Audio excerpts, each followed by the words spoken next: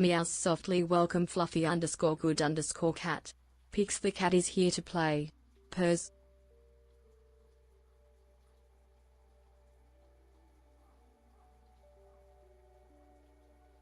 Purrs the sun is hot and bright. It makes my kitty fur feel so warm and cozy. Sun emoji, cat emoji.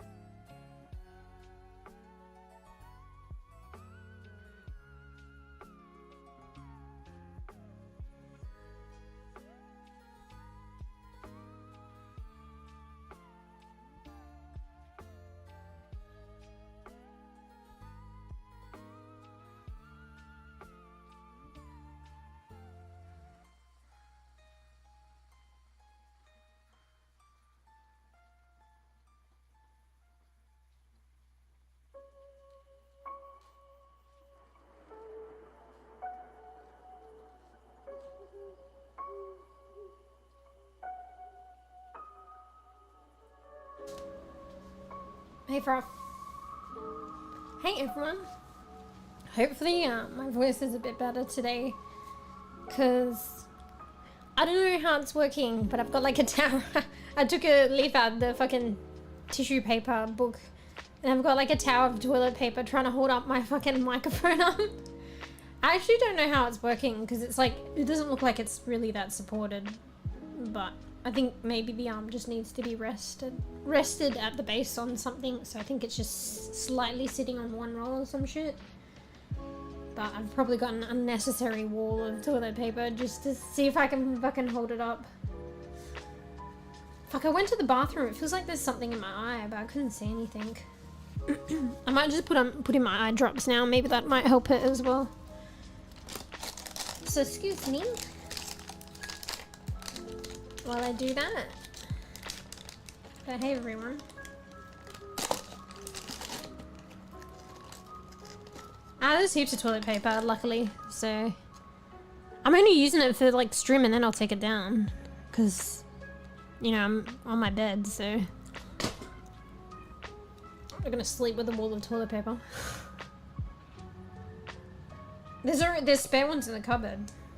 There's actually surprisingly a few, luckily. Bro, it feels like there's shit in my eye.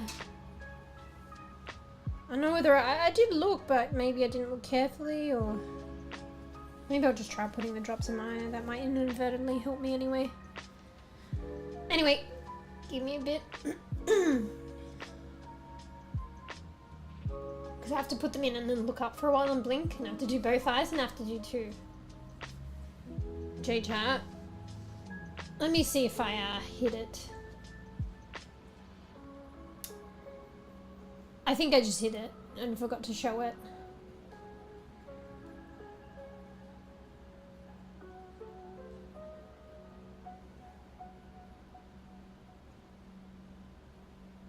Hold on a bit. Yeah, I just hit it. There we go. Because I was doing the Pomodoro and I did a replica of it and I moved it in a weird spot and then I just hit it and then didn't bring the other one back.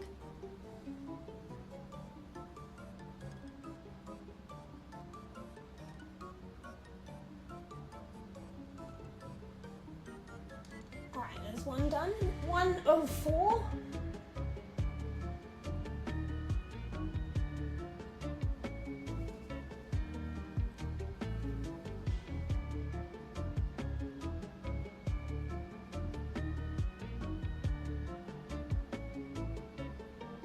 God, nearly missed. Fuck. 2 of 4. My voice sounds funny because I'm like straining because I'm looking up.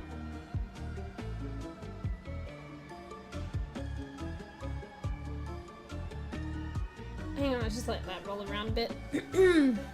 So does my voice sound like a little bit clearer? Because the microphone is definitely a lot closer, but it probably could be closer. Why does my model do that? It's so annoying. Lemon lips. Lemon lips. Hang on, let's see if we can get the tracking back. Alright, I'm gonna do the second set of drops.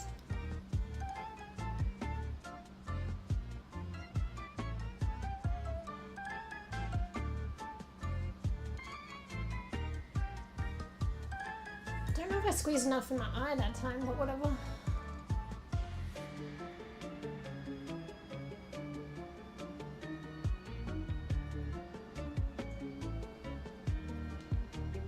That will do. Alright, so I'm gonna set my alarm for like 3 hours.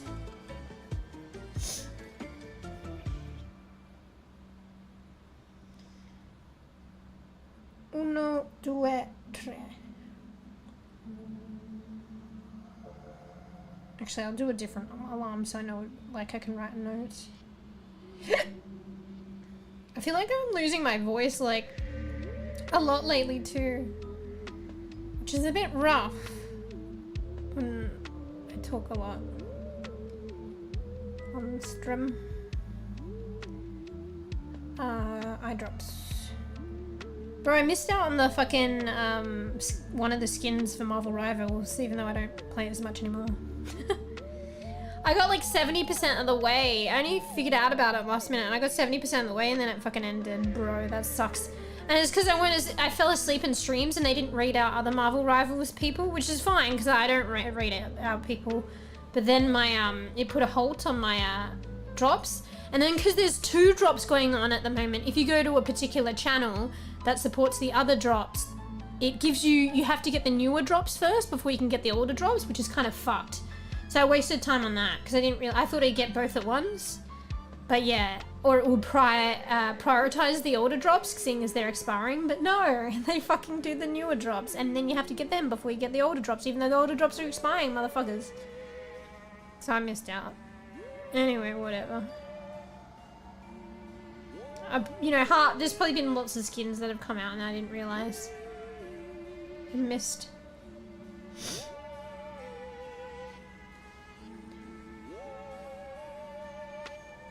Anyway, let's prop this up somewhere. Okay, there we go. Oh, my eye's like itchy, the one that like felt like it had something in it. I went to look though. It's like, you know, when you get an eyelash in your eye and you can't fucking find anything. Maybe it's a cat hair or something. Anyway, we'll see what happens. I'm like scared now my eye's gonna go fucking puffy like before, but apparently that was like a one-off thing, so it shouldn't happen again, but I'm just fucking scarred. Scared it's gonna happen again. Yeah, I haven't played that in a while, even though I did like it. They've brought unranked now, have they? Because that'll be really good. Wait, what's she doing? I'm not doing that, what the hell? Hello? What the fuck? Yeah, so if they've brought unranked, that'd be fun. After blood my nose, enjoy. Sorry, I have to sand paint off metal barring. Enjoy.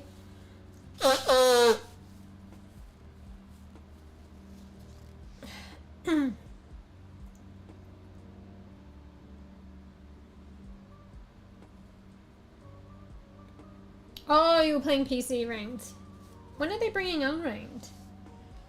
Because I'll probably start that up again. The thing is, the queues were too long, but maybe if they bring unranked, it'll either go one way or the other. The queues will get longer, or they'll get, like, quicker because people want to play, but they just don't want to play ranked. Or there's just too many fucking queues and not enough player base. That's also the downfall of Stadium. Because you like, like, even on peak time, you were averaging at least 10 minutes minimum, if not longer. Bro, you mute. You know the drill. This is my channel. I can do whatever the fuck I like. You just have to cop it. Mute, bro. You mute, bro, lol. Hit him with the hard facts. Speak of the devil.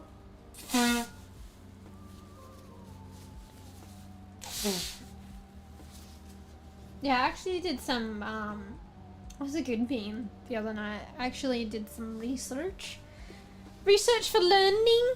Because it was actually started, I thought the Pomodoro would do that, but I didn't actually find, I did a little bit. I studied a little bit, but I didn't find much, or study much then, but it kind of gave me like the motivation. Because I found some other things that I think are beyond where I would be at in explaining things on the stream. So I found like a research article to do with Alzheimer's disease and the polymorphisms, don't worry, that's a fancy word, and like different variants and stuff, but it's like, it's too far up the learning tree, I think. So we gotta start more basic, and I briefly looked at some basic stuff when I did the Pomodoro, but it was more so last night that I was trying to do personal Pomodoros, actually. Like, failing at, like, really hard sticking to your focus time and really hard sticking to your breaks. But nonetheless, regardless, I was still, like, doing a combination of studying and taking breaks. It just wasn't according to the specific times. Like, instead of 25 minutes straight, I would do, like, 10 minutes and then get sidetracked because I was listening to music. I shouldn't really listen to music. And then I'd watch the music for, like, 8 minutes and then I'd start again or some shit. So, it feels like there's shit in my eyes now that I put the drops in. Ooh, I feel kind of irritated. I might have to go. Maybe I'll quickly check on them in the bathroom in a moment. Verb tank, cat damage. Wish. Yeah, cat normally plays support. Hello. Oh, maybe trying to get maybe there's the different challenges and also different prizes like skins in the different classes. Alright, let me just be right back. I want to just check my eyes. BLB.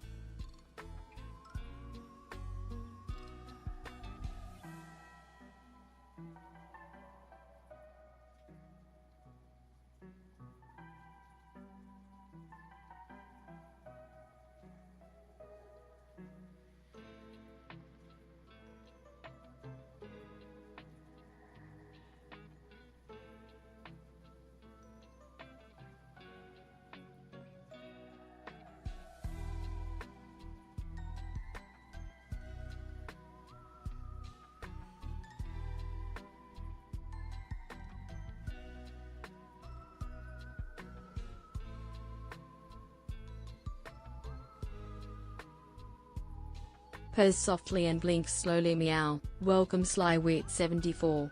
Pix the cat is happy to have you here. Black cat emoji.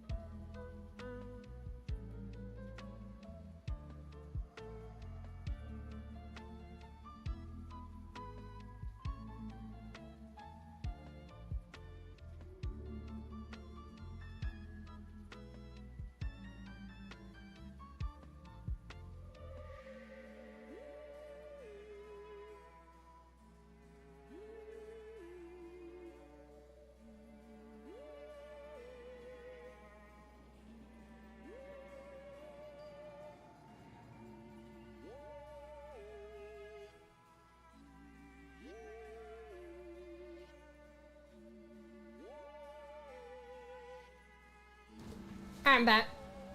Hey Sly. Just AFK to check on the state of my eyes. I'm glad I did actually, they were a bit irritated. So I kind of tended to them a bit. So I think Yawns lazily. Texas. May, I'll let my human deal with that. Stretches and curls up for a nap. Meow. May. Anyway, let me have a look at Jack. Chat. Chack. Yeah, I was AFK. And missing my mouth when I AFK? I don't know why my model does that. Probably, I guess, when she becomes more animated or in, I guess, on a different platform, it just shows probably errors that I, you know, my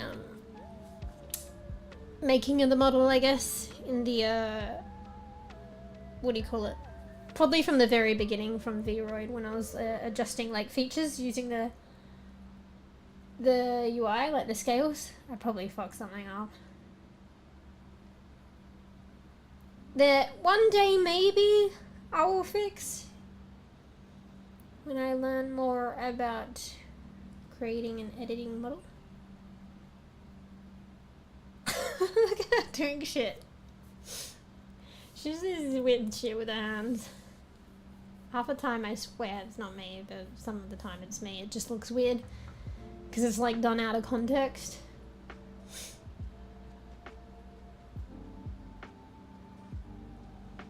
Arm wrestle. See, like, for instance now, like, her hand's just like that because I'm sitting cross-legged and my hand's just resting on my, like, crossed legs. But it just looks like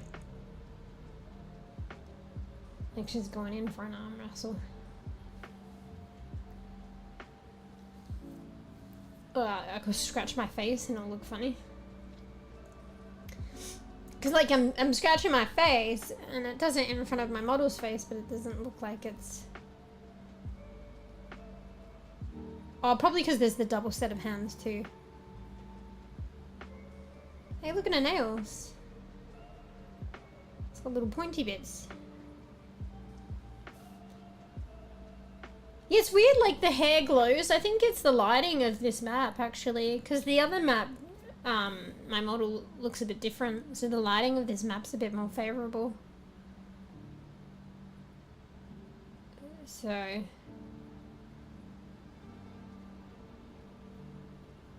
yeah, like on the appearance of my model as well as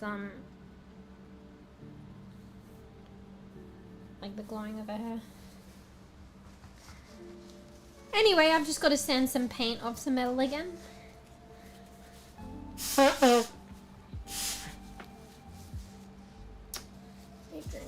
Bro, I already had an energy drink. Don't tell Koofy though, but I might grab another one. I could make a matcha, but the matcha takes a little bit longer. I don't know if you knew, Fruff, but with matcha you're supposed to, even though I don't have the whiskey thing yet, I like use a fork or a teaspoon, but I still do figure eights. It says to do figure eights. Not all matcha preparation instructions say to do figure eights, they just say whisk it, but apparently you're supposed to do figure eights.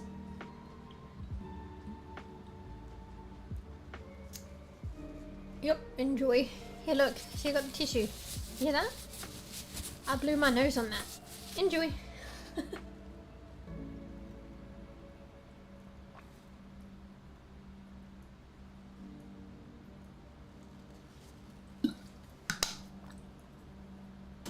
I might have a second energy drink. Don't tell Goof. That's not funny. Okay, well then we keep going. Because I also like doing things that are not funny. Sorry, I hit the mic a bit.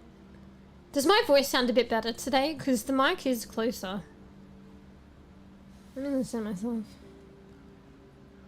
Testing. Testing. Testing, testing. So weird. Like, as basic as it is to move the mic closer, it can make such a difference. So maybe I don't have as much freedom with this microphone as I thought I did, but I still don't have to be very close. Yeah, it's just by moving the microphone closer with my tower of toilet paper supporting the arm. I need to get a different microphone arm. Like, this one's compatible in terms of attachment, but it just cannot support the way it sort of is incompatible, really. Anyway, got it kind of working today. Also, when I put a bunch of toilet paper underneath, I guess Marley won't lie there. There's still room for him to lie there, but I think the toilet paper pile deters him. So, yeah. Fuck, it's quite warm actually in here. I'm gonna take my cardi off. What's I feel like my PC is sounding like an airport. I'm wondering, because I've got my Wacom attached because I was gonna try out Critter and Draw, because I was gonna do a bit of learning today. I don't know whether or not I feel like it, but even if I don't, I could just like play around with one concept and I'll probably get into it anyway. Let me check my task manager. Alright, CPU's... Oh no. It's weird when you open your task manager and it has like higher stats and then the stats drop. There's probably a reason for that. Okay, the CPU's okay. 63 degrees, GPU, that's normal. Things might not crash. Good.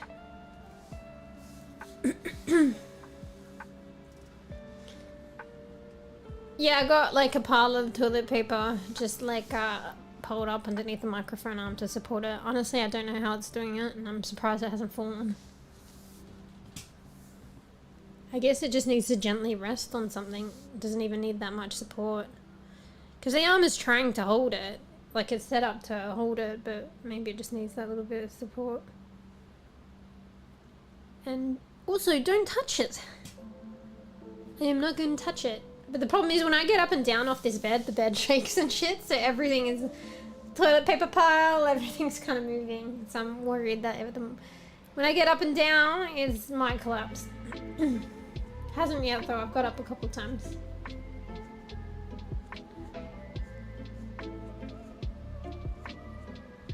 Bruh.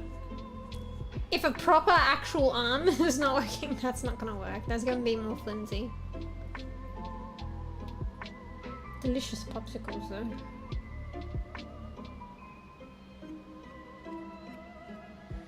Yeah, well, I'm hoping it won't do that, bruh. I've gotten up like probably at least 5 times now and it hasn't, so that's good. Good fortune on my side. Also, if it drops, it's not going to suddenly drop because it's trying to hold up the arm. It'll just drop slowly. In fact, it still can support it at a very, like, you know, 1 to 2 centimeters off the bed. So it doesn't even touch the bed. It just... Yeah. If you'd see Marley right now, he's chilling. He doesn't really run around. Because him not being well, and he's like an older cat now, to be fair. So he doesn't really run around, so I don't have that problem. Also, it's only Marley. Georgie's still like semi-isolation, but she was actually timing out the isolation from a rat encounter, or mouse encounter. But Marley was just crazy this morning, so I ended up putting him in the other room with her so I could get more sleep. Because I told you how I was feeding him like half a can of wet food, and he's always got biscuits like on a 4-hourly basis. He leveled up to 1 can, and then I noticed that gave me like an extra hour or 2, so it'll give me like 5 hours, maybe 6 hours.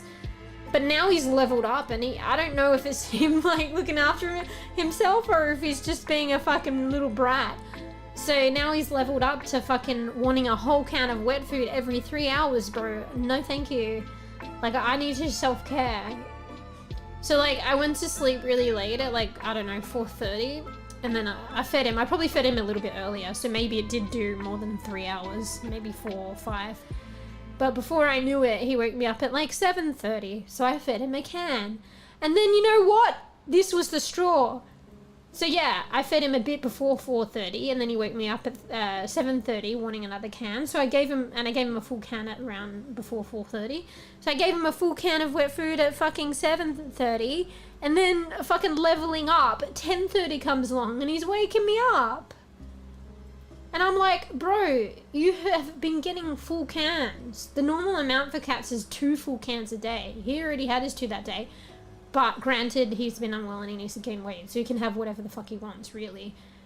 But it's just like, in terms of my self-care, like, I'm getting...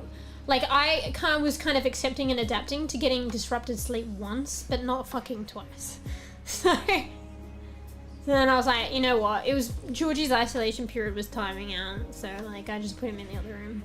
And yeah, he wailed. He fucking wailed like crazy, but at least it's like not right in my face. And he won't like fucking smack me in the face.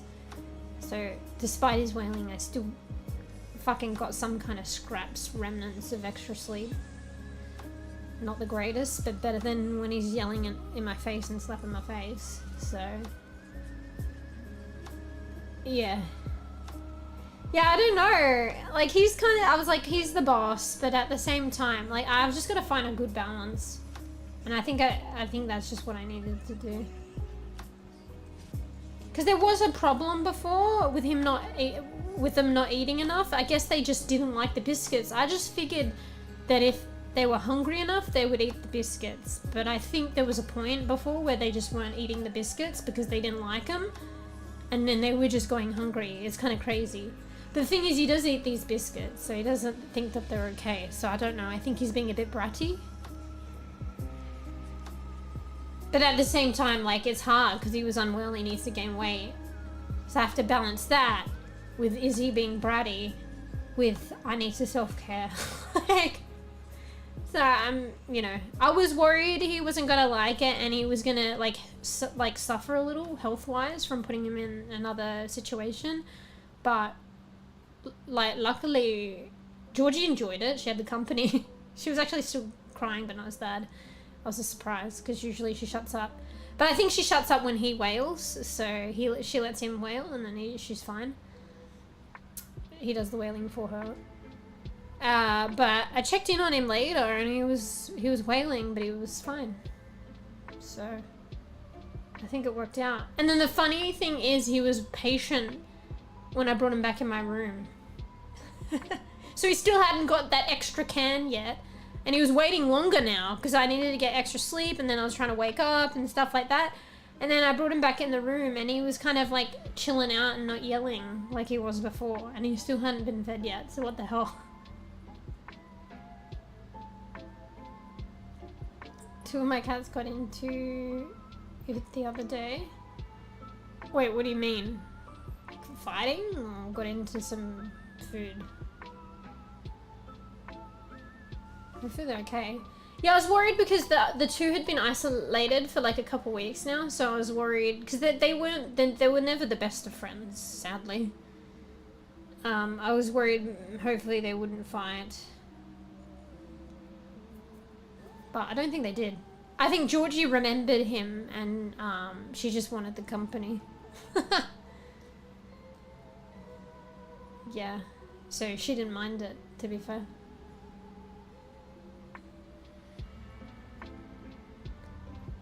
Yeah, but sometimes if you maybe they're split up too long. But yeah, they're probably adapted and stuff.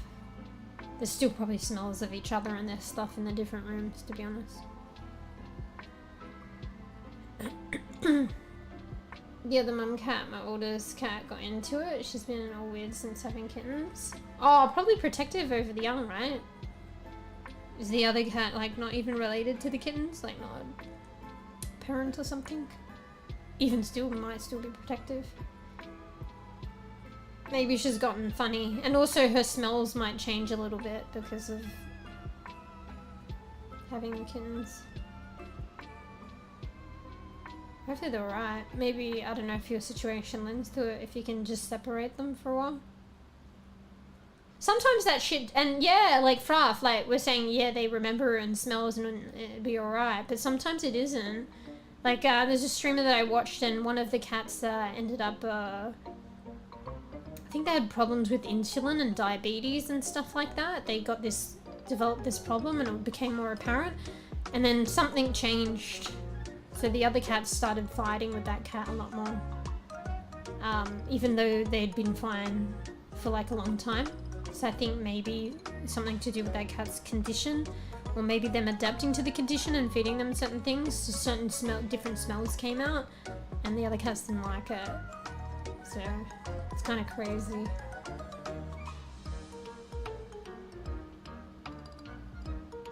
Not related, but when she was a kitten herself, she followed him around like he was her hero.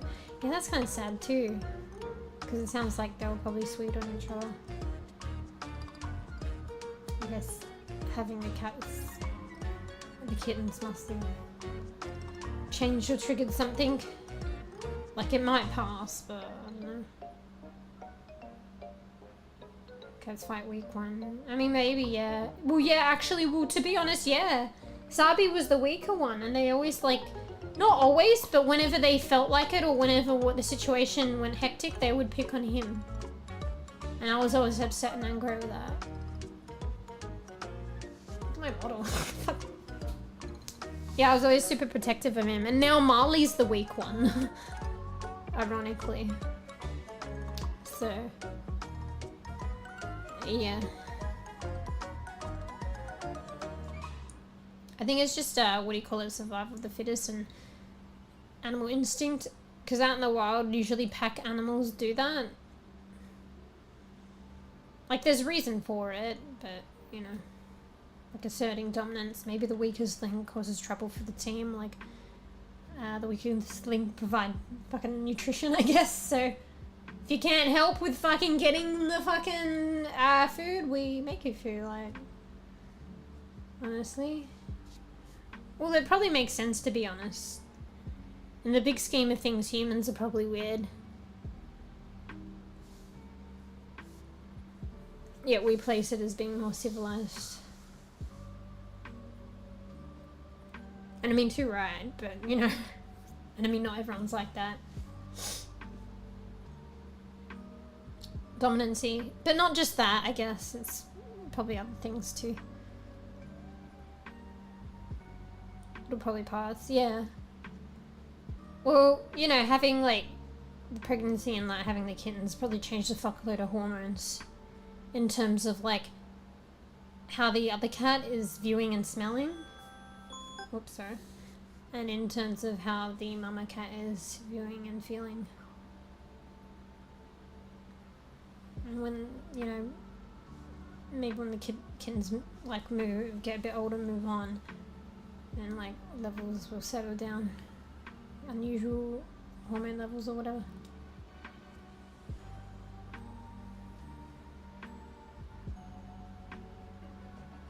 Cats get scared by themselves. I think it depends. My friend had a cat which was it was one of those special cats, like part Bengal. And that cat seemed very independent, actually. It liked being on its own. Crazy enough.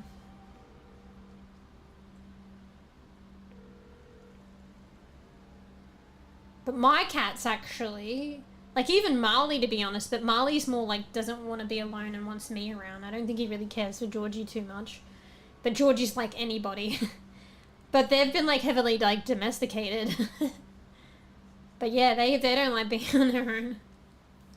I think maybe it's more of a domesticated cat thing. But at the same time, there is a pack mentality, I think, in the wild. But at the same time, the cats that I've noticed that have more wild instincts do kind of find on their own. But maybe it's like because they pick and choose, like they roam around a bit more and come and go. So they pick the time, like they're still around people, but they have pick and choose and spend more time alone as well. But the funny thing is with this Bengal, when we used to go for walks, it would follow us at a distance. So maybe like it was still around and we just didn't know, or like in that capacity it was still around us, just at a distance.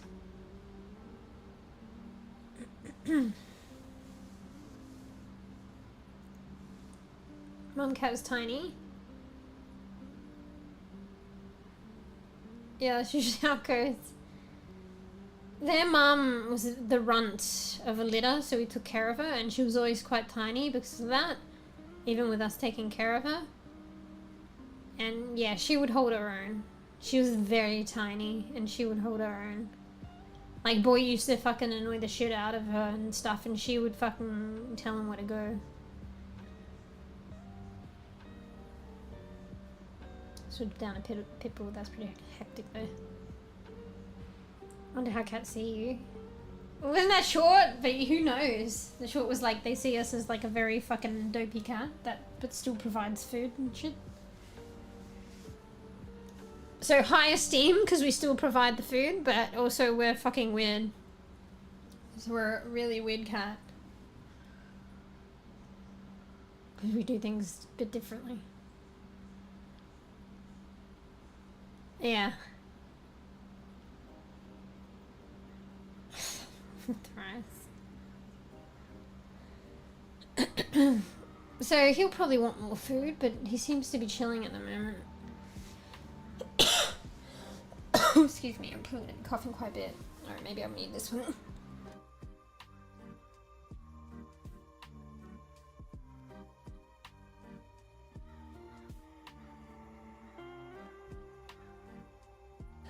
If you can only hear me choking, I did you a favour.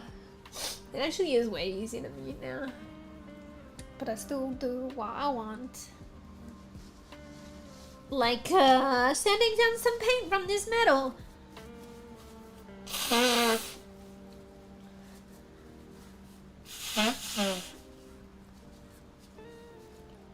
Yeah, I'm surprised Marley's not asking for food right now. When he came back into the room, I was a bit worried about him because he looked pretty, like, lazy and dazed. Thought he was unwell. But he was just extra chilling. I think he was actually glad to be in the room now. You don't know what you fucking got till it's gone. Because, like, the other room's not as comfy. Bro, my nose is getting blocked, so my voice is probably going to sound nasally.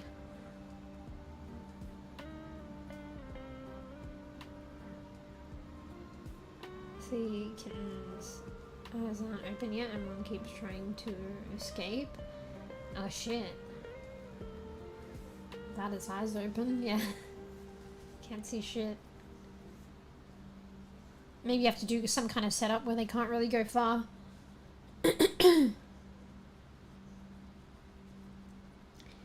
Maybe that one can be named after some exploring bean. Because Georgie was kind of... She's a bit different now, but she was kind of one that was exploring a bit more. So that's why I called her Georgie, because, like, Curious George came to mind. Isn't that some kind of, like, inquisitive exploring monkey? Like George? So I called her, like, you know, after Curious George. And then I was just like, Georgie. But now she's, like, actually quite scaredy now. I saw Castle running well. Yeah, I think I saw that clip. If only I could afford... Maybe it's not that expensive if you make one, but I don't know how to make one. Sadly. Is that like round reservoir in the wall you can see? It's interesting. Could probably put plants in there, I guess.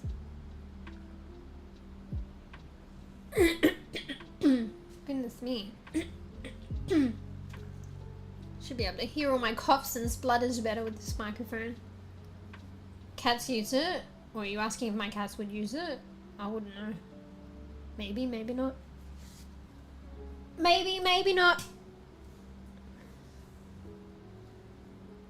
I'm trying to get the tracking back because she'll probably break out of this lemon mouth if the tracking comes back. There we go. Okay, so... yeah, it's hard to tell. I wasn't sure with the water fountain if they would use it or not. And in the initial instance, Marley didn't use it, so I was a bit worried, but then he used it later pretty quickly. Maybe it just wasn't thirsty or didn't really get it right in the beginning.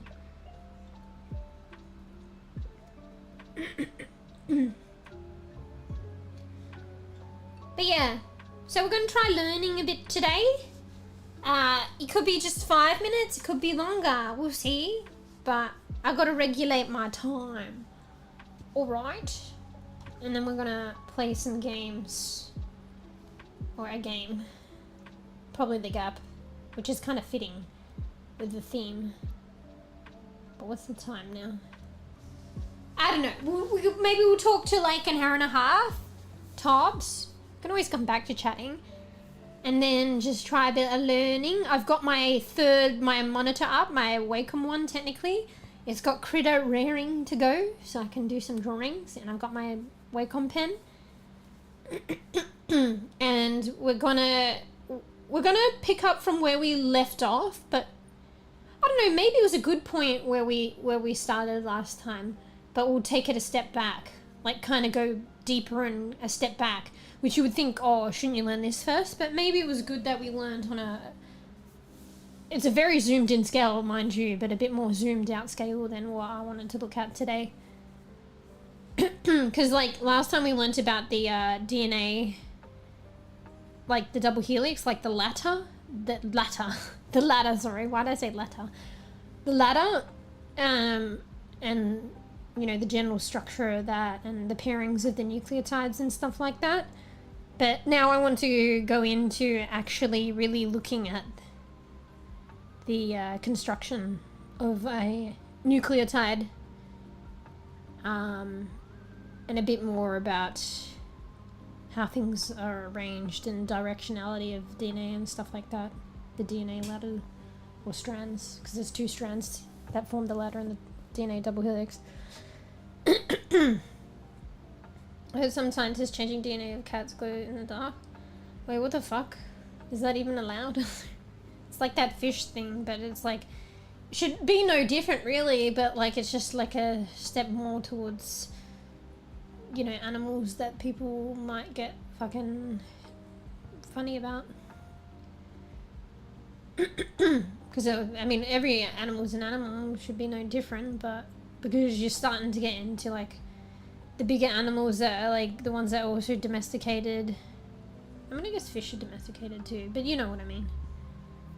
You think people would look up a bit more about it. Wolverine DNA. Well, you know that wasn't a good thing, right? Even fictionally. Wolverine, I can't remember, but I'm pretty sure Wolverine didn't want that shit imposed on them. It was like against their will. And if they had a choice, they probably wouldn't want it. The abilities.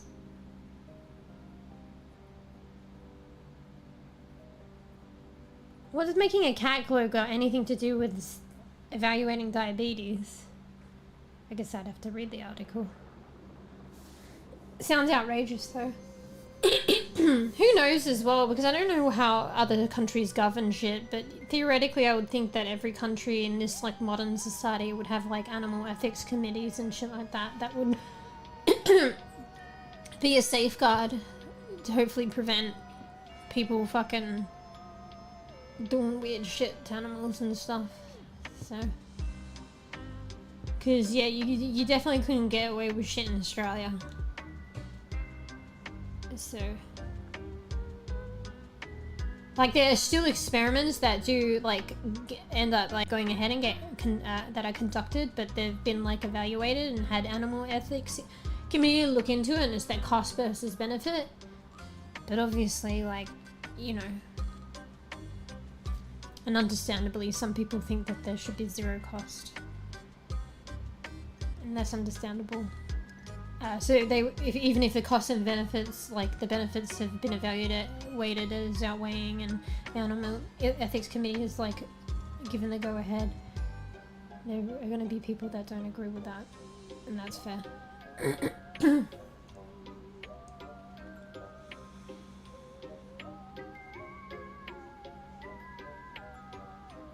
What's that? Is that the stuff?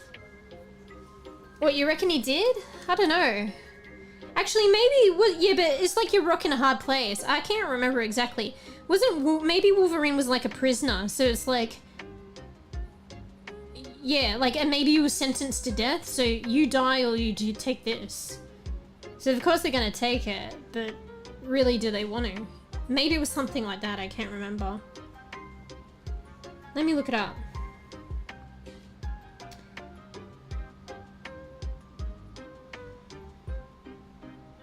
It was probably something like that. So technically you could say that he agreed, but given the options, is it completely voluntary? And like, would he have done it in another scenario? Probably not.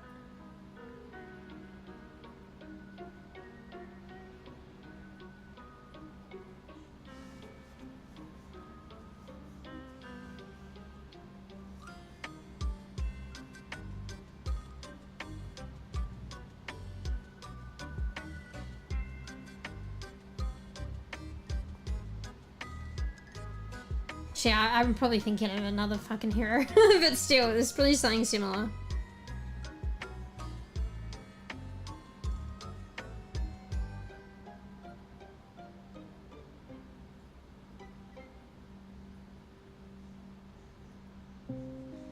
Yeah, but it seems like Wolverine was Wolverine before the adamantium. It sounds like adamantium was something else, like, later.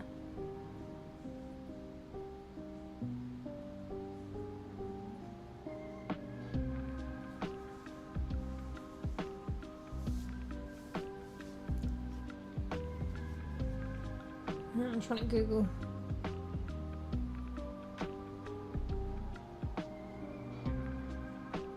Wolverine can't die. Really? I felt like he was still human in that respect. He does have regeneration though, doesn't he?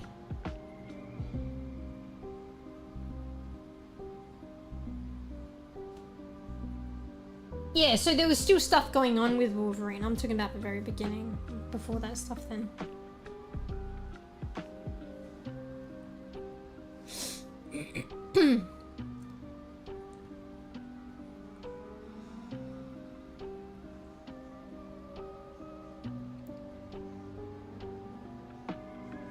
Apparently the adamantium skeleton slows his healing.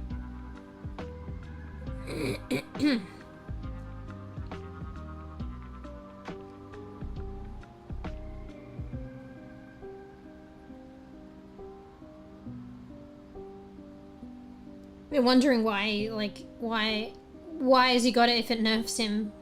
But then I'm reading a Reddit thing. But then some people are saying the bone claws weren't enough to, like, fight people like Hulk or something. And then also that it prevents dismemberment and decapitation. The person's like, oh yeah, I forgot about the decapitation part. Never mind then, it's pretty useful. Because he has regeneration, but you can only regenerate so much probably. So he was still... Yeah, so that probably made him a bit more human. Like, he could probably regenerate, but you can't regenerate probably a head or something.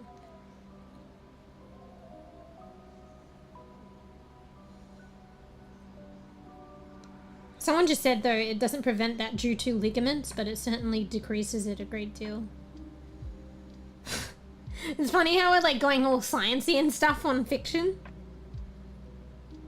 Someone else said it actually seems like it does prevent that. His skeleton has also remained intact despite his tissues being vaporized on several different occasions.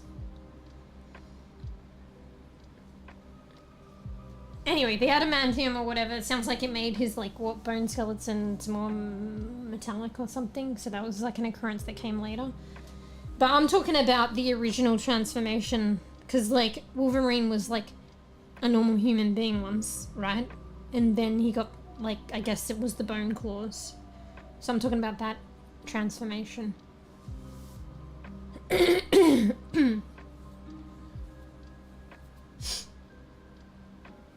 Kills him slowly. Sounds like kryptonite or some shit.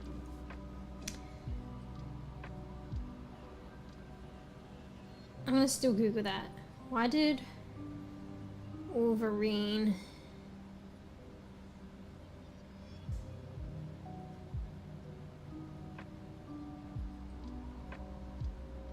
Hang on.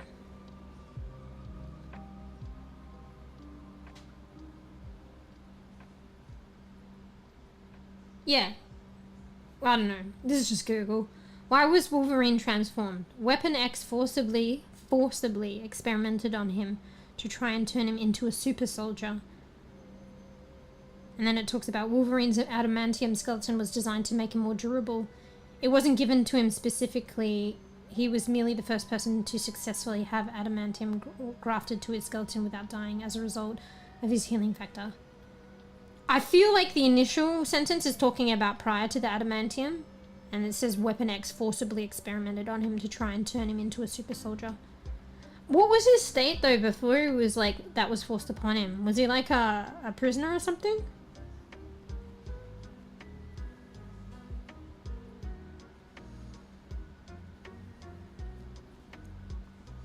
Let me specifically Google that, even though it might not be a thing. I like female Wolverine. Fuck, what was her name? X something? Is it X23 or some shit? And then she had her own series called Female Wolverine, but she's technically I think X23. Yeah, Laura Kinney. Fuck, I'm trying to look at too many things here. I got distracted.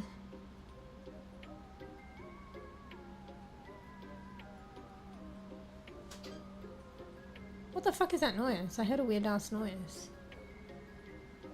Maybe it's the microphone on? I heard a fucking squeak. Marley's on the bed though.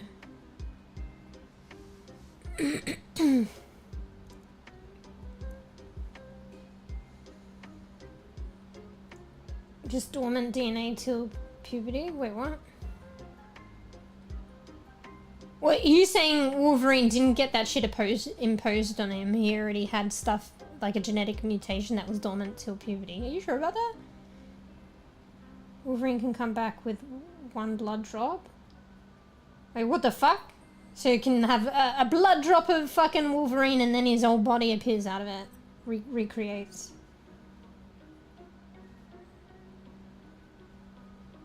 Deadpool goes power by Wolverine. Spoilers.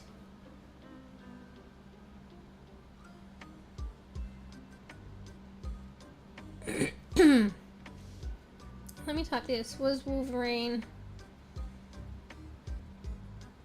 Oh fuck, I was supposed to change to VRChat too. Bruh. And then I'll look that up. Hang on.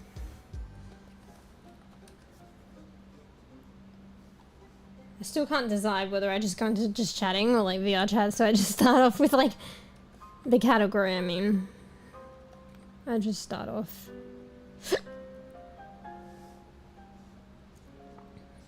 I'll start off with just chatting and then just go to VR. Chat arbitrarily. Arbitrarily.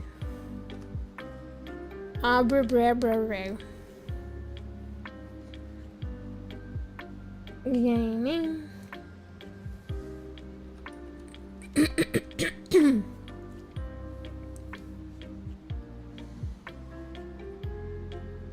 Bro, it keeps telling me the fucking other platform's bitrate is fucking terrible.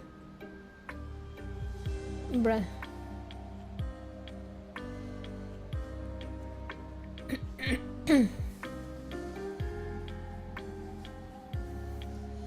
Wolverine got brother. Was Wolverine a prisoner?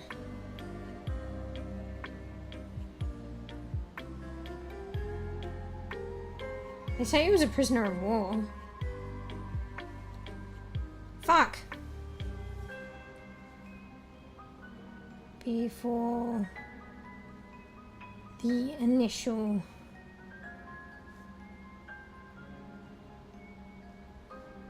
transformation.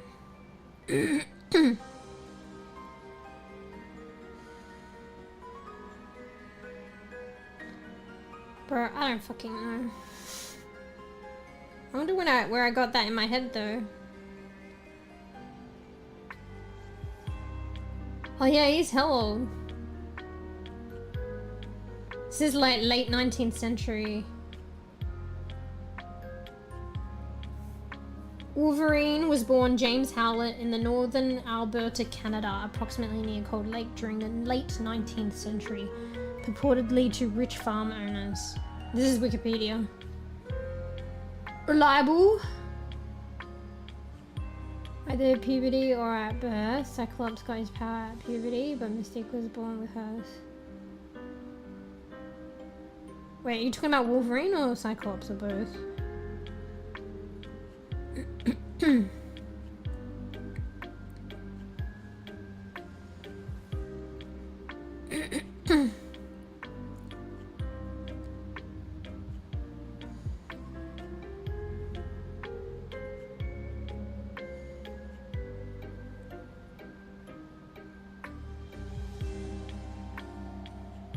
Trying to like read up about him.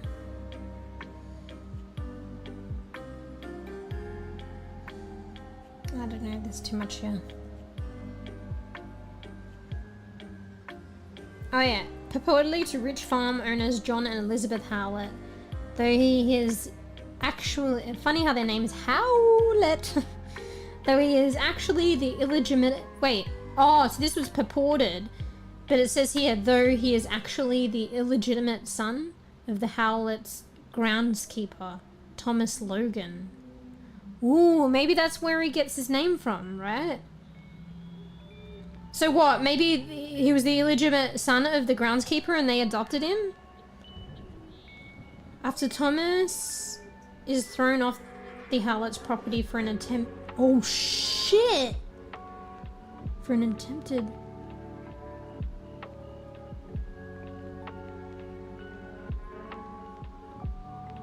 Okay. Okay, it wasn't him though. So... His true dad, Thomas Logan, was thrown off the Howlett's property. I won't say, but apparently his other son did a really bad thing. Or tried to do a really bad thing.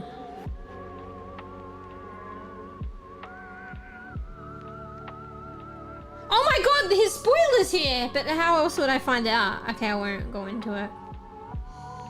Bro, this is crazy. I wonder, like, it sounds like there's a very tenuous, like, relationship between the groundskeeper and the Howletts. So I wonder how they even got to have his son. Maybe because it was that tenuous and that made it worse. Holy shit! Wait, what was I looking at? Anyway, I was trying to find out how he got his initial powers. But then there's all these fucking spoilers, but... At the same time, this is so far back in his story, like I wouldn't know where to start with the Wolverine story to start reading and then continue so I don't get spoilers. So this is just part of his origin if you want to know about it. There's so much here though.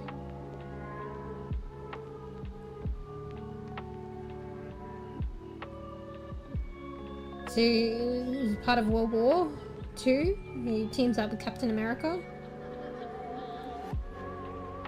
I don't know why I didn't see him as being that old.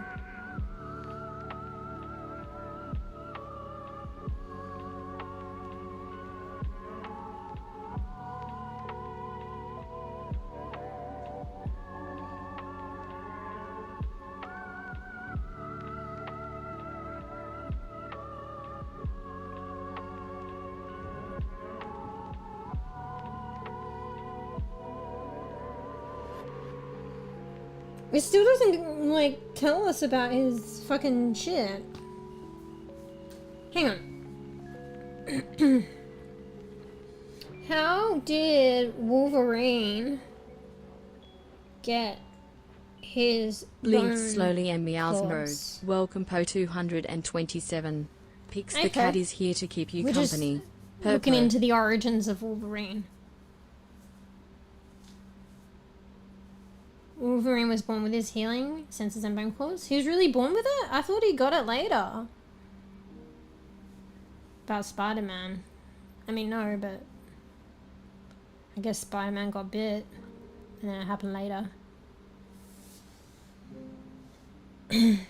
Oh shit! Well, Google AI says Wolverine was born with organic bone claws. These are naturally occurring sharp, retractable claws that are part of his skeletal structure. While his should have just asked AI. While his claws are often coated in the nearly indestructible metal adamantium during his time with the Weapon X program, so that came later, he has the underlying bone claws which can grow back even if the adamantium is removed. Wolverine's claws are bone by nature. So he was born with it. But why?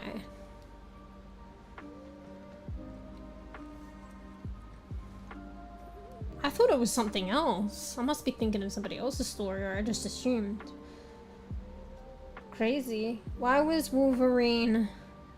I mean, maybe there's no explanation. It's like if it were real life, but it's obviously fiction.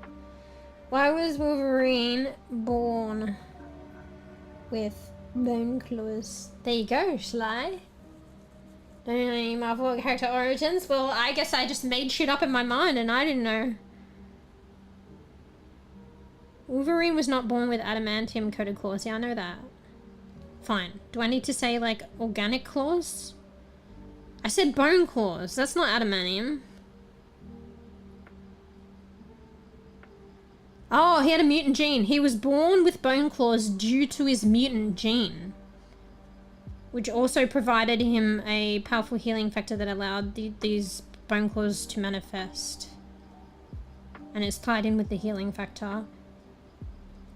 In the comics and some film adaptations, his bone claws are later coated with the indestructible adamantium, metal adamantium, through a government experiment called Weapon X program. Okay, so I want to go further. Like, why was he born with... Like, why did he have a mutant gene? Did he have, like one parent that was completely human and one that was a mutant and then that just happened? Or was there, like, radiation going on? Or, like, I don't know. Why was Wolverine...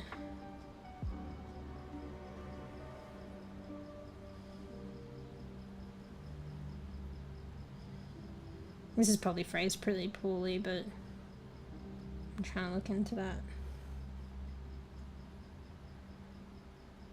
Wolverine is a mutant, is a different race.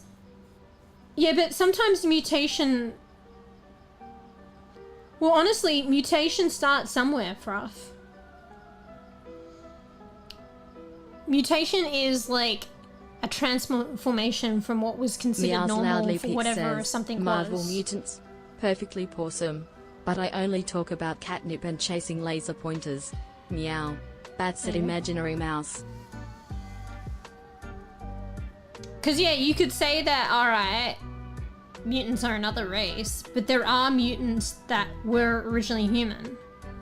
Like, technically, spiders become a mutant. Spider-Man's become a mutant, right? Technically, right? Because he mutated or transformed, and he was originally human, though. I would still consider him a mutant.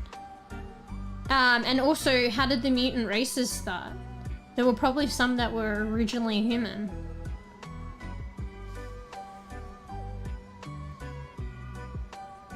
Alright, well, even if you don't consider Spider-Man mutant in that respect, he's still technically mutated. Because once the, like, spider bit into him, and that was a funky spider, it, like, transmitted some of his fucking DNA, the funky spider DNA into him. And that literally changed Spider-Man's DNA. And when your DNA changes and has variants, that's mutation. No, I'm not saying Spider-Man was born mutant. I was clearly, like, I know that he transformed for sure for him. Like, he transformed later. He got a mutant spider bite. I guess the spider was mutant. But what I'm saying is, like, technically after he got bitten by that funky spider, technically he did mutate. Because there was a change in his DNA that enabled his powers. And when you've got, and this is the shit that I, like, want to, like, you know, on a non-fictional track, this is the stuff I want to learn a bit more about and share with you guys. Literally, mutation is like a change in DNA. Like, variation and changes in DNA are the result of mutation. So maybe it might not be in the, like, you know, fictional world mutant sense, that what people, like, have conceived of that as mutant, but technically, like, Spider-Man's DNA did change, it did mutate, and he's technically a mutant. Honestly, we're all mutants, to be fair, if we want to look at it like that. The simple fact that we are all different from one another and we all have variation indicates variation in our DNA, which indicates mutation. So we're all mutants, even if you're human. How do you like that? How do you like that? Ba-dum-tsh. Alright, I guess I won that one. No, I'm not saying you have Wolverine DNA, but I'm saying we're technically all mutants. We're technically all here as a result of mutation. And that's fascinating. But hey, Po, sorry. Oh, you said you'll be right back. I like how that, like, you know, fully circled back to our learning. What I want to learn about. Nice. And that's why I love comic books, and that's why I love science. And I like where they can intersect.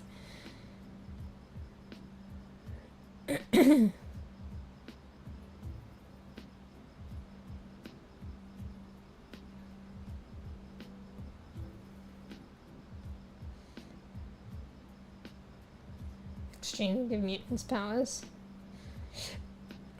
You know what? The spider must have had that X gene, and it would have passed some shit onto Spider-Man of that X gene, surely. It's just because comic books, maybe they did, maybe they didn't, but maybe they didn't go into it enough.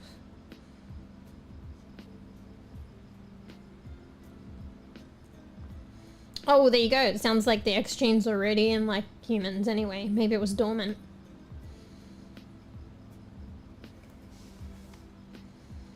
Fucking interesting. Fictional, but interesting.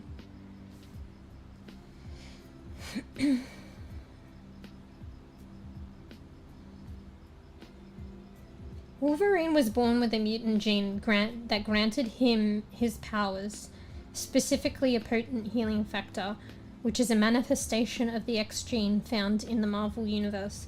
While he possessed this genetic predisposition from birth, his powers, including his healing factor, didn't fully manifest or activate until his mutation was triggered.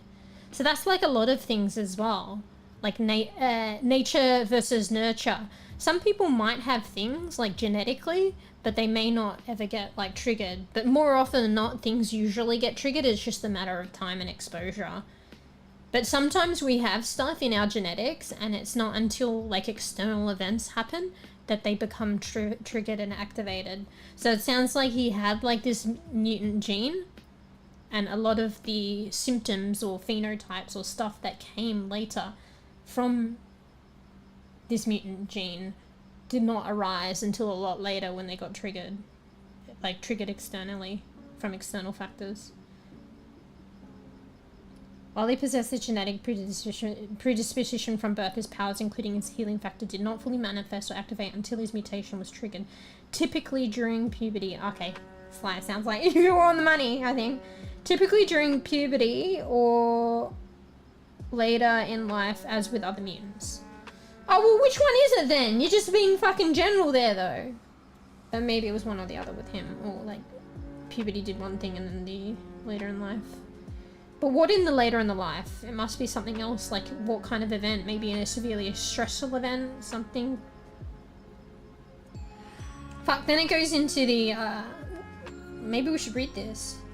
Then it goes into the origin of the mutant gene, activation and manifestation of powers. Bro, I never really thought about this in terms of, like, I know it's fiction, but I never really thought about this, like, mutant gene and the genetics, like, that, you know, the foundation of a lot of, like, superheroes and their origins and the story in the comics. The stories. Google Hulk and his origins. There's too much to Google. I'm still in fucking Wolverine here. Fun fact, there's Inhuman kinda same to X-Men. The reason they made it is not getting copyright freedom from Fox. I'm not sure I understand what you're saying. Sounds like there's, I don't know, another story about another group of people that, well, it's called Inhuman? Is that like a comic? That they want to make a series, but the copyright won't let them or some shit? Oh. Origin of the mutant gene. In the Marvel Universe, the concept of mutants and the X gene is often linked to the celestial DNA. Oh, Marvel rivals. Fucking celestial. Celestial fucking ranked. Anyway, sorry. Is often linked to the celestial DNA left on Earth by cosmic entities called celestials. So that's where the celestial ranked and shit comes from, Marvel rivals, the name. This reality warping DNA created the potential for superpowers in humans. And so it's in humans. And the emergence of mutants is a result of this. So mutants, faff, here we go. Like, according to AI. I think the mutant race in fiction technically was birthed by, like, humans. with the X gene. So literally mutants were humans. Even in the fiction, the story. Anyway. So they're not different, really. I mean, they are, but they're not. This reality warping DNA created the potential for superpowers in humans, and the emergence of mutants is a result of this genetic material Meows being and bats support randomly playfully activated Welcome Sol through a genetic winter. mutation. Pers. Hey Sol, funny thing is, I bought a VR, and it comes tomorrow. Walking in, yeah. There's all different ones as well, so there's different ones that like vary in price and in what they do, and it's pretty crazy. I looked into it recently. But hell yeah. MetaQuest 3S, hell yeah. Yeah, I hear with the MetaQuest ones you don't even need a PC, I think. SST. Peaks has a dream. Can the chat describe Hell it? yeah. Oh, she does this thing. She's sleeping at the moment though. What the fuck? Yeah, it's just, she just does little emojis and you guys can make up a story to it if you want. Alright, we're talking about fucking Marvel, and we're talking about mutant genes and mutants and the activation and manifestation of powers. I know, it's interesting. Because I wanted to do a bit of learning component to stream today to do with like DNA, learning about DNA, more human DNA. And this kind of like fictionally ties in. Like I like comics and I like fucking learning about this kind of biological science. So it's kind of funny, even though one's fact, one's fiction, and how they converge. Anyway, I didn't finish it. This reality warping DNA created the potential for superpowers in humans and the emergence of mutants as a result of this genetic material. Wow, what a weird dream. Pix! You're breaking my train of thought. So this reality warping DNA, so that's the X gene, right? Created the potential for superpowers in humans, and the emergence of mutants is a result of this genetic material being randomly activated through a genetic mutation. In Wolverine's specific case, his mother is indicated, here we go, as carrying the gene that would lead to his mutation. Though the exact transmission mechanism can vary depending on alternate realities or specific comic storylines. So it sounds as though it came from his mother. So his dad was probably a 100% regular human Joe Blow. But not, you know what I mean, because every individual human is unique and individual too. But it sounds like the X gene came from his mum. But at the same time, that came from somewhere.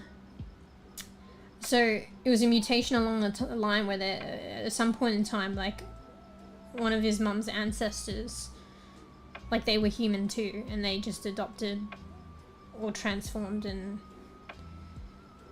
the mutant gene was born from being human without it. So yeah. Bro, I hate how my model does this, but I can't do anything about it. Lemon lips.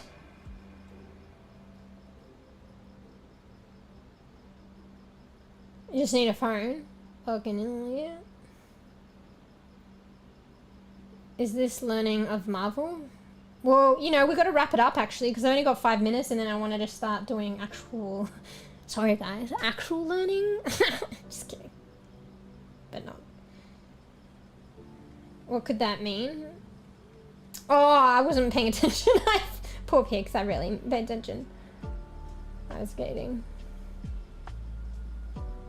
I exercise. Oh yeah, true, I need to do that. Thank you.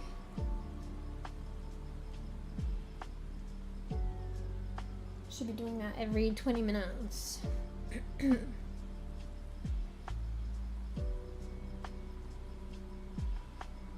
gonna have a drink too while I'm at it. What, are you saying, what, fucking is Wolverine's mum Scarlet Witch? Really? What the fuck? You sure about that?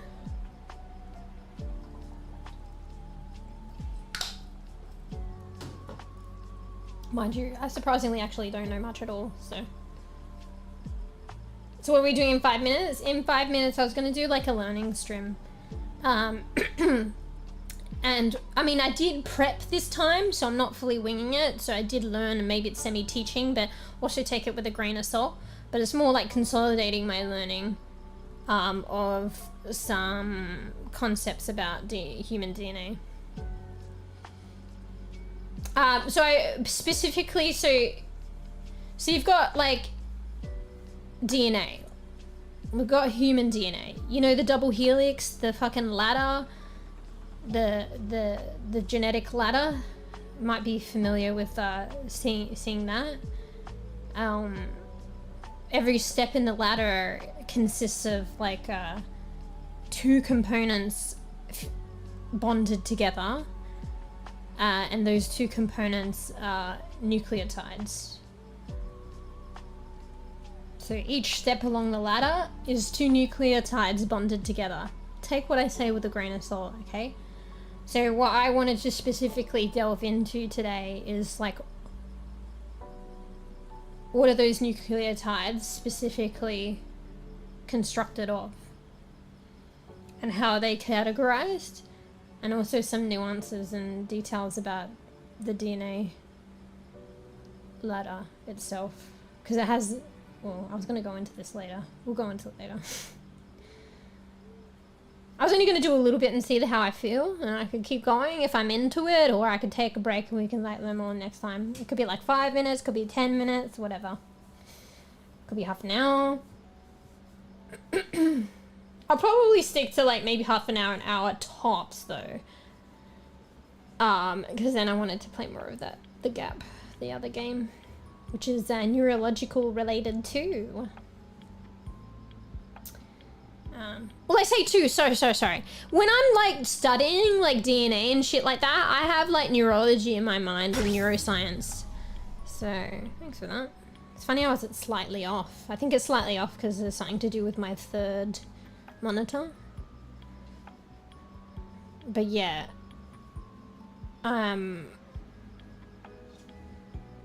Like, molecular genetics is like so vastly applicable to many different things, but I come at it from like a love of neuroscience. Anyway. Well, I guess we just, you know, cut the fucking comic talk now and we go straight into homework, and class is in session. Well done, Frav. Thanks for that. So, you ready? Let's go. So what about Scarlet Witch?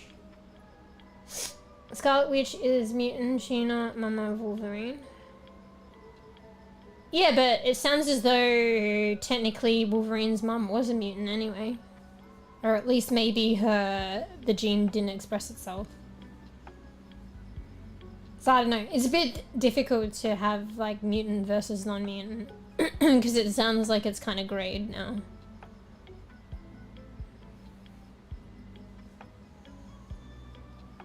That kind of distinction is kind of grayed when you delve into it from a genetics perspective and how the humans are like carriers of the X gene. So, you know, all that warring and shit like that, but they're really not that much different. Even though I guess they appear to be very different with their superpowers. But really, it's like, you know, how was it saying sharing a lot of DNA with a monkey or some shit? Like, you know, not that much different genetically, but like, you know, I guess fucking quite different, but phenotypically, and like, but still, it's just a common ancestry there, like, you know. Anyway, whatever. I don't know what I'm talking about anymore. Alright. The thing is with this stuff, I was like, I could do a classroom and VRChat and stuff like that, but this is if I'm purely talking. If I guess I could draw in VRChat, but then I have to use my mouse. I could do that, but I guess today I set up Critter, so I'm gonna have to bring my VTuber model up and quit VRChat because I won't be using it. Let me just test the drawing capabilities. Oh shit, I fucked the mirror up. Enjoy.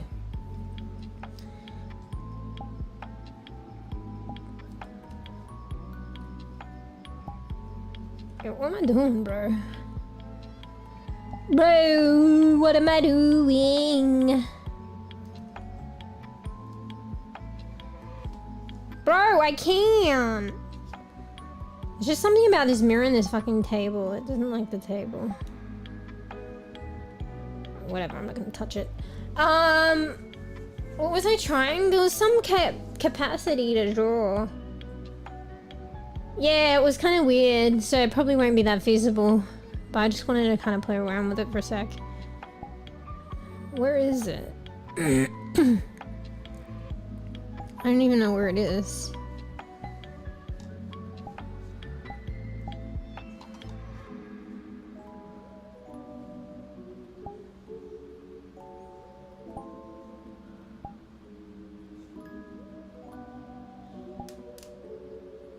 Oh, that's right. It depends on the world and if they provide a... Did this world have it somewhere? I feel like one of the worlds did. Maybe it was the cyber love one. Person rubs against your leg, meow. Hello there, Bezel _. So nice of you to join us. Winks playfully. Hey, Reese. What day is it? You don't have work today? Alright, class is in session. Yep. We're 2 minutes late already. Come on, come on. Class is in session. Goodbye. Goodbye, VRChat. Because I'm not having this up in the background or the way it taxes my PC for no reason. I'm going to bring out the VTuber. So, say goodbye to VRChat Mush for now. Yeah. Hopefully it just doesn't scuff up because I'm turning on my third monitor and things might glitch. And what are we doing? What are we doing? And also, I think I have to warm it up because it doesn't want to capture my fucking critter off the bat. So, let's sort out my VTuber model first. So, I'm gonna exit, actually. So, just empty screen here. Just enjoy. Listen to the music. I'm just gonna change some settings in case I forget on VRChat before I quit. Where's the audio?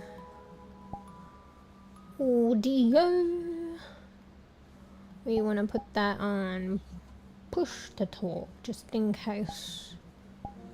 Alright, how do we quit? Okay, there we go. It's like glitching out with the mirror.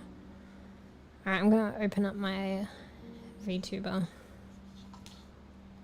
Different program, guys. Oh shit, I gotta change my category too then. Fork. There's like a co-worker and studying category, or there's like science and whatever. I think I'll do the science and whatever one though. I'll do the pomodoros with the co-working one. Warm up. Oh, actually, yeah, I should try and capture it now. Speak of the devil. Cause it feels like it needs to warm up. It doesn't always capture critters straight away. It's a pain in the ass.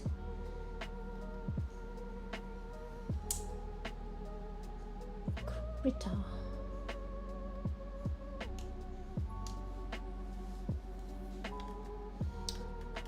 I don't know why it doesn't. Hang on.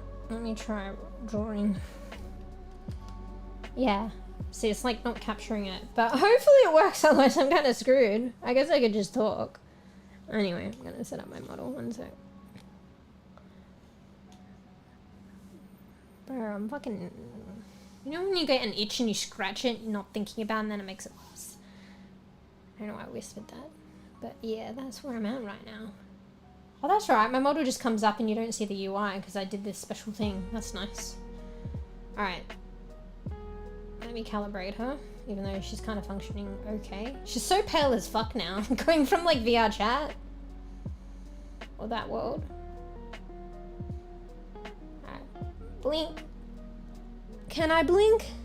Yes. Happy. Angry. Cause Fluffy's around. Sad. Wait, that's shocked. Okay. Alright. Can you move around a bit? Alright. Hey, bees.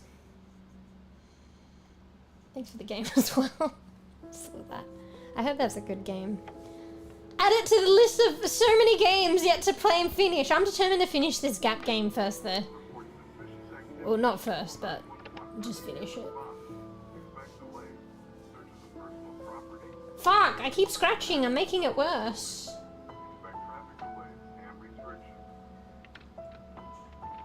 Oh, it's Saturday, so you just slept in?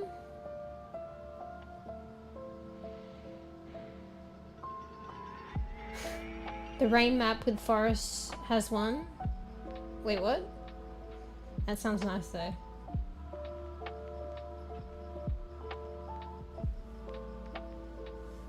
Inchy on your back. Sounds funny because you said inchy. Yeah, I've got an itch on my back. And I fucking scratch it. I wasn't like, sometimes, you know, sometimes like you scratch your face while like you're talking or you're like preoccupied with something and you don't realize that you're doing something. Like maybe you weren't even itchy to begin with, but it's just because it's like this thing that you do, and then it's like when you become aware of it, you're like, oh, I shouldn't have done that, but I was doing it kind of subconsciously, and now it's like fucking worse. Kind of like that.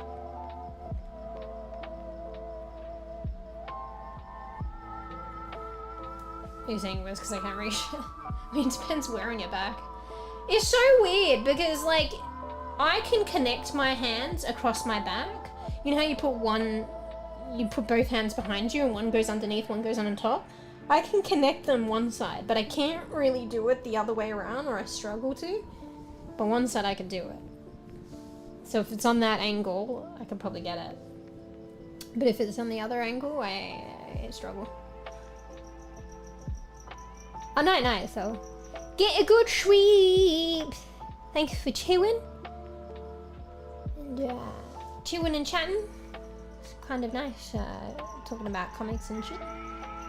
And the relation of comic fiction to science. You missed it, bees. We were warming up before class was in session, and we were talking about comics and fiction and the science that is fictionally sprinkled in it. It was very interesting. We're talking about the X gene.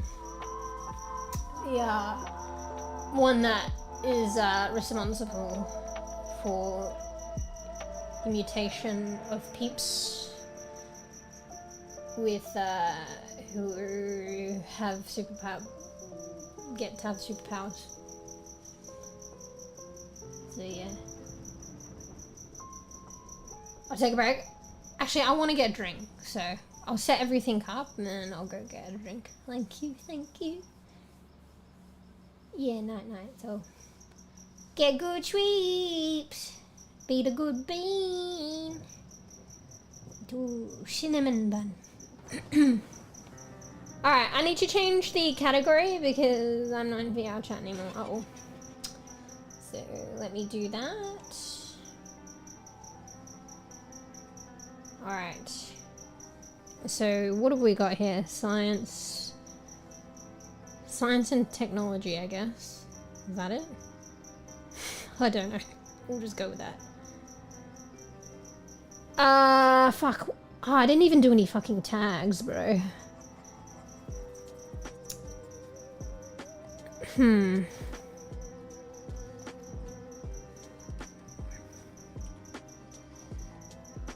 on, let me do a few tags. You've just come back, come for class, bees. What a good timing. On time for class. Crazy. What a good bean. What a good bean.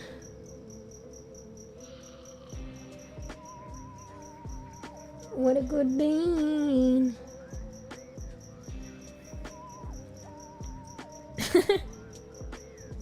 Oh, you got your coffee cup and all, like. Alright, let me change the other platform. Bro, I don't know what to put for the other platform, bro. Oh, education? Do they have science? Oh, they got science and technology. Okay, we'll go with that.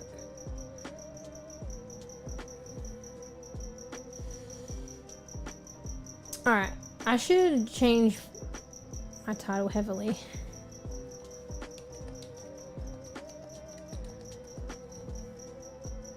Hops up on my paws and looks at fluffy underscore good underscore Bear cat with with a me. mischievous meow. Pix loves learning new tricks. What should I try next? Bats at the camera playfully.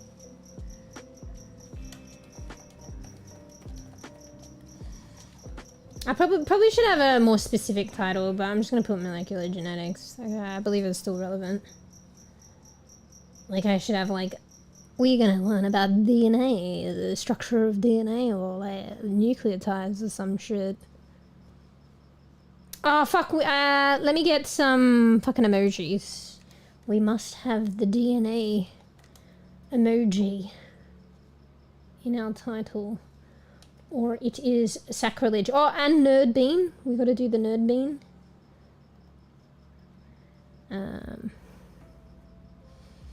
Bear with me. Very important. Nerd. All right. Nudge, nudge, nudge. There we go. Hang on, where do we want this? Because I'm still keeping my quitty, my coffee. Do we want that before it? Okay, yeah. Alright, let me cut and paste this title to Twitchy Boops.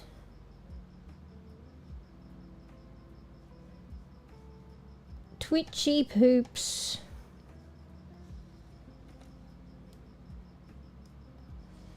Okay.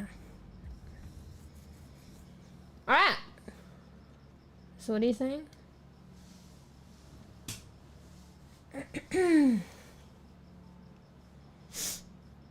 Have I missed something? Oh, hey Tails. Bro, I cricket now? I think there's a cricket in my room. And it's going off. I was like, but I have my headsets on so I don't hear it, but technically should I hear it? Oh no, that's because I've cancelled out hearing my voice. Let me listen to my voice. Yeah, I think I hear it.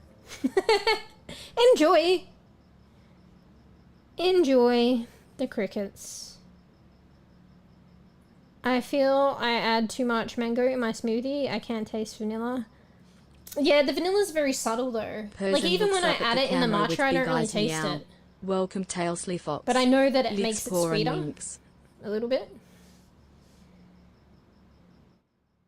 Are we just cutting and pasting from Google here?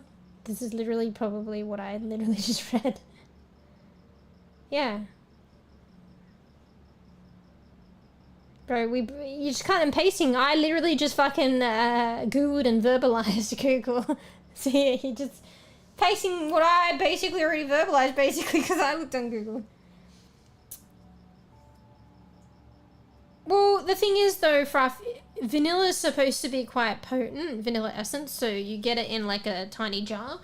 But at the same time, it does get masked by other flavors. So if you really wanted to full on taste it, you'd probably be using the whole thing, which A, probably wouldn't be good for you. B, it's probably like not cost effective. Maybe it's just you need less mango. How about that?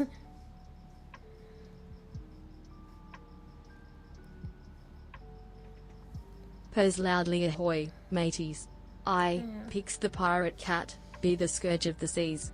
Yowl at the moon, hunt me treasure, and make me first mate, Captain mEw saying. That's a nice one. Wait, did you just do the origins? I like how she said yowl at the moon. Oh, it's because you did the origin. Well, you triggered that and you didn't mean to. Okay, I don't know though. We're gonna have problems here if it's not gonna capture my critter. So that's problematic. So far, not so good. But let me just tab in, I guess, and draw some shit.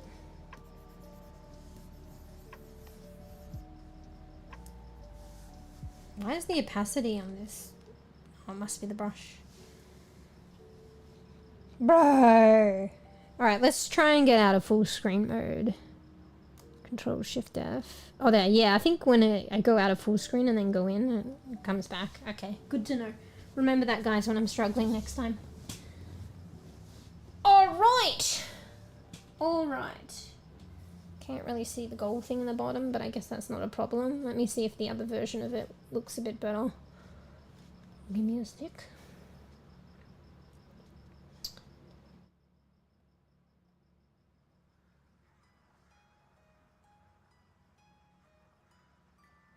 I mean,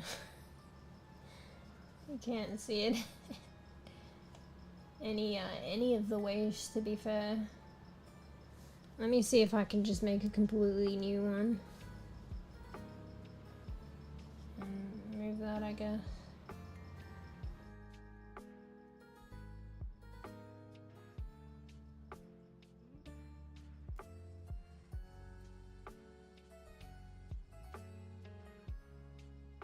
I guess we'll just put that there, whatever.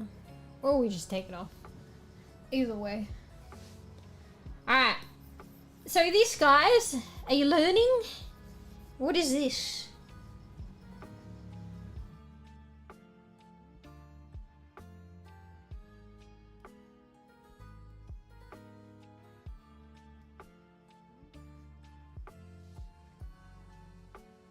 Incorrect. Fail. Anyway. I was wondering why it's semi-opaque, but it's the brush. I like this color. I have it from doing something before. Alright. That's probably too big. Let's go a bit smaller. Alright. Class is in session.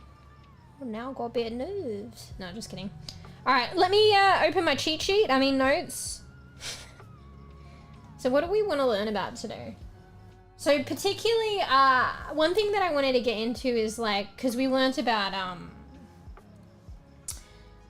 hang on, I should have a chat up, shouldn't I? Just in case you're talking. Shouldn't ignore you guys. But you know the DNA double helix? I'm not going to do the best drawings today. That's kind of crap, actually. You know, like the 2 strands of DNA, so like... Oh, that's a shit color. Whatever. So there's 1 strand. There's 2 strands. I mean the 2nd strand, sorry. And then we've got the new nucleotides bonding. So the steps in the ladder. Bonding to join the 2 strands together to form the ladder or the DNA double helix. So you've got nucleotides on each side, each strand that bond together. And just imagine the gap there. It's not really a gap, but just imagine that division. So you can see the 1 nucleotide here, 1 nucleotide here. And just imagine the gap as the bond between them. And so you can see the differentiation between the 2 nucleotides that are paired together. So we learnt more like this stuff last time. Like 6 months ago, probably. Lol. And we learnt the different fucking nucleotides, which I probably should have brushed up on because I can't remember this shit. But let's see what we can remember, because there's 4. So you usually remember them by... We're doing a little bit of a recap here. A little bit of a recap before we start getting into what I wanted to go into. But there's like, what? We're talking about human DNA here. Human, and we're talking about DNA. Fuck. Why can't I do a T?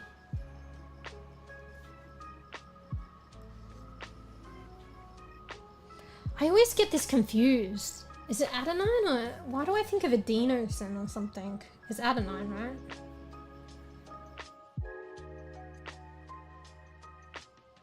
I'll probably say it wrong. What the fuck's adenosine then? Maybe it's just different structure.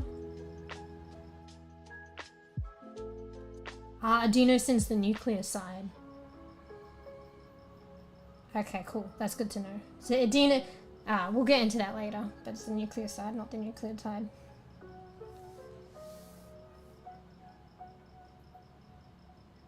I don't know, it's technically the base though.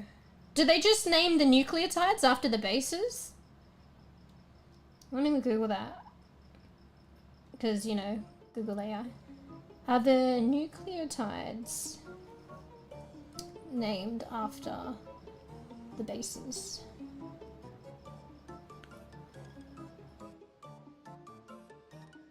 Yeah, they are. Although technically a nucleotide is a... Yeah, we're gonna go into that later. Shut up, Google. Alright, yeah, so you technically name the nucleotide after the bases. Oh, so once class is in session, that's when Fruffy makes a disappearance. That'd be right. That'd be right, Fruff. Just kidding. Anyway, get good sweets. Thanks for chewing. Thanks for chewing, and you'll be fucking doing your homework and revising the VOD, and then I'll be asking you questions in the morning. Enjoy. Alright, so get a good sleep, so make sure you can wake up before work and revise the VOD, and I'll be giving you a pop quiz after your job tomorrow, or if you're not... Actually, no, you're not working. Actually, yeah, why you go to sleep, mate? You know, there's no excuses, no work tomorrow. You wanted to play Repo tomorrow, right? How about instead of Repo, you do a pop quiz? And how about you stay up and revise for the pop quiz tonight? You know, I've just, you know, instated fucking... Yeah, life is tough, Fruff. I've just decided to do a surprise quiz tomorrow, and, you know, you gotta cram. Alright, I'm just kidding. But anyway, I'll send you that pop quiz tomorrow. And I expect the 99%, and I expect the completion. Anyway, just kidding. Unless we will see. We will see if I'm kidding or not. Anyway, night, Fruff. With all that knowledge or not really sure about, get good sweeps. Anyway, I missed a bunch of chat because I was trying to set up. Whole bottle in? No, you'll probably get sick, mate. Draw Tavo. Here, I'll draw Tavo. Quick, Fruff, you have to quickly see before you go. I'm drawing Tavo.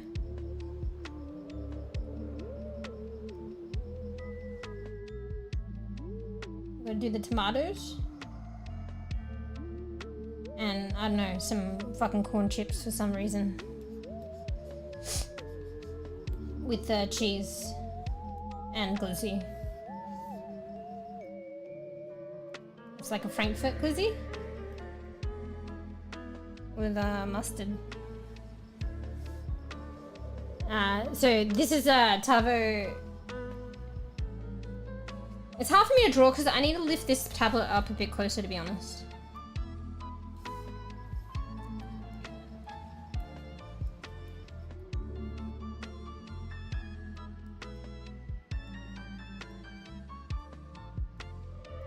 This is Tavo in Palia, alone.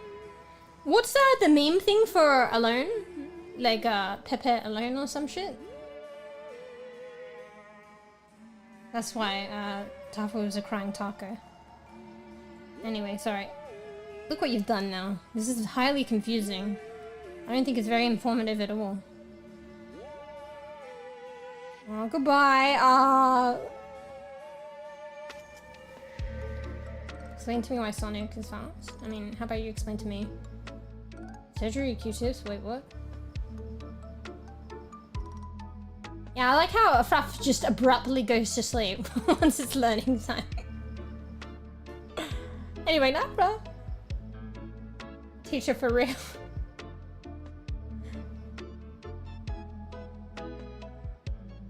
Sad Taco, yeah, because Tarks likes Palia, and we have been in and out of Palia, so what happens is Tarks ends up spending a lot of alone time in Palia and is a crying taco. Probably. Candy corn. That wasn't candy corn, they were Dorito chips with cheese. Tootie roll. Tootsie roll. Ah, that was a glizzy. In another multiverse, another realm, Tavo was a glizzy. In this one, Tux is a fucking taco. Anyway, all right, back to wait. Stop getting distracted.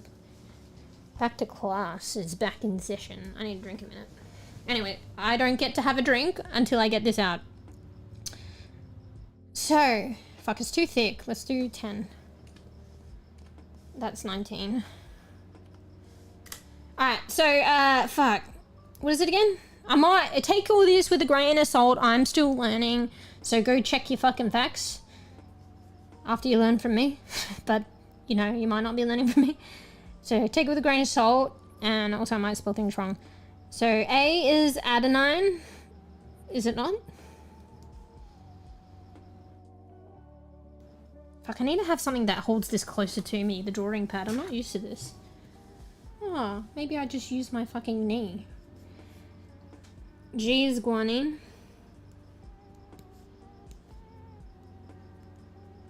Fuck, how do you spell thymine?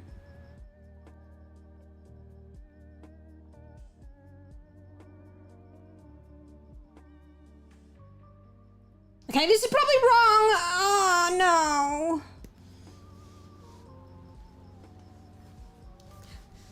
Embarrassing. Hang on, let me Google it. Oh, it's right. Okay, well done. I should have more faith. Is the other spelled right?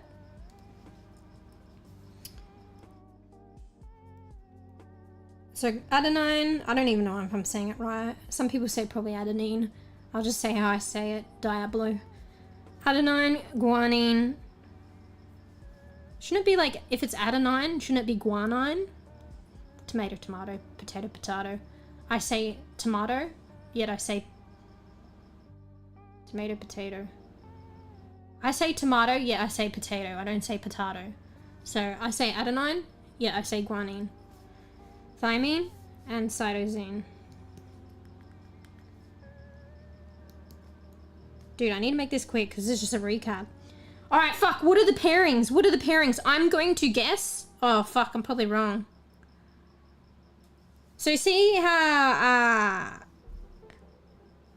need to pick a better color. That's still a shit color, no? Oh, whatever.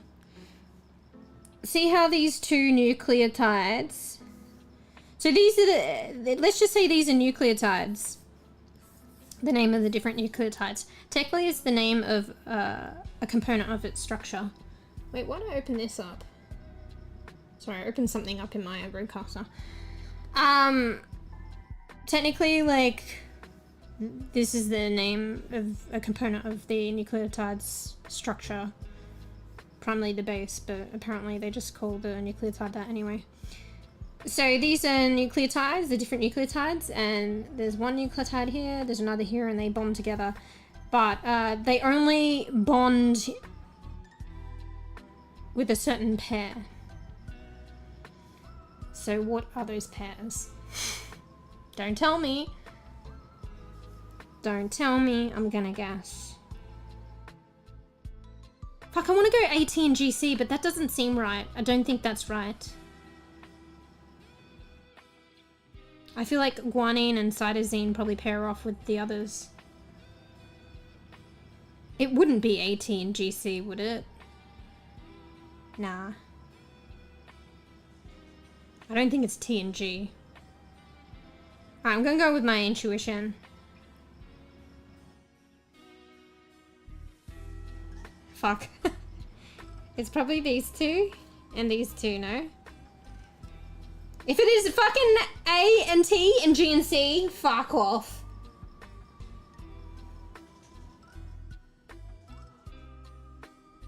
Okay, hang on.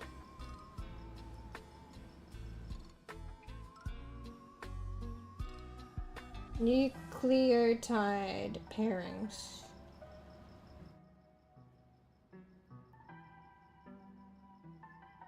Fuck! Okay, don't listen to this. Don't, fuck, maybe I shouldn't have done it. I was bound to be wrong. I was wrong in every aspect, in every fucking guess. Alright, so... Good, you learn from my mistakes here.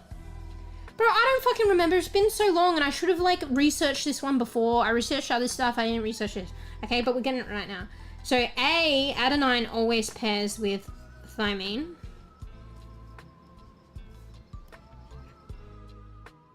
if Google AI is correct.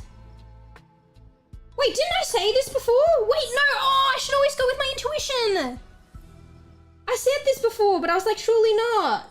Oh my god, why didn't I thought I was going to with my intuition by going with the second thing, but I ended up going against my original intuition, which I said surely G and C wouldn't pair in A and T. Like something was telling me. I did say that right initially, right, Bees, before I settled on doing fucking this shit, or whatever. Or whatever it is what I did. I was actually right in the very initial instance. Somebody clip that. Anyway. I was actually right. Fuck! Alright guys, there you go. Always trust your intuition. Your intuition is the very first thing. It's not what you, oh, maybe this was my intuition but it came later. Like, no. Your intuition is the first one. Anyway, so adenine always pairs with thymine and guanine always pairs with cytosine and vice versa. So adenine doesn't pair with guanine, adenine doesn't pair with cytosine, guanine doesn't pair with adenine, guanine doesn't pair with thymine. Guanine always pairs with cytosine, cytosine always pairs with guanine, adenine always pairs with thymine, thymine always pairs with guanine. Fuck! Thymine always pairs with adenine. You know what I'm saying. So we can make, bro, I'm basically doing a whole recap of the other fucking lesson.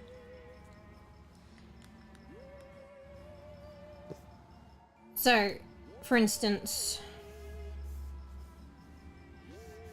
let's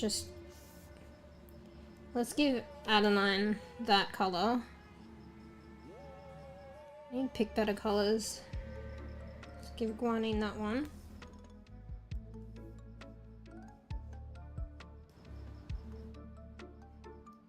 Nah, that's too similar to the thingy.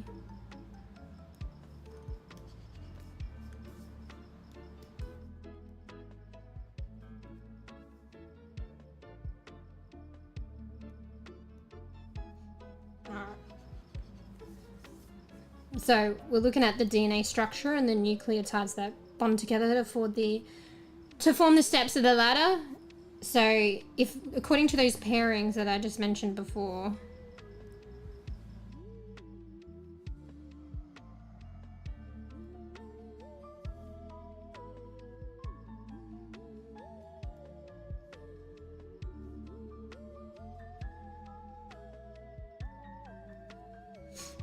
it was that right, wasn't it? Double check. Yeah. So we could do this. Where's the fucking dropper thing? Alright, did I miss chat or anybody asking questions? You know, there's no questions allowed during class time. Just kidding. My intuition is telling me to make paper airplane and throw at you. My intuition is, how about you try the taste of my... Just kidding.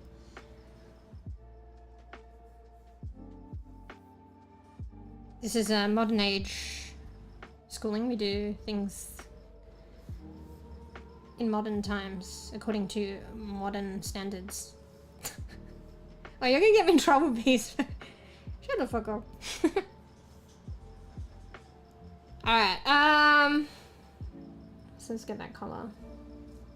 So let's just say, oh fuck, okay, there's adenine here, there's adenine here, there's adenine here. Let's say, oh fuck. Purrs loudly and looks up with big, adoring eyes. mEw. Welcome, the king of Thephalan Knights. Rubs against your legs affectionately. Hey, Fallen. We're doing a bit of classes in session. No, just kidding. I'm like learning, so take it with a grain of salt, and then I'm just sharing it with you guys. So this is just like DNA. Learning about DNA. Let's just do random colors everywhere. Who gives a shit? So there's 4 colors. Let's randomly put them everywhere, like separate though, and then we'll fill in their pairs.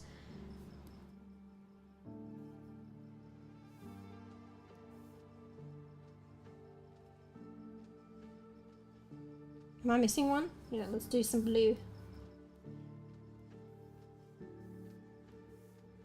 Fuck, is there any space? Well, that's it. Anyway, blue will come shortly. So if guanine always pairs with cytosine, then you can fill in the blanks, right? If there is a cytosine in a this is why usually when they give you the genetic code, you only see a single line of letters, right? Which represent the nucleotide. So you only usually see A, G, G, A, T, C, G. You don't see like 2 levels of like, oh, okay, like T and then A and then C and then G, because the pairing is inferred. Because they always pair this way. Adenine with thymine, and vice versa, and guanine with cytosine. So basically I can fill in the blanks here, like the pairings that you can see that I randomly colored these colors on the ladder. So what color do I have right now? Okay, we have guanine. So guanine always pairs with fucking cytosine.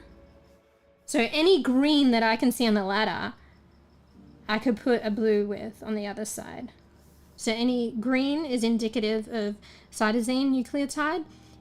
You insta know that it only pairs with guanine, so its nucleotide pairing, or it's bonded with another nucleotide, it's going to be guanine. So I can just color that in next to all the greens, which was all that.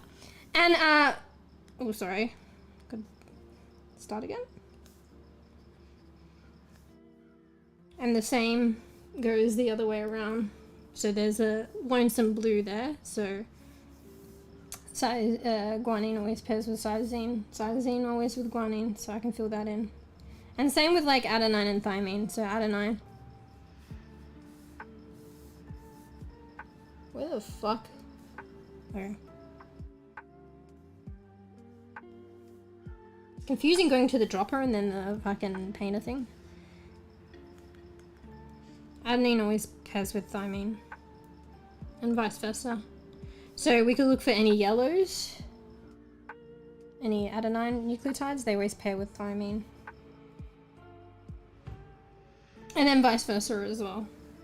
So you can look at where the reds are, aka thymine, and you know that they will pair with adenine. Oh fuck, I missed one.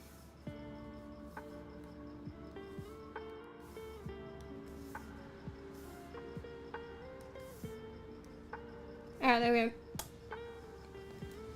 Alright, now we need to move on because, like, I literally just fucking recapped the whole of last class. But it wasn't a recap, I guess. I guess I don't know how to be short. This is a flashback from high school biology class. Hell yeah. I don't know if I should save these too. Should I be saving these? I think if I save it, it doesn't come up, right? Hang on, let me just try something. No, it doesn't come up. Alright, let's just save this. I should create a proper file, but whatever.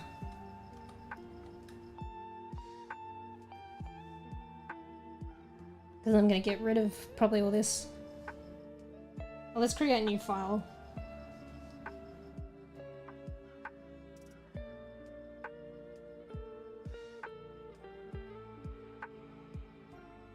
There we go. Alright, so what I specifically wanted to learn today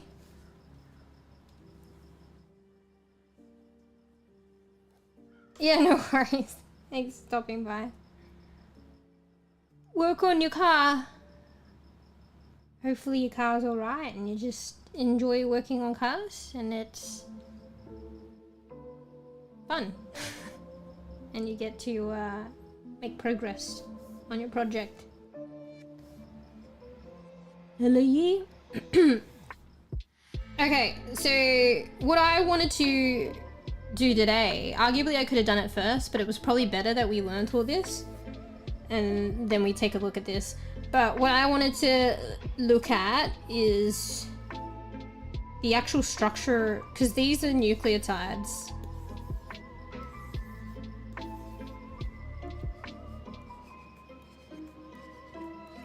This is so messy. So what is the actual structure of these nucleotides? Like, what are they composed of? And I did talk about a bit more than this in the last stream, a bit more than what I've covered here, which would actually like tell you a bit more information about the structure of nucleotides. I should do a different color.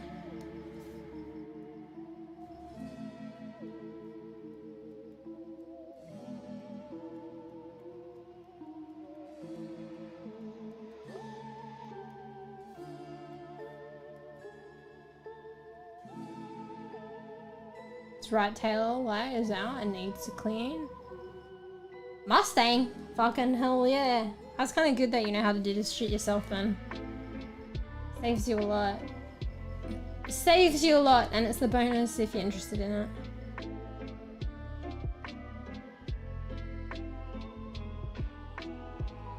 Hell yeah. So yeah, what is actually the structure of these? Probably more the, I'll go into the more the basic structure, or maybe I'll elaborate a bit later on. We'll see how far we get, or, you know, when we want to stop. When I want to stop, you guys have no choice. Just kidding. So yeah, there is kind of a general, to keep it simple, I'll start there. What is the general structure of a nucleotide? Should I do a running writing? Can't even read that though.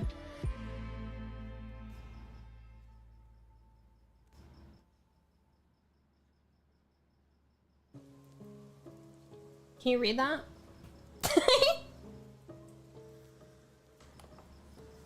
Probably doesn't need the line. Alright, so I'm not even looking at my notes here, guys. I mean, I did Google some things. Should we pick a different color? Maybe, but I like purple. Let's go with the darker purple. Ooh, it's a bit dark, but okay. I need a drink. You know what? I should have made a fucking matcha get my fucking second and energy drink. Don't tell Kofi. We'll probably do that in a second. I should get it set up before I start. Need a fucking buzz for this shit. This interesting shit.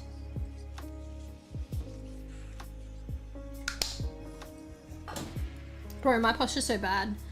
I've been wondering, I have like a fucking perma cramp in my fucking left side lately. I've noticed it's lasted over several days. And it's like, I wonder why. Speaking of, my posture's fucking shit as fuck. You can read it, but probably only because I said it. Oh no! Did you hear that? I fucking hit the microphone arm and it dropped. Alright, the audio is going to be a bit shitter, and the microphone arm did drop, but luckily the toilet paper is still semi-holding the toilet rolls. I was going to say toilet poles, toilet paper, toilet rolls. Semi still holding it up, but now the mic is lower, and I hope I don't hit it again.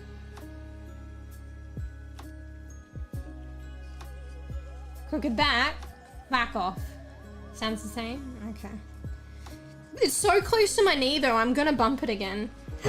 Excuse me, just a bit of a burp there. Alright, bro, I just had a drink and it wasn't enough, excuse me.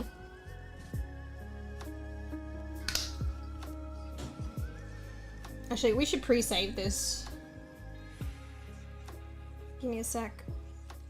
Oh fuck, I'm just hitting the microphone, fuck, I gotta be super careful. Now that it's lower, I'm gonna hit it more. Talk about bad posture, the way I have to contort myself to type on the keyboard so I don't hit the microphone arm.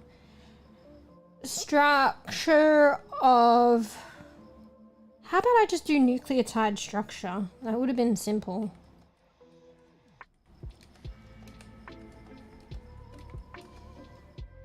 Because then I don't need to put an extra word, which is of.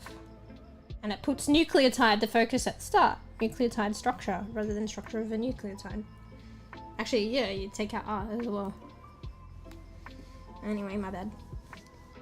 Okay, so basically, I did talk about this a bit further. So I guess when I did the recap, it didn't cover this, but we're going to cover it now anyway. There's 3 components. So let's just do a basic drawing first. Maybe I'll do it on different layers so I can get rid of it, but still retain it. So there's 3 components.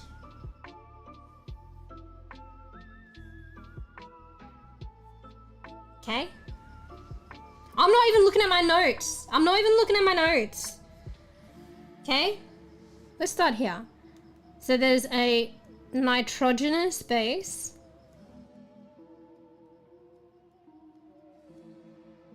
Because it's got nitrogen in it. And base, because you know base pairs, you know they talk about... And this is what I was saying, how do they name the nucleotides? They name them after the bases.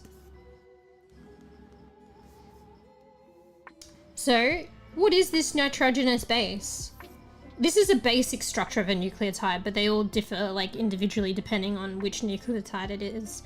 But yeah, so nitrogenous base. So there are 4.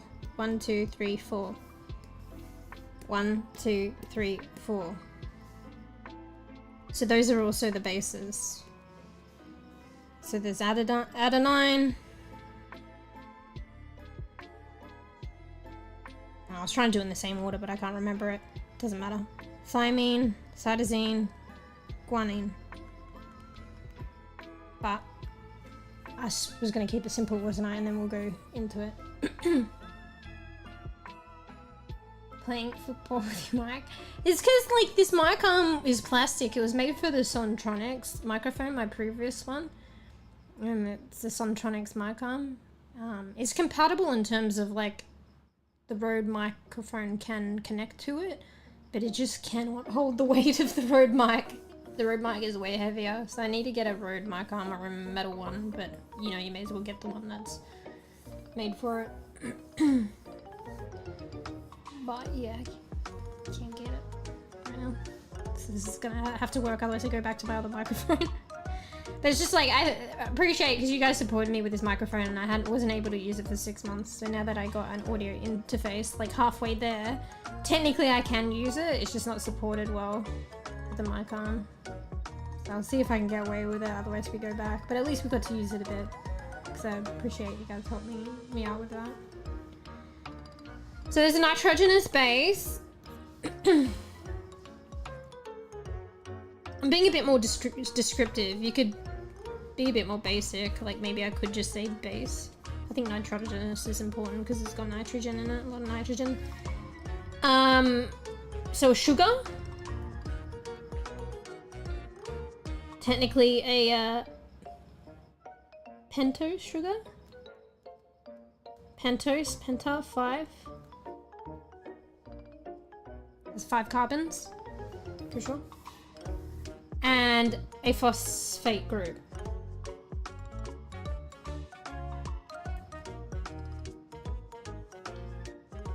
So, do you remember what I said last time? 6 months ago?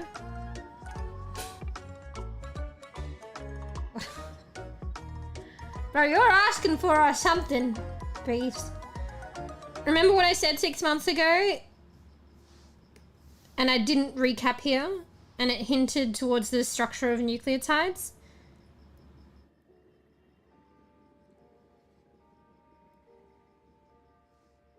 So the backbone, the 2 sides of the double helix ladder, the backbone of the DNA double helix, the backbone of the ladder, holding all these nucleotides together in this form.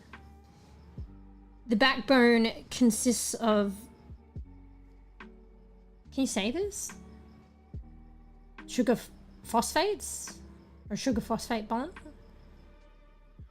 It's mostly, I don't know. I say, fuck, I can't even remember now. It would be the sugar phosphate, because it's like these two play a part together. But obviously, like, the phosphate group as well. But yeah. Hang on, let me Google. Google AI, fucking help me out here just to be a bit more confident.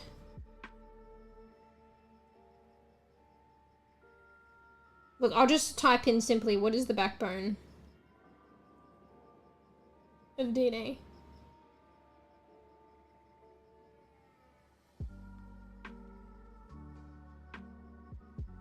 Yeah, so the backbone of DNA, the backbone of a DNA molecule is formed by alternating sugar, deoxyribose, and phosphate groups, linked together by phosphodiester bonds. So yeah, the sugar phosphates form the bond between the sugar and the phosphate groups form the backbone of the DNA, and the pair, the bases are attached specifically to the sugar, which is attached to the phosphate group.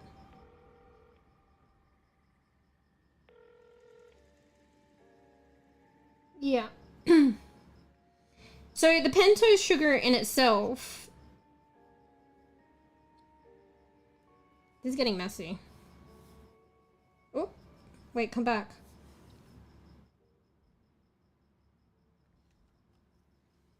Hang on, let me save that. No, what? So the pentose sugar in itself in DNA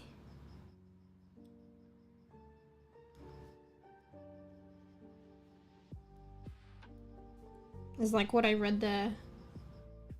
It's deoxyribose.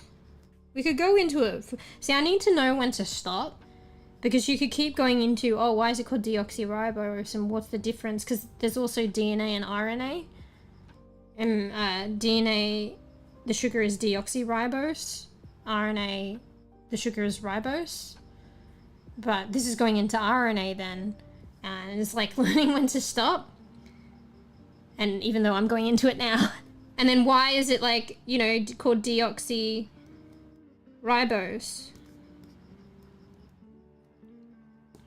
And then I could draw out the structure of the sugar, which actually I probably was going to anyway, depending on how fancy I feel. But yeah, it's called deoxyribose because it's like a... I guess one could say it's a modification of ribose. So it's... what does this say? Deoxy. So it's like ribose, but it's missing an oxygen. So therefore it's called deoxyribose. And then you could be like, what's the significance of RNA versus DNA? But we can go into that later. See, you can keep going. You see what I mean? But we're talking about DNA. And I probably shouldn't have gone that far. Anyway. Let me just confirm.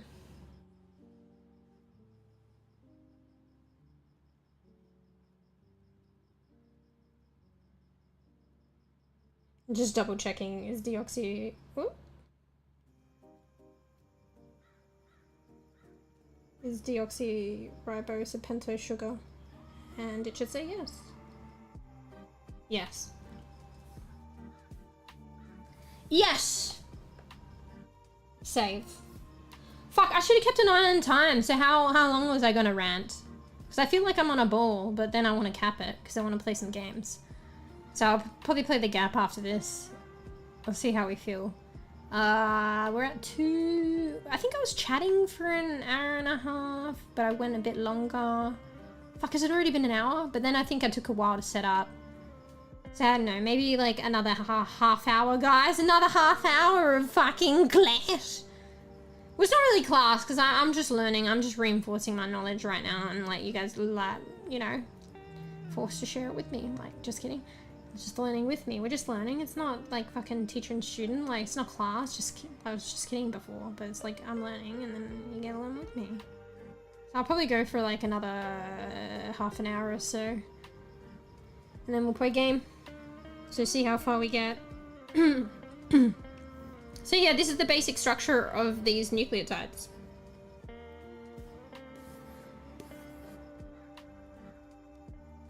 Very basically written down.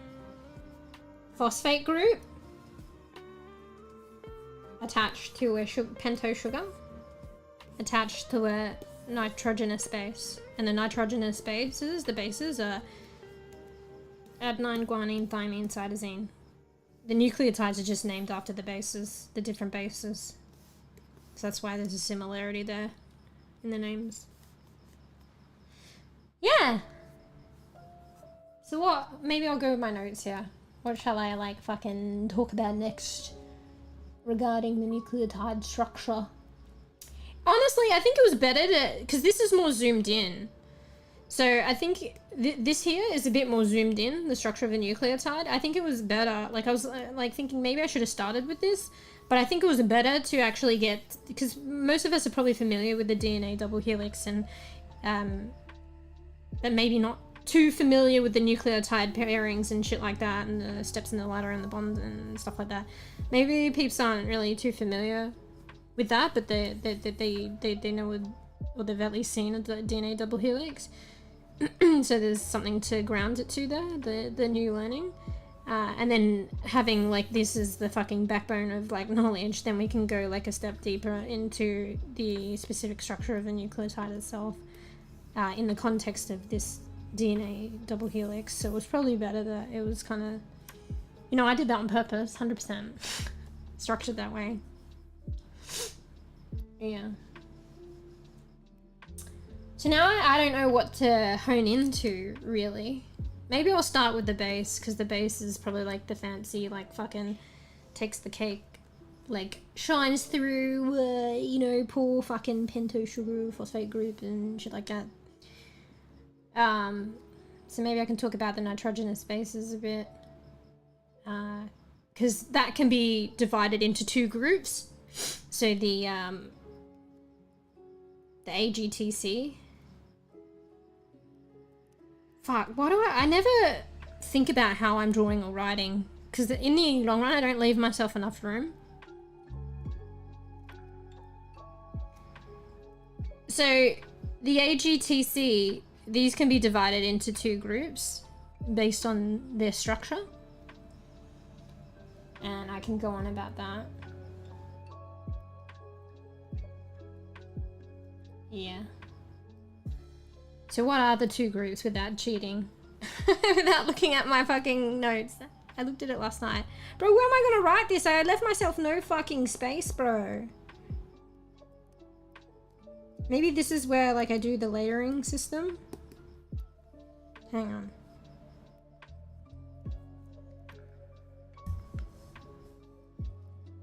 I'm just naming the layer.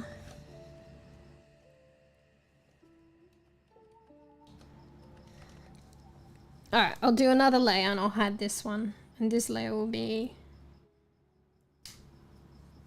I don't know. Nitrogenous bases.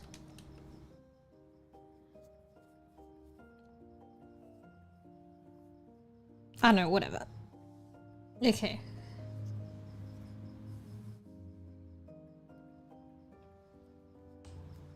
Oh fuck, maybe I should have kept the title in the background. Structure of a nucleotide. Alright, we're gonna do a bit of snippety snip snip. We're doing a bit of critter fucking knowledge here. We're gonna snip this out.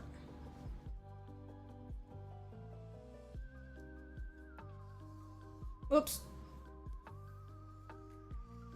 Make it its own layer.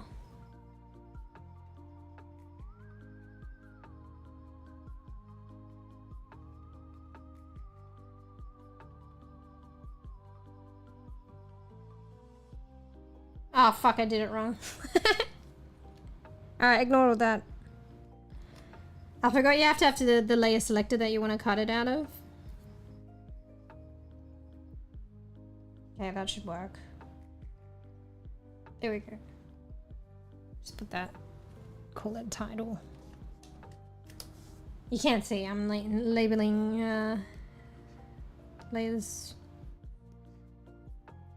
underneath my model.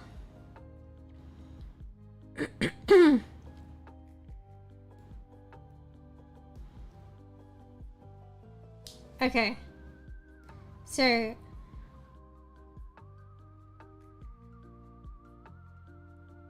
alright, yeah, so the nitrogenous bases. Fuck. Let me get my fucking texture out, bro. I've got the snipping tool still. Hello? So the nitrogenous bases and AGTC, the different ones, they can be divided into two groups, two categories based on their structure. So what are those two groups? Guys, tell me. What are the two groups? I might say them wrong, but they're like the purines and pyrimidines, I think.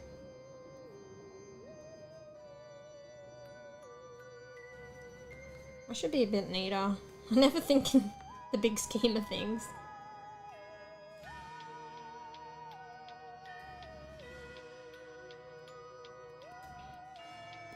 I might be spelling this wrong.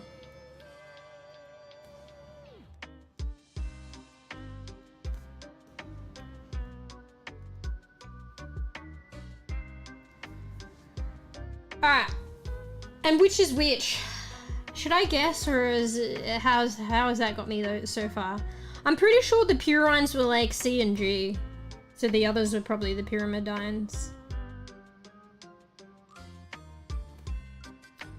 So, cytosine. Just bear with me, I need to verify this. I should probably not be writing it.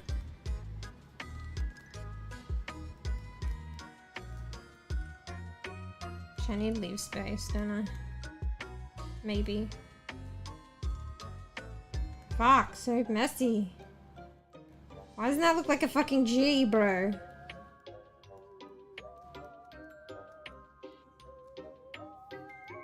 This is probably wrong. I should check it straight away.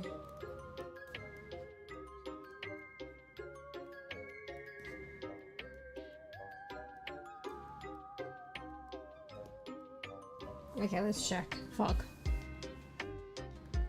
Oh, I should be checking my notes. Fuck Google. I already fucking did this in my notes. Actually, I should check my notes before I actually write it down.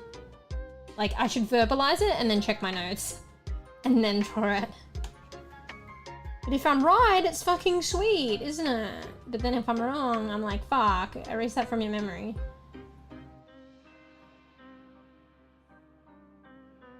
Oh, fuck, I'm wrong! I'm half right, half wrong. Well, learn from my mistakes. Okay, so the purines are guanine and adenosine, so shift that over here. And the pyrimidines are cytosine and thymine. So yeah, just do that, okay? Alright, I'll do that in the future then. I'll verbalize what I think it is, and then I'll actually verify it before I write it down. Sorry, guys. I'm just trying to see if I get it right, but I shouldn't write it down because it may help or it might affect memory. Because it's like, oh, that was wrong. Now let's internalize what's right. Or it's just like, oh shit, I thought that was right, and now it's hard to change in my mind. So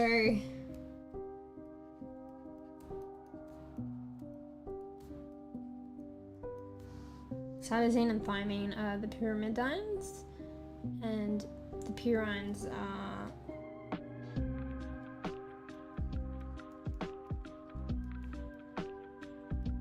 adenine and guanine. Let me just triple check that. Like, I don't even fucking trust my notes now at this point.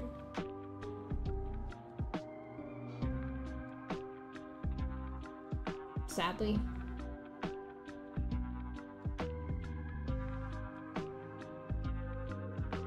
Yeah, adenine, guanine.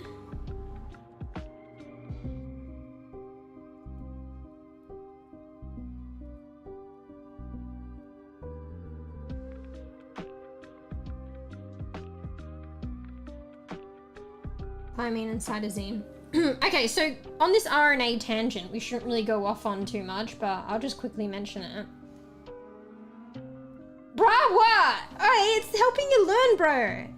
And oi, I'm just learning, bro. And okay, I'll do in the future, I'll verbalize what I think, and then I won't write it down until I've checked, okay? Yeah. So just on a side note as well, I could have mentioned this earlier. But there's this thing called DNA and RNA. Maybe I won't go into it too much. But RNA has, you know, similarities. RNA does have adenine, RNA does have guanine, RNA does have cytosine, but it doesn't have thymine. Instead of thymine, what it has is U. You're special. Just kidding. It has U for uracil instead of thymine. So that's a difference between RNA and DNA. But what is RNA? Well, I've explained DNA, but what is RNA? And that's for another little class. So, and technically, well, I guess it makes sense as well. So thymine is a pyrimidine, so uracil is also a pyrimidine too. But anyway, why is there this pyrimidines and purines? Like, yeah, I was saying the bases can be separated into two groups based on their structure, and these are the groups. What is the difference in structure? I should have started with that. We're learning together. Yeah. I'm only human! Or I'm just learning here and you guys are in on it, alright? I'm not teaching nothing. Alright? We're learning together and I make mistakes. So yeah, what is the difference? Tell me. So the difference is in the molecular, like, so the structure. So purines are double ringed. This is very basic. They don't look like this, but just to give you fucking something to look at. Fuck, what is that? And pyrimidines are single ringed. That's not even a closed ring. They're not actually round like this, but this is just an introductory to get the idea of the concept of ringed structures, and purines are double ringed and pyrimidines are single ringed. Fuck, maybe I should have checked my notes on that one too. Maybe that was a case of like, I should have checked my notes before I drew it. Yeah, pyrimidine single ring structures, purines, I just wrote ring structure, but that should have been double ringed. Hang on, let me just Google that.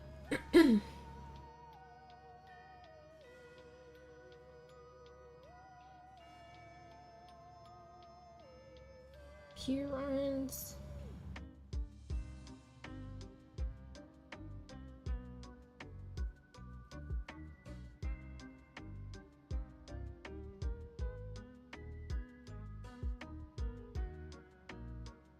Yeah, let me change that in my notes.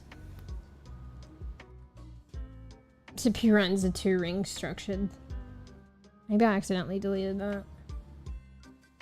Double ring structures. What's the time? How are we going? Got another 20 minutes? Alright, so technically they don't really look like that. If we want to get fucking hella techie and fancy, like it looks something like this. I'm not gonna draw the full thing and the full fucking, but just to give you an idea, a step up from the circular. But I'm not gonna fully fucking draw every fucking structure, or maybe I will, but later or next time. This is to give you like a better fucking understanding. Wait, is this right? Fuck, I think I did too much. 1, 2, 3, 4, 5, 6. 1, 2, 3, 4, 5. 1, 2, 3, 4, 5. 1, 2, 3, 4, 5, 6. Okay, yeah. So this is like 1, 2, 3, 4, 5. This is drawn pretty poorly, actually. And there's 1, 2, 3, 4, 5, 6. Fuck, does that even help? I drew it pretty poopy. And this one's kind of like 6. This is like a hexagon, right? So this is like a pentagon with a hexagon, and then there's like a hexagon. They have bits sticking out though. I don't even know what this means. Maybe we should draw it fully, but I've drawn it too tiny now. Enjoy the miniature. Fuck, I didn't even draw that well.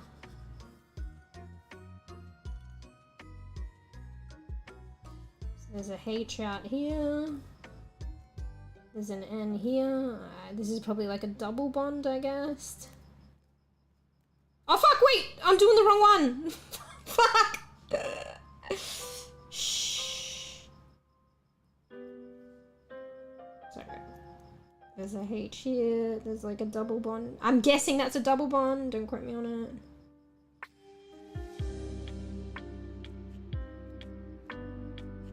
Now I'm working with this miniature. I have all this space and this is how I end up.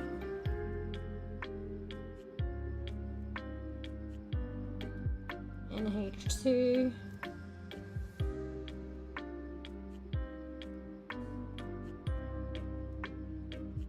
That's not even as pointy, this bit here.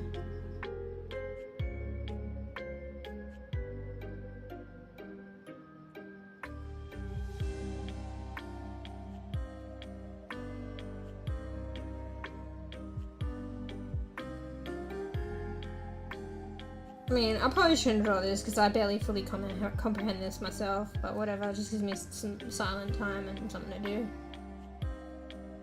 I'm drawing this from like an image as well, so if the image is wrong, I'm wrong. Check your sources. Now that dot's in the way.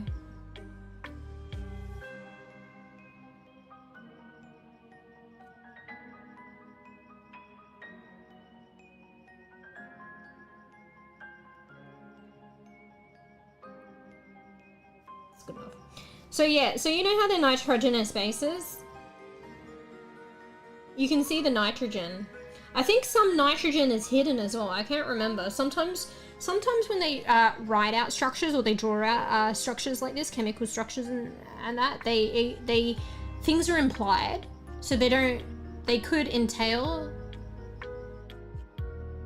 something or have something, but it's not written or shown to the eye because in the like nomenclature or whatever, the agreed understanding of the field, if you're like a bit more well versed with the field, a bit more experty, it's unspoken, so they don't need to draw it or write it for simplicity, which is confusing if you're just starting out and learning. So there might be more nitrogens, I don't know, or maybe this is express this is showing all the nitrogens the way this drawing's expressed.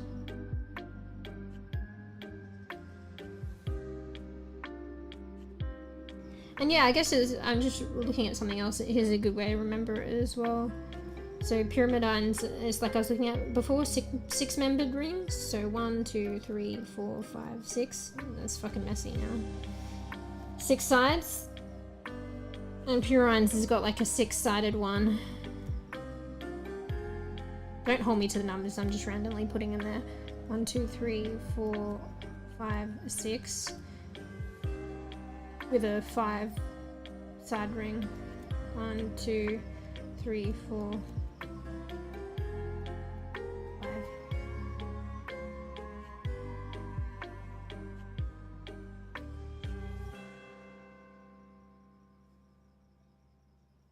Following you so far? Wait, you're actually following me? I've seen that in video games. What, this specifically this or something similar? Yeah, in the fucking game, The Gap, they had the structure of, what was it? Dope? Which I think was short for dopamine. So that was the chemical structure there, and it looks similar to this. Because we're actually like looking at the actual structure, like the chemical structure here. And this is only like 2-dimensional as well. It's way more complicated 3-dimensional.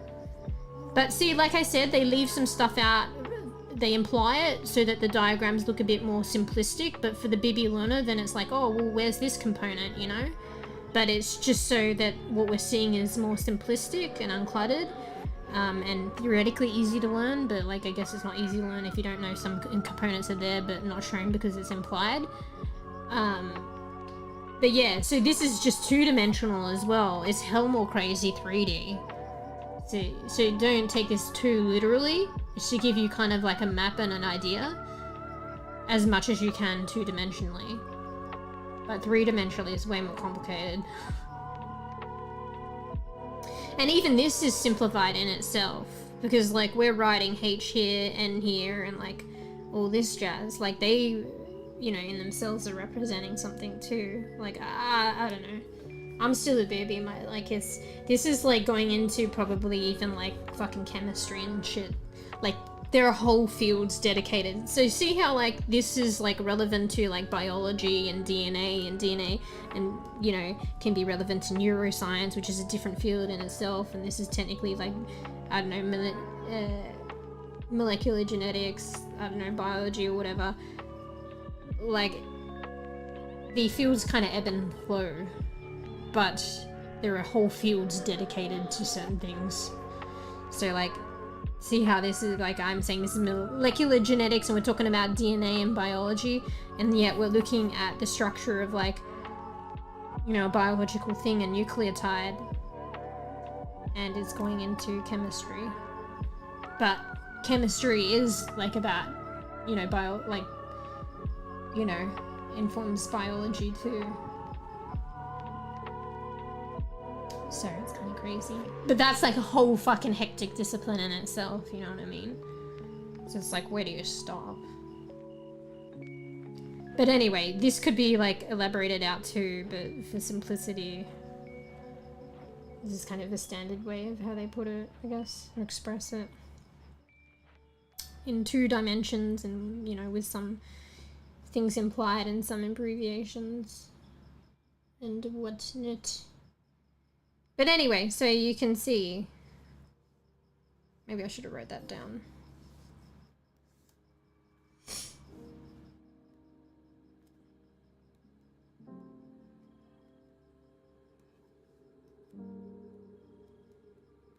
Single ring structures. Fuck, why am I writing that on an angle? Oh well, still it. You could say double ring or just say 2 ringed. Uh-oh, going into the title area.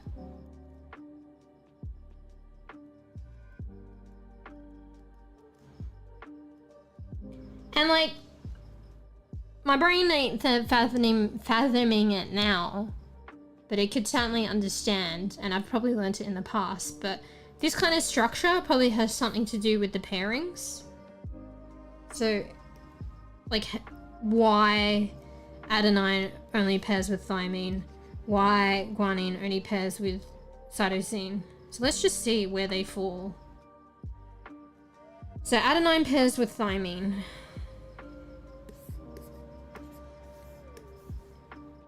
Guanine pairs with cytosine. So it looks like a single ringed nucleotide pairs with a double ringed. So the 2 double rings do not pair with each other. 2 single rings do not pair with each other. So, like, even like learning this, there's probably, you know, you could go into it a bit more and it lends to some of the other concepts that we've learned of why certain nucleotides pair. And there's all the fucking chemicals and the atoms and the fucking bonding and shit like that. So when these pair with one another, there's a chemical bond, and it's probably due to their structure and whatever that this particular very specific bonding occurs. Maybe we'll go into that another time. We honestly probably will. Enjoy, but later on. But like, bruh, like, this is so much in itself, and there's so much more to learn, let alone some of the higher, like, order complex stuff that I wanted to talk about. It's kind of crazy, but that's learning for you. So I guess, you know, just take it easy and enjoy where we're at, I guess. You know? Anyway, let me save this. Also, take everything as a grain of salt. I'm still learning, so shit could be wrong. Okay? I'm literally... My scapegoat is I'm just learning on stream here, and I could be wrong.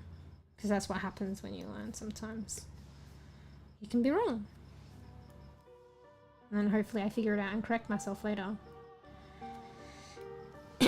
Anyway. Fuck, maybe that's enough in itself. That feels like a lot. I kind of wanted to go into the structure of the sugar,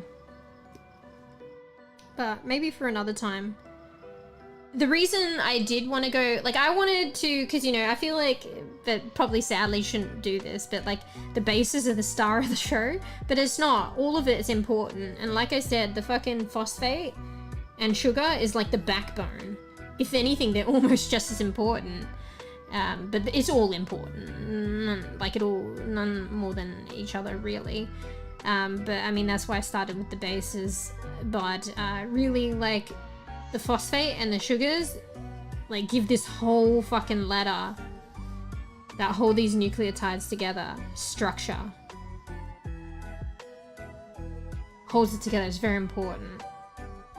And so I wanted to go into talking about the sugar here. Oops. Is this layer invisible? Oh, I have to click on it. I want to go talking into the sugar here because it starts to, like, elaborate on the importance of the backbone. and the connection with the phosphate group. And also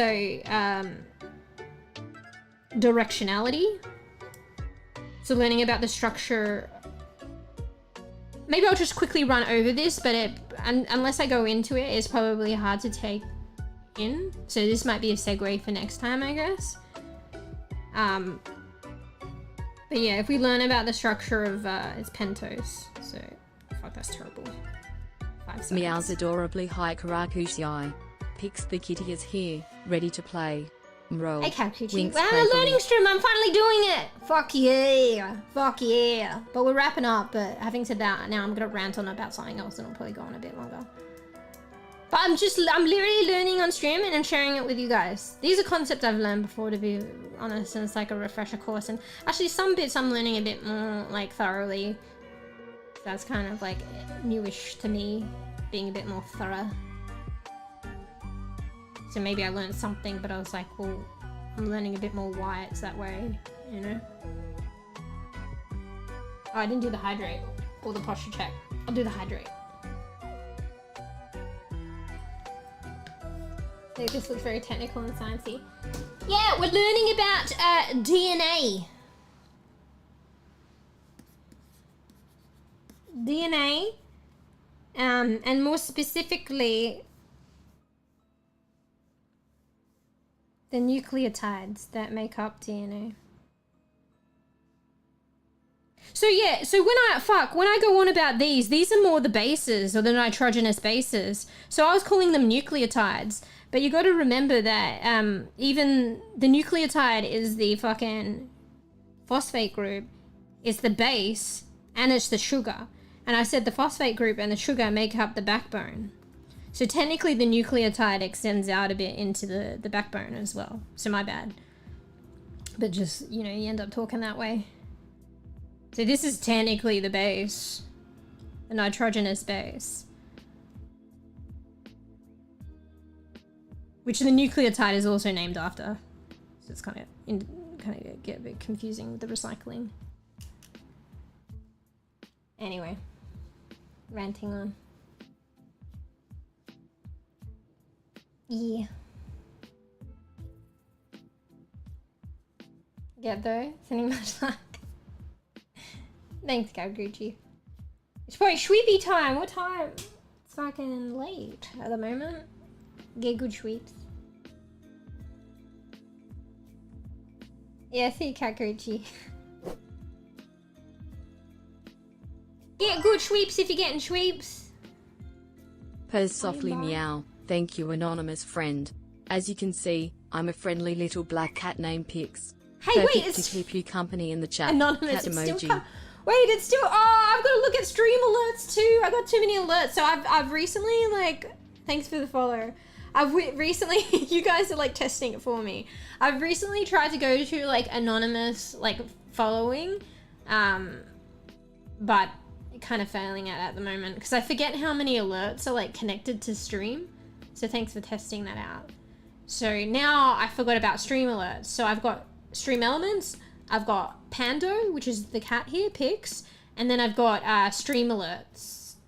So I've got to make sure that all of those are anonymous for it to truly be anonymous. So that's why Pix is talking about anonymous, and thanks for the follow.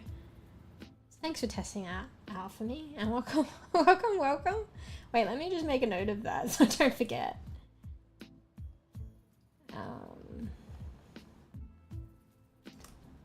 Make stream alerts anonymous.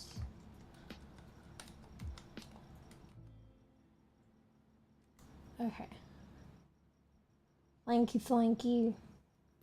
But yeah, right now we're kind of wrapping up, but I like to yap. So we were learning about DNA. I'm literally just learning. So like I say, take everything as like a grain of salt. I'm learning on stream and just sharing it. I can like filter and get things wrong and hopefully figure it out later. But I'm basically just sharing my learning on stream. But yeah, we were learning about DNA. DNA!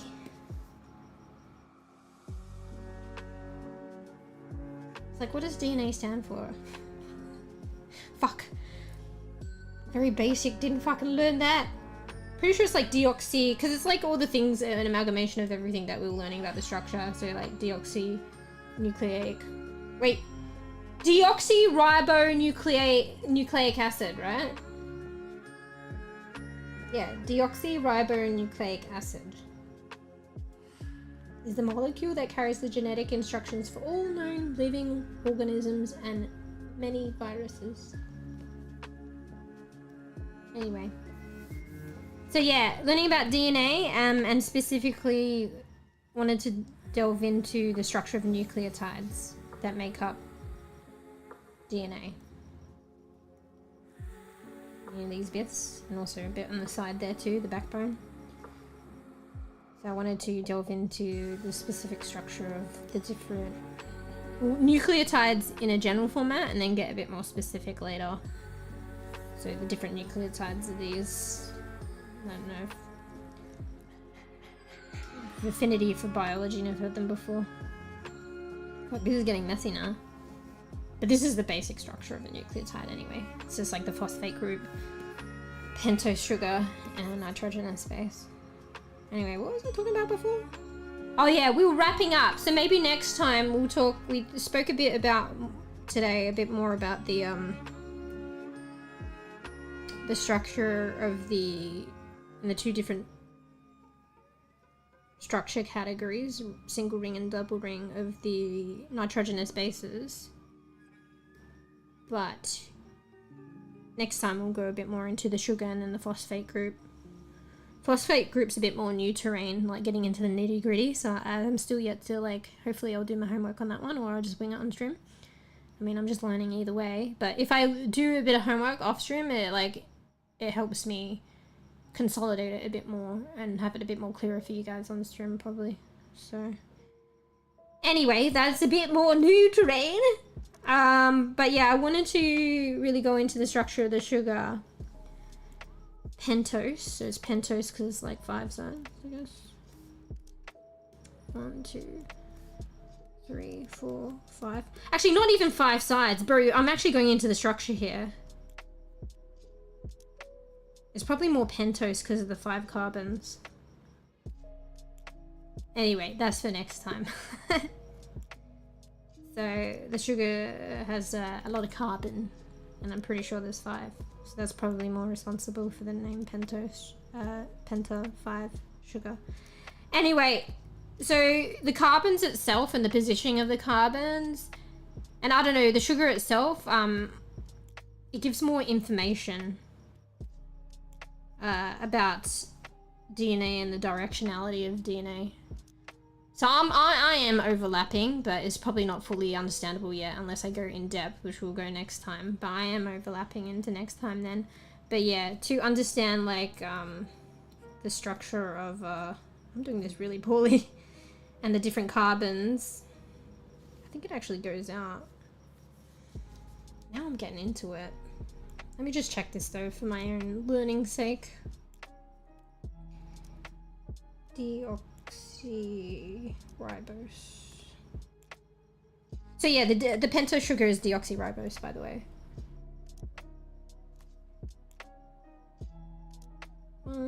Oh yeah, fuck, there's oxygen at the top. Yeah.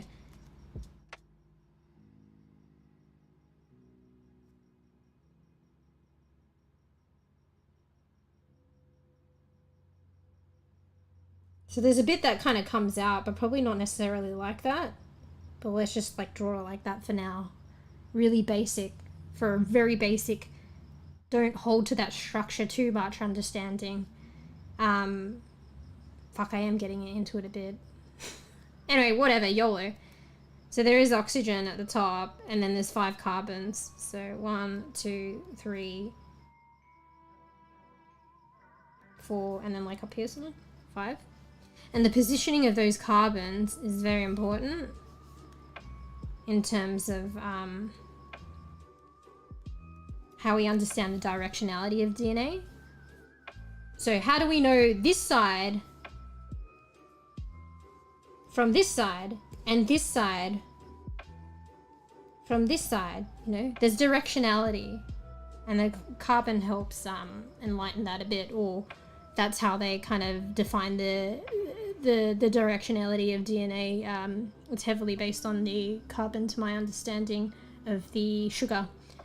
But we'll go into that later. But like just quickly as well, there's something called a 5' end and a 3' end. And that's to do with the carbons, the positioning, and all that jazz. We'll go into it later. I probably shouldn't go into it now, but whatever, I want to. So, is this connected to that one? Yeah. So there's a 5' and 3' end.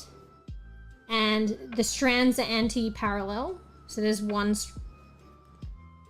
strand of the DNA double helix. And here's the other strand. And they're anti-parallel. So if that's 5', this is going to be 3'. And if this is 3', this here is going to be 5'. So the DNA double helix has directionality. 3' to 5', 5' to 3', and both strands are anti-parallel. So parallel, these lines are parallel. DNA is parallel. It's twisted, just twist it. Still parallel. They're parallel, the strands are parallel with one another. But they're anti-parallel. So you just flip it. So let's just say 5', 3'. It is not 5', 3' like that, parallel like that. Bam bam, bam bam. Basically just flip it, anti. Bro, I can't write. Alright. Anyway, so that directionality, I think it probably comes from the structure of the sugar. You can definitely understand it by understanding the structure of the sugar. And we'll go into that next time, I guess. And knowing this kind of lends heavily into like other things is too, you know, in terms of how they express the genetic code as well. So like, here's a piece of genetic code. So like A, I don't know, I'm making it up. G, T, C, A, G, favoring A here. T. Like, people will express genetic code like this, but you would be like, ah, shit. A represents adenine, G guanine. So like, they're representing the bases, or, you know, technically also the nucleotide. So these bits here, but they're only giving us like a bit of the information. But why is it they only express it that way? It's because it's simplistic and you can infer the rest. So like we were talking about before, if you're given A, you know on the other strand, the other anti-parallel strand, you know that will be adenine only pairs with thymine. So that's going to be T, guanine only pairs with cytosine. So that's going to be C, and you know, you figure it out. Hopefully I'm kind of rushing this, so hopefully I'm not doing it wrong. So yeah, you've already got that other piece of information, so you don't need to say that. But they'll probably like, if it's important, somewhere along the line, oh, my model's disappeared, they will give you directionality. I forget how they express it, but they'll probably simplify that too. I feel like they don't say 3' much. Maybe they express it in terms of 5', and then you just infer the rest. How do they... I'm going on a tangent, by the way, but I don't care. How do they express directionality?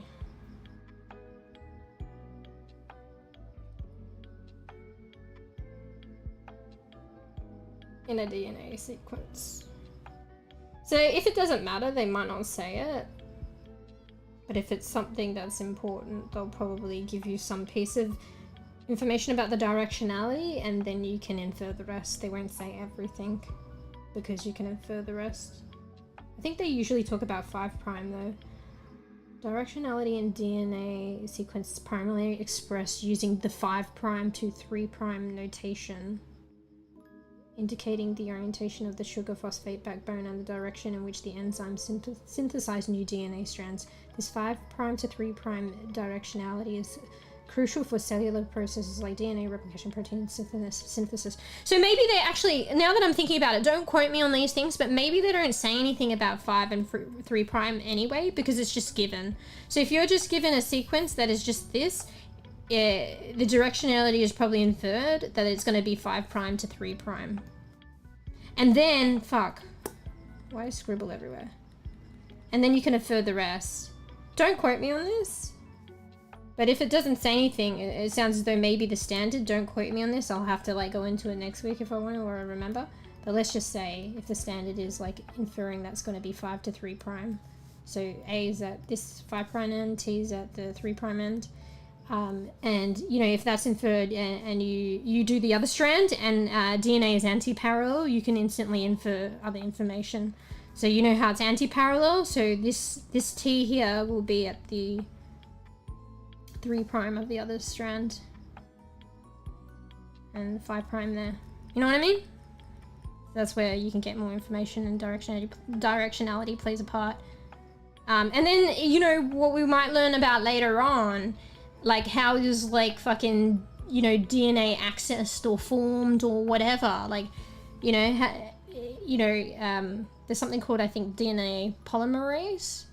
And like what I was just reading off Google then, it works in a, I think, 5 to 3' direction, and how it like puts DNA, helps put DNA together. So how DNA is like form, or I guess replication or whatever, and how do the nucleotides connect? Knowing that a nucleotide has a phosphate group, a pentose sugar, and a nitrogenous base. So like, how do they connect to form the steps and to form this ladder? And I think DNA polymerase, that helps, you know, add the nucleotides to the DNA structure. Helical structure, the strand, whatever. It works in a 5 to 3' direction apparently. Don't quote me on that. And why is that? And then looking at, in terms of structure and depth, once we like look at we already looked at the nitrogenous base structure. Let's look at pentose sugar, let's look at phosphate, and let's like really look at those fucking, you know, ring structures and shit. And the bonds and stuff, and then fuck. And then how are they connecting together with other nucleotides? So, you know, basically this, and then how they connect together. There's a certain direction, like that's why directionality is important, but like don't hold me to this direction right now, but it's just like, you know, how does, you know, this nucleotide connect with another nucleotide, which is also, fuck, I have no space! Like, this is the phosphate group, this is the sugar, I don't know, this is the base. Like, how are these connecting to form this? And this thing called, or these things, I think there's different ones, I don't know. Just DNA polymerase can put it together. And it works, I think, don't quote me on it, in a specific direction. I think it's 5 to 3'. And there's a reason for that based on the structure of the components, the nucleotides. And, you know, like I said, the structure of the carbon, and, you know, and the bonds and whatnot. We can get into that later. I barely know what I'm talking about. So I hope you grasp a bit of it anyway. I haven't done my homework, you see. I just have a vague understanding, and I could be wrong, you know, like I've been wrong earlier. Anyway, like, let's go. I'm so messy. Wow, fuck. There's gonna be a point where you have no return of erasing, right? think I saved.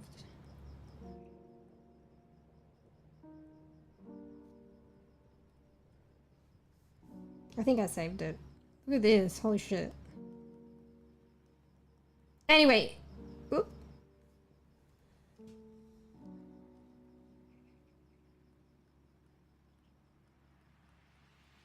Alright, I think I saved it anyway.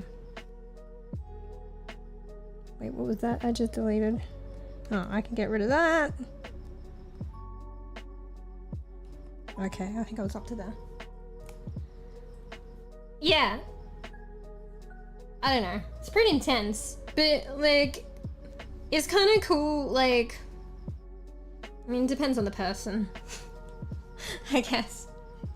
But it's kind of, for me,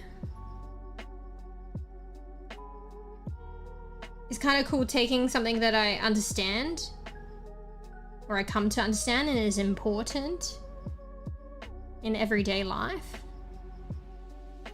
and then delving deeper. Like, why is that the way it is? Why is that the way it is? Like, how is this so important? Like, how, like, because of what? Like, how does it function? And that was kind of like amazing and like fascinating to me.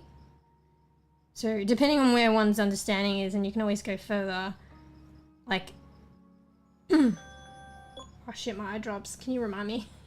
You guys remind me. I think I just fucking snoozed that alarm. Hang on, I'll put on like a 5-minute alarm. I shouldn't forget.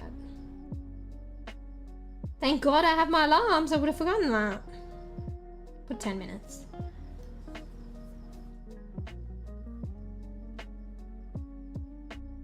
I don't know. Maybe it isn't different for everyone, but it's just like, you know, fucking variation in life. Like, why? I mean, maybe specifically what's interesting and important can differ for everyone. But it comes down to, it can converge down to these kind of things that we're learning about DNA. So, like, you know, variation. Why does everyone look different? Why do people have, like, some, like, a disease and other people don't? What is that exact difference? And also, like, oh, how can we understand that? How can we help that disease? You know what I mean? Or if you just want to simply look at, like, why are we so different? You know? I don't know, kind of important, kind of cool, like, sacred things in life. And you could really delve deep into understanding that. And you can really delve down to the DNA of things. Because the differences in life, like, disease is like a difference, right? Whether somebody has, like, you know, a certain trait, like physically, blue eyes, probably even like in other respects, it's a difference. The difference can be probably like tracked down to the DNA. And honestly, it's like all differences are probably mutations at some point. You know? It's just not. It just might not be like the initial instance of the mutation might have been inherited from an ancestor. But there was a certain point in time, I guess, where there wasn't a particular trait, and it became to be because there was a mutation, and then the mutation is passed along. But like all differences, like disease, and you know, even if we don't look at disease, like disease is a difference in itself. If we look about fascinating, like, you know, positive things that we see, like that are positive differences, and I don't know, something that fascinates us is down to, like, at one point mutation, variance in the DNA, and it's down to DNA. So it's like interesting to understand, like, how does this difference come to be? Like, to appreciate it, or to maybe if it's in a scenario of a disease, how can we help that? And like by understanding these kind of things, because it's like this DNA, like our DNA is in every single cell. And that's kind of crazy.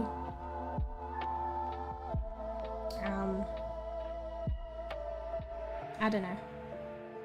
This is stuff researchers are still like looking at for certain diseases and stuff like that. We don't know everything. But these are the kind of things that they're probably working with, like that we're learning now. So like, you know, if you're not that like, you don't feel that knowledgeable on this kind of topic, like what you've learned today is stuff that they work with day in and day out in their research endeavors. So they're looking at adenine, guanine, thymine, cytosine, DNA sequences. They're looking at these things.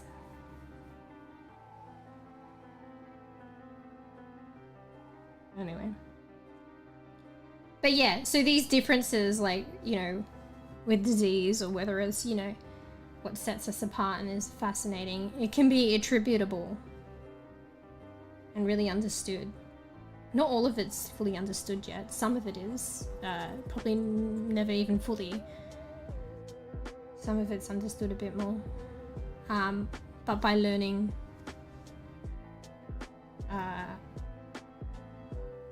the fundamentals, I guess, of DNA and DNA structure and stuff like that. And then some, and then elaborating on it. I don't know, I kind of find that fascinating. So... because when I was like, I started studying psychology and stuff, I was fascinated. It's like, people are this way, people are that way. Why are they this way? Why are they that way? And we might like understand it to some degree, but we'll probably never fully understand. But it doesn't stop you, you know? And what we do like come to understand, or a supported understanding, is fascinating. And it can be enlightening and it can be helpful.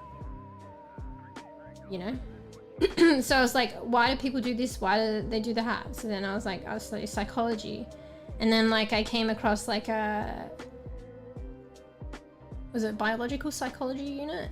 Which lent more into neuroscience. And I was like, you know, our thoughts, like, you know, our minds are like electrical like impulses like between neurons. And I was like, that's fascinating. So something... so it's like, yeah, so like those differences, those variations, whether it's positive, whether it's to do with a disease or something like that, and how it's interesting in our everyday lives and understanding where this is originating from, how it operates and stuff like that. It's like our thoughts, our minds. Like, that's crazy, the way that I'm talking right now, the things that I'm thinking, like the fact that they're like, you know, coming from electrical impulses between like neuronal cells in my brain, and even not even just the electrical impulses, even more than that. We spoke about that before, you know, even the fucking synaptic clefts and neurotransmitters and shit. That probably is unsung. But like the fact that these biological fucking, you know, these tiny fucking structures and, you know, biological functions is like resulting in like my fucking brain operating and my thoughts and me talking and what I'm talking about is kind of insane. So yeah, there was this biological psychology class, and then it was that. So it was like, why do people behave the way that they do? And it's still relevant. It was like, well, how are we thinking the way that we're thinking? Like, how is this originating? And then it's like, oh fuck, neurons, like electrical impulses, I guess, neurotransmitters, like just analyzing the biology of it. And it's crazy how biology, like something so like physical, a bit it's not easy to grasp, but at least it's something physical that we can look at with today's capacity. Back in the day, without microscopes and shit, you probably couldn't. And the powerful microscopes and stuff like that. But we can kind of like, is the word tangible? Is like physical. We can look at it from that respect. But it's just like, I don't fucking know. I'm even fucking getting caught up now. I'm confused now. But it's crazy that we can relate that to something that feels so, is it intangible? Not physical? So like my mind operating and thinking and stuff like that is kind of crazy. That's probably something else. I guess going on from like disease and stuff like that. I mean, some of it isn't necessarily like physically seen, but, and the differences, like, you know, the physical variations. I guess that's physical. But some things are not so physical too, and probably can be like attributed down to the DNA. I'm talking about different things here, but they kind of ebb and flow, and it's probably getting a bit confusing. I'm just kind of cooked and excited at the same time. Like about what I'm talking about. So cooked and passionate, so that it comes out in verbal diarrhea probably. Yeah. And I felt like DNA is a step beyond. Say I was interested in our thoughts and how the mind operates, and neurons and electrical impulses and how they communicate with one another, and the synaptic cleft and the neurotransmitters. Let's go beyond that. Let's fucking go beyond that. And that's already on a tiny scale. Let's fucking go beyond that. And maybe and that's, for me, that's DNA. And you could probably go, I don't know, where is it that we don't have the capacity to go beyond that, or where you can't go beyond that anymore? I'm not sure. There probably is, I don't know, my brain's too cooked for this. But for me, beyond that was and that's where I am with genetics and DNA and molecular genetics. So that was my journey from psychology to biological psychology to neurons to neuroscience to DNA to molecular biology or molecular genetics. And it's crazy. So I still have a compassion, like to understand, even the elements of psychology, but I feel that is attributable to the brain and neuroscience as well. So I'm still heavily passionate and rooted in neuroscience, but I feel like genetics informs neuroscience very much so. And if people were wanting to understand and cure neurological diseases, understanding molecular genetics informs that heavily and helps that in heavily. But the crazy thing is understanding DNA and molecular genetics can be applied to any other kind of biological field. Where if someone has I'm talking from a brain, neurology, neuroscience perspective and it informing that, but it literally, DNA is in every fucking cell, relevant to every fucking thing. If you can get a disease model, with DNA, you could probably replicate the process for any, say a neurological disease model. You could replicate the process for any other disease. Cause DNA is a step back, more at the fucking base, the root of living things, of understanding. It's kind of crazy. So yeah, I still come from a neuroscience passion point of view, and that's why primarily I'm kind of interested in learning about DNA and genetics, molecular genetics, because it will inform that. But the shit that I would have learned and granted keep learning to do with molecular genetics basically can inform any kind of other biological discipline. So whether you want it to be the heart, I don't fucking know anything else. That's all that's coming to the mind at the moment. Fucking cancer, I'm talking from a disease POV, because you understanding diseases and hopefully treating and curing diseases, but there's a lot of research going towards those kind of endeavors, and they can have a huge impact. But yeah, so these fundamentals that we're learning here, I could if you learn enough of it, you could use it and talk about it to inform, say neuroscience, but you could use these fundamentals to inform other biological fields, which is kind of mad.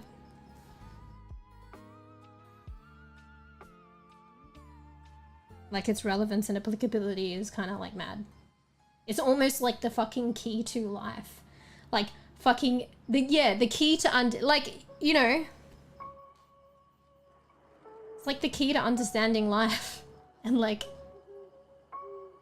also differences and any diseases. That's kind of crazy. So in a way, not everyone does, but maybe they learn elements of it and maybe they don't realize it. But a really good thing would probably be like if you're fascinated in understanding a particular field and like a particular disease and wanting to help cure something or do research on something and it's like biological related,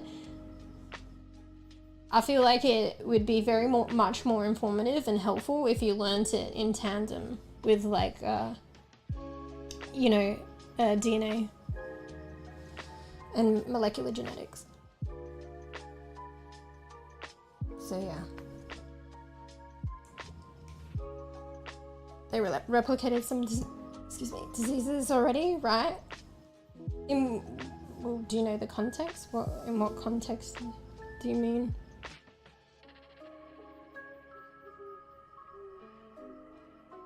Do you mean like I was talking about, like in terms of a disease model? Because so like I could even go more specific. Like I'm specifically interested in like say Alzheimer's disease. So that's one particular neurological disease. And I feel like if I ever wanted to pursue research down that path, it would be more informed knowledgeably. And I would want to go about it by learning like fundamentals and the relevance of molecular genetics to inform study of that disease. So yeah, anyway, so in terms of, do you mean like replicated some diseases and in talking in terms of molecular genetics, are you talking about like say disease models, for instance? So someone has Alzheimer's disease. I'm trying to talk it from my interest POV. Someone has Alzheimer's disease and they can kind of recreate like similar disease cells in like a petri dish and then kind of learn about the disease there. Yeah, I'm pretty sure. I think this was the stuff like it's been a long time since I've studied. And research takes time, but at the same time, they learn about things so quick. It's just probably when they solidify their understanding and shit hits the mainstream. But since I was last looking at shit and learning about shit, research has probably come a long way. But I'm pretty sure they were verging, like I was still a bEbE even when I was studying. So like, I'm not confident in my knowledge, although I probably should be. I just probably couldn't go on the specifics, but in terms of the awareness of like disease models, say for like Alzheimer's disease, I'm pretty sure where I last left off, they were there. Like they were doing that. So for instance, like I said, somebody with Alzheimer's disease, and then they have like a tiny scale model, like cells kind of in a petri dish, neuronal like cells that replicate disease-like cells. So like that of Alzheimer's disease, I feel like they had that going on years ago. Just a model, but you gotta take it in perspective here. Like someone with Alzheimer's disease, they're an entire human being suffering from the disease. So they've got like, I don't know, they got their entire brain, a head, arms, limbs, their personality, their being. They're living in like the world. That's complex. If you're talking about like, it might not have, because you can't just harvest brain cells. That's unethical. It's like human brain cells. So this verges on some of the stuff I said before, like the technology of like being able to take skin cells. You can harvest skin cells with informed consent.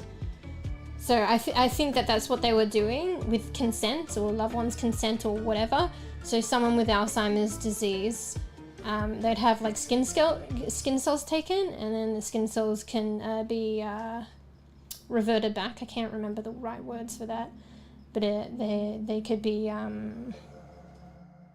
brought back to more stem cell-like capacity, and then re-differentiated out to neuronal-like cells.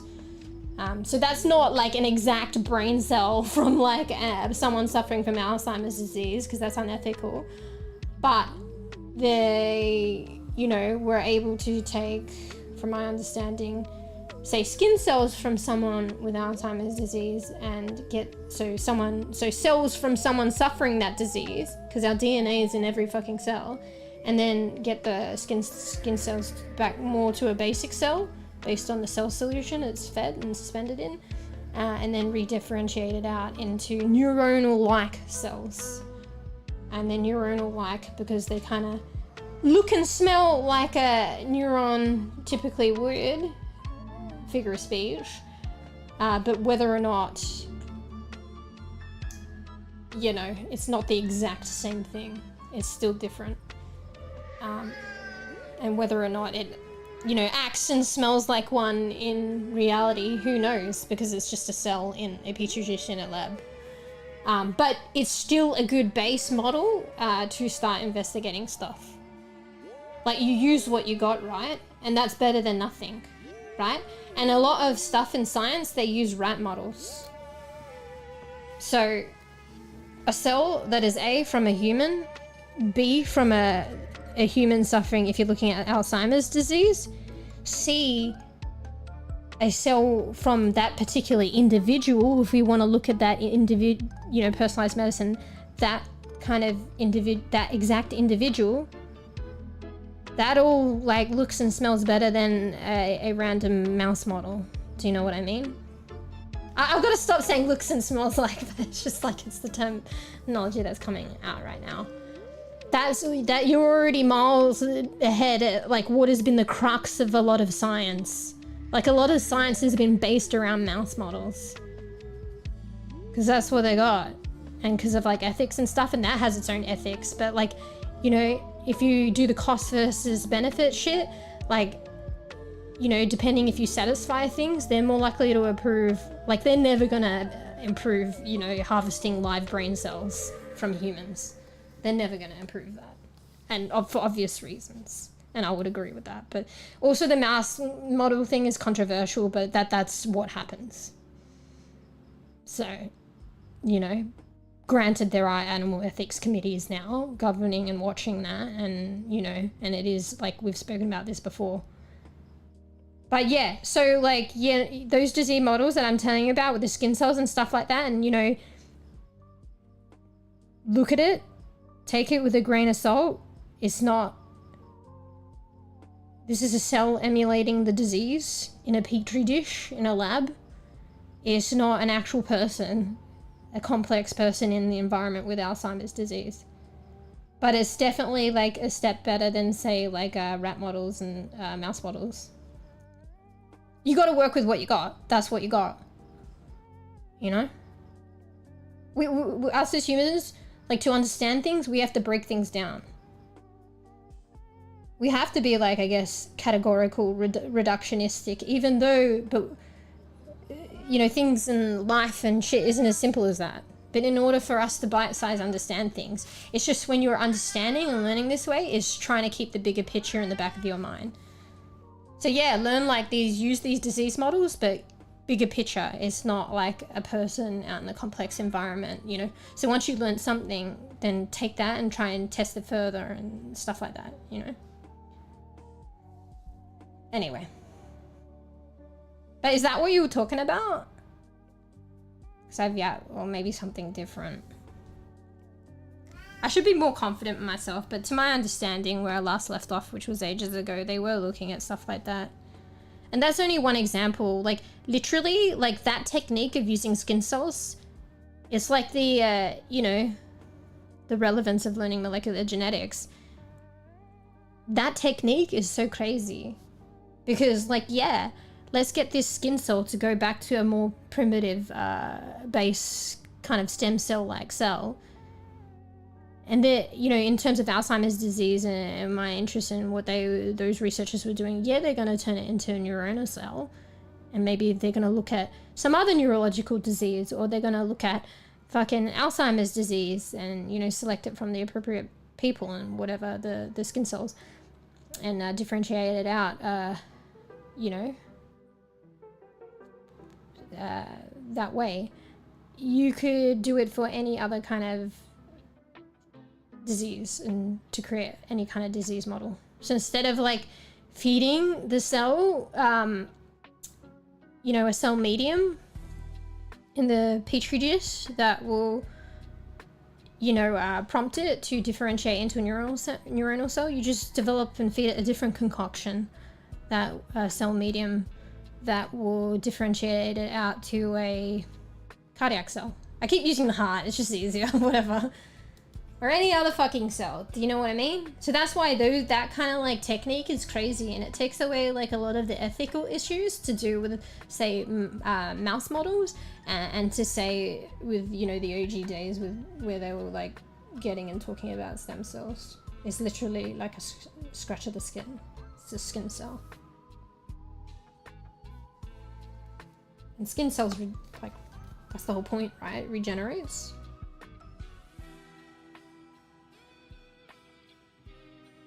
Hang on. Bro, I went a lot longer than I expected. Can't be helped. It's gonna happen. Yeah, skin cells regenerate. I mean, I didn't even need to look that up. Come on. So... well, I don't know. Maybe don't even scratch somebody. Just wait for them to scratch it themselves, or like with informed consent, I don't know, swab their apartment for fucking dandruff. I don't fucking know. Like, I don't know, you could probably... okay, maybe that's not the same thing, but I don't know. Maybe that's kind of a joke, but maybe there's could be truth to it. Like, I don't know. It's just like quite like harmless, as long as you've got informed consent. Because obviously you don't want to be like scratching people and taking their shit like without consent. Like, that's a big no-no, and that's like a big thing in itself based on that. If it's no, but if there is consent, then, you know, it's quite harmless.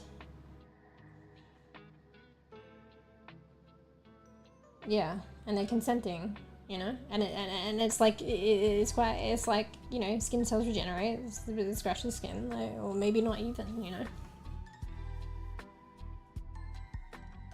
It's not those things of animal ethics committees to do with mouse models. It's not this and that. It's not like, even though, you know, how they do how they test drugs and stuff, and people consent to that, but they're not 100% sure how the drugs are going to pan out. If anything, you can have a disease model and, like, it's not the same, but you could test out drugs on that disease model in a petri dish as opposed to a person. See what I'm saying? See, like, the applicability and the crazy relevance of this, like, technique? No. Fucking no, mate. Anyway. But yeah, I get it. I'm not 100% sure, because, like, it depends. Some people are, like, early stages of Alzheimer's disease, so they, you know, they can be evaluated in a sense probably to give their own informed, like, consent. But I guess maybe maybe they've done tests and they're at a point in research and, you know, clinical practice where they have indicators of, I don't know where it's at right now, of like someone who's going to get late onset Alzheimer's disease, which is kind of scary if your like mind is 100% with it, and then, you know, you've got this indicator telling you you're probably going to get this. That's pretty scary. But at them, they have like more of their mind about them, that they can give their own consent if they want to like help further research like this. But then I think maybe if someone has more, I don't know where it's at. I know this could be probably a bit controversial in itself, and don't quote me on it, but I think maybe if someone is more consumed by Alzheimer's disease, it's bestowed on their loved ones giving informed consent. And that's just the way of the world, to be honest. Like, you know, at the end of the day, like, people like are given guardianship over, you know, people who are so far gone with Alzheimer's that they are unable to function. Do you know what I mean? So that's just how society operates, and it's for the better of the person. It's not ideal situation, but it's like, if you ain't able to, if you don't have your mind about you and you ain't able to operate yourself, that's just what happens, you know. And then I think like informed consent in that department will probably revolve around like whoever's got guardianship. But I don't know how that works. Like maybe that's not a population that is getting looked at, even though it could further research. But maybe it is. I'm not sure. I haven't really delved too much into it. But there still would be consent of some sort. It's just difficult with like a disease that like fucking basically eats at your mind. Basically. So informed consent is about a person giving conscious consent. And if your consciousness and your mind is being eaten away about the disease, like how can you give consent? Informed consent. So, but that's the disease that's being looked at. I leave so much skin cells at work. Thank you for this enriching discussion. Anyway.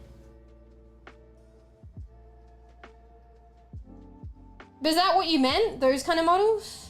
It's probably because I was ranting about it before, unless you meant something else. But you didn't interrupt me, so I guess maybe.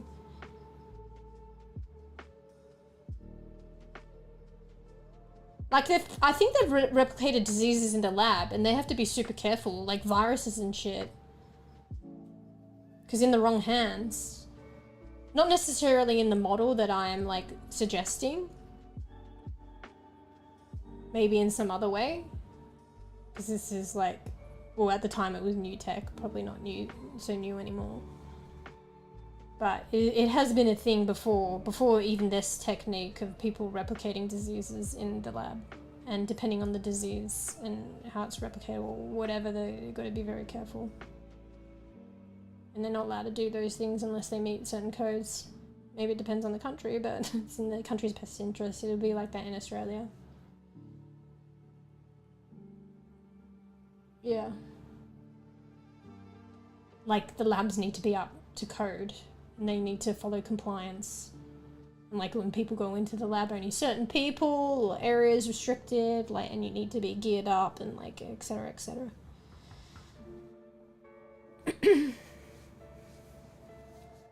Anyway, fuck. Maybe a shorter fucking learning stream today. Maybe we play games tomorrow. I don't know, I'm kind of tapped. I feel like I need to eat. Like, I could eat and then come back, but I may as well just be in a good bean. Maybe I can come back tomorrow, who knows, or whatever. Or over for next time. But it feels like a bit of a shorter stream, but I think I'm just more tapped because it was more like fucking brain usage. So, I thought I would play games. To be fair though, I was wrapping up. I knew I was gonna yap a bit more, but then I yapped on the yapping. Eaten game. That's hardly comfortable. Also, I need to go to the loo and all sorts. I don't know, I'm still a baby. I'm still getting used to eating and gaming, but it's definitely like, I don't know, it's definitely more comfortable just vegging out and like eating your meal without like playing, like watching somebody else play a game, basically. Yeah. So if you guys are like watching me play a game and you're eating, it's definitely way more comfortable and, you know, enjoyable than actually trying to be me or like me playing the game while eating. Like, my garlic bread got cold. It was still enjoyable and got me going, you know, going a bit longer last time. But half of, like, well, fine, not half of it, but like at least a third of it went cold. Also, the mouse got a bit greasy. Also, I was talking with my mouth full. Also, this and that and this and that. It's definitely a lot more enjoyable, like, if I eat the garlic bread watching somebody else play a game. For me, at least. I can't say for other people, but for me.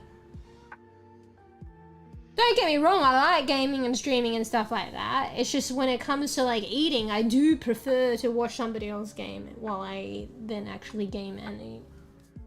And talk to you guys and whatnot. That sounded good. Yeah, well, that's a different category. Yeah.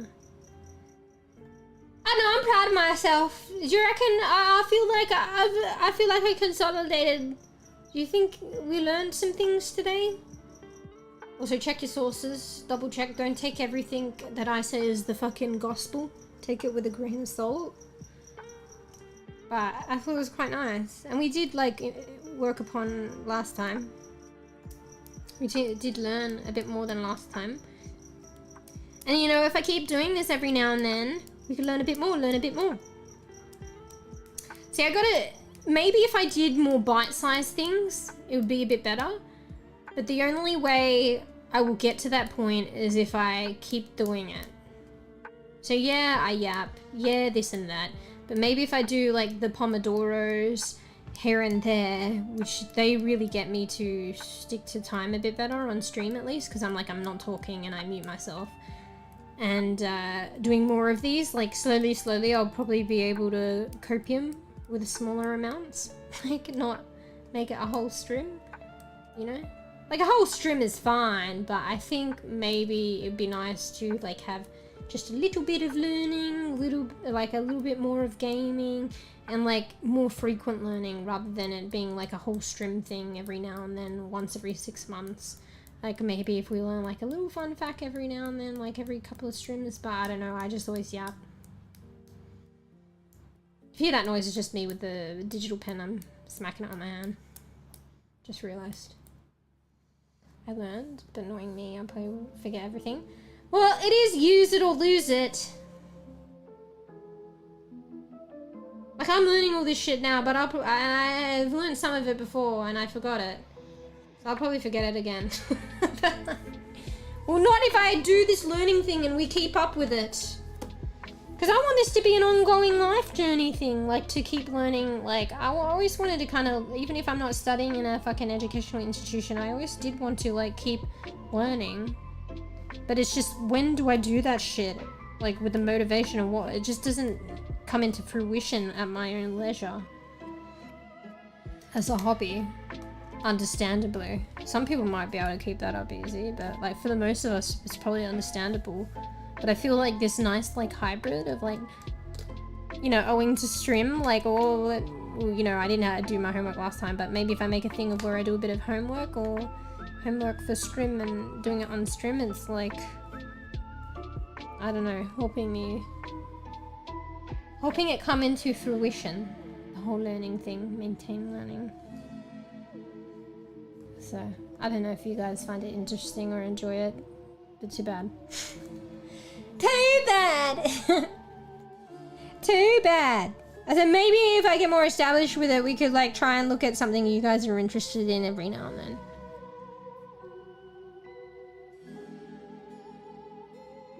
Yeah. Anyway, do I need to save this? Let's save it just in case. Save it and like all my notes throughout university or any study. Save it, file it, like write it down, file it, save it, and never look at it again. Not even for exams. Yeah. Oh, that's right, I did do the posture check. I think I wanted to. Yeah, I don't know, I feel like it's a bit of a shorter stream. But it feels good and it might encourage me to like do shorter streams and stick with times a little bit. You know, rather than going overboard. We'll see what happens, because I did want to stream tomorrow, but I didn't think it was like doable. Because you know, knowing how I am, but if it's still pretty early today. If I'm a good bean today, it's setting the tone for how I wanted to conduct myself for a long time, but I just am not doing it. So maybe I might be able to stream tomorrow, we'll see. Shit. Sorry, hit the meat. Alright, bit of a stretch. Yeah. Anyway, let's take a loo break and I'll come back and think about that one. Probably talk a little bit more, but let's go to the can, our own respective cans, and let's ponder life and whether I'll be a good bean or not. Okay? So let's all go to our own cans. Here in Australia, the loo is sometimes called the can. I think. I have to drive back tomorrow. Poop. Poop! Oh, here too. Maybe it was actually, maybe it's not Australian, maybe it's just like an American thing I've adopted. Not sure. The can. I swear I've heard it off The Simpsons before or something, maybe. Yeah. Man, I'm such a slow bean. I want to get through the game, The Gap, because I really enjoy it. And then I actually did like Lost in Random. But then I want to, you know, the game, the Midnight Walk, I want to start that too. What happened to my mentality of like, oh fuck, should I be changing to just chatting? Ah, fuck, alright. I won't even change the title, because I should learn from my mistakes before, because we're in like science and I'm talking about science right now. There is science in the background, but... Anyway, what was I talking about? I've almost forgotten. While I try and multitask, which I'm not good for. Oh yeah, oh, I've just forgotten. Fuck! Help me, what was I talking about? Oh, how many games can I, like, start? Yeah, what happened to that mentality? So yeah, I'll keep going with The Gap a bit, but then there's like Lost in Random, which I do want to come back to. But you know what? Let's take a little break and let's start a new game. How many games can I fucking start? It was very empowering, I felt. It was an empowering way of like looking at shit and tackling the whole too many games problem. It wasn't a problem anymore. It was just do whatever I want fun. So, how many fucking games can we start?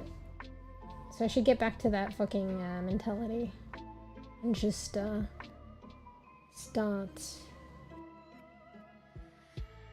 A midnight walk sometime. Is it called a midnight walk? I forget. Yeah. Anyway, which diagram's a bit more prettier to AFK on? Probably this one actually, because it's got the double helix. Yeah, let's go with this one. It's more simplified too. Yeah, thanks for the game. I have seen that one. I heard it's really good. Was it Misfortune or something? Oh my god. There's so many games, but at the same time, so many games. How many new games? How many different games how many games can I start? Not finish, but start. So maybe that could be one of them. We're just on a starting game bender, but not necessarily finishing or getting into the fucking meaty bit of the games. We're just starting them. Yeah, is there like a sale going on or something? I feel like there's always a sale. I mean, I guess there's not always a sale, but like there's always a sale given a certain amount of time. Because I'm trying to be good bean, like I'm trying not to look at games and then it's like, oh, there's a sale again. Did you play it? You've already played it? It sounded as though you'd already played it. Yeah, I think that was like overwhelmingly positive. Little Misfortune. I have come across it before. Oh, you watched it. Spoilers! No spoilers. Sounds like she's really unfortunate. I feel like a lot of bad shit probably happens to her. Apart from game theory. Who the fuck is that?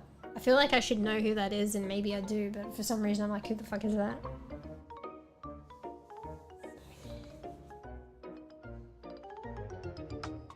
Anyway. Alright, let's all go to the loo and ponder. What do you mean, what? I'm going to the loo and you can explain that further and then I'll come back and read it. Alright? And I'm going to think about whether I'm going to be a good bean or not, and I'm probably going to be a good bean because this is unusual for me, right? And that's probably why you don't expect it. But if I end stream soon, but just make it a learning stream today. I know it wasn't unexpected, but I did ramble on. But maybe the other side of it is that I did ramble on, we didn't get to play games, but I'm holding to, you know, calling it and being a good bean, and then maybe it'll roll over for next streams and my sleep and personal sanity. Hi, Pat. Alright, look. I'll go to the loo and I'll Google it if you remind me, because I'm probably going to forget when I come back. Because I was going to Google it now, but no, loo break first. and then I'll Google it, and I'll probably see and I'll be like, oh, that's right. YouTube like 12 years. You gotta realize that I probably was on Twitch before I was on YouTube, and I'm in the biggest picture of things, I'm new to Twitch. So that says something. I knew about YouTube, I just never really used it. I started use YouTube more and become more affiliated with it after Twitch. And Twitch came later on for me too. So what the fuck was I doing if I wasn't on Twitch and I wasn't on YouTube? I actually used to live my life. Like, okay, just kidding. But actually, sorry guys if you like, this is a little joke there. I must have been living my life, like. Now though, no, it's more about myself than it is about you guys, but then I guess that like it could be a reflection, like if you know, being on Twitch and YouTube, and if you use it a lot, and like, don't worry, I do too now, like I fucking like live on Twitch, but like, it was more of a joke at my expense, but then I realized it can include everyone. Sorry about that, guys. Just a joke. Anyway, leave break time. Alright. Get a snacky for the end of stream, potentially. I don't know, it couldn't hurt to get a cup of coffee or a fucking tea. Oh, I fucking got a tea. Okay, fine. Okay, no, we need to go to the loo. You remind me to look up MapPat, and I'll grab my tea thing. I can't remember what flavor it is, but it's on the way out, and I'll put it on the computer, and then I'll tell you what flavor tea I got. Because I'm going to try a new tea. Anyway, alright. But yeah, grab a tea, because you can still drink it after the stream. And go do yourself, self-care. Be right back. Alright? BRB! BRB. Gotta be BRB.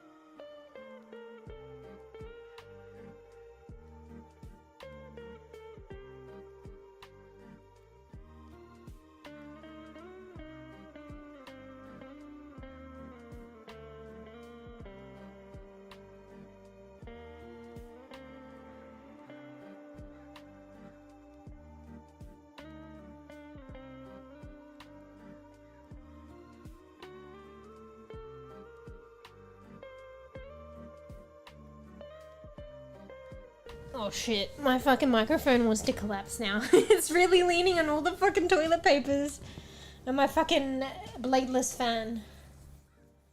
Bruh. It's giving way now.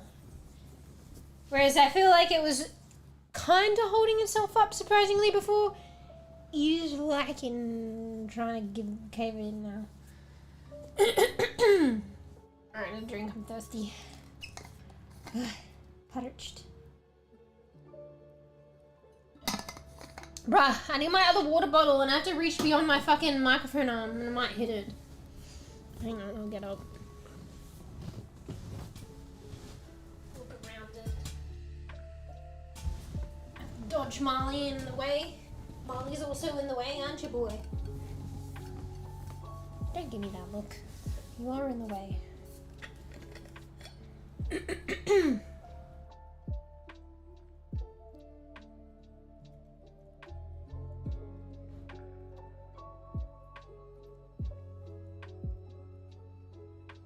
I did do a hydrate, didn't I? I just realized how thirsty I am. All this brain operating, this talking, and so parched.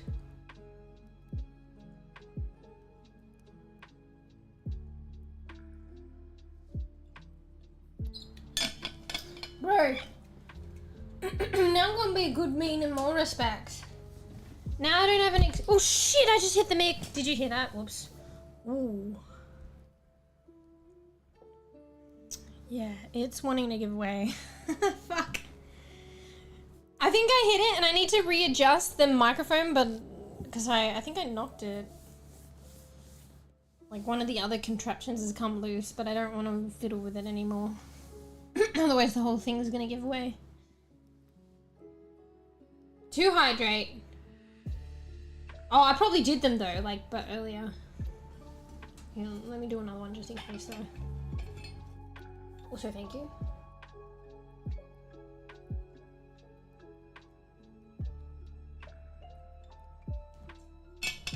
Alright, so who's Matt Pat?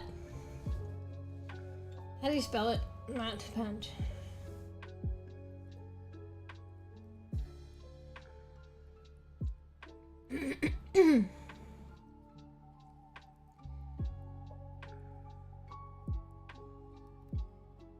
.com? No.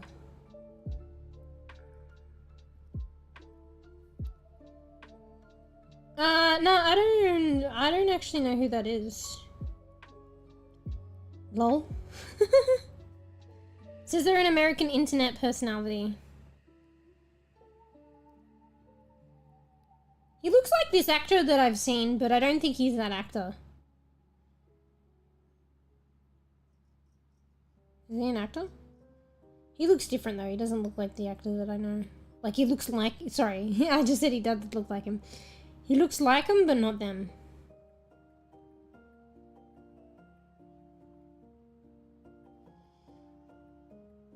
Yeah, I don't actually know who that is.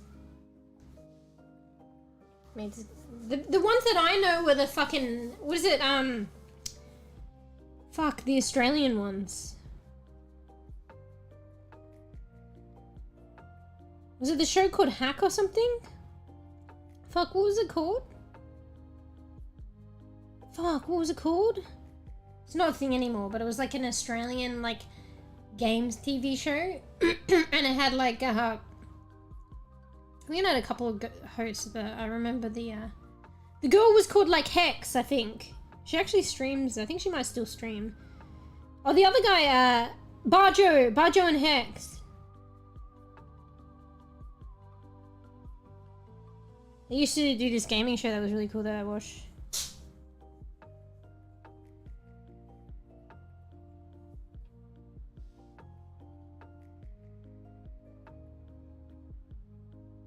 What was it called?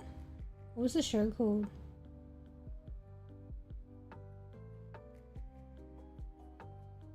Oh, Good Game. I feel like there was another person as well, another dude, but I guess he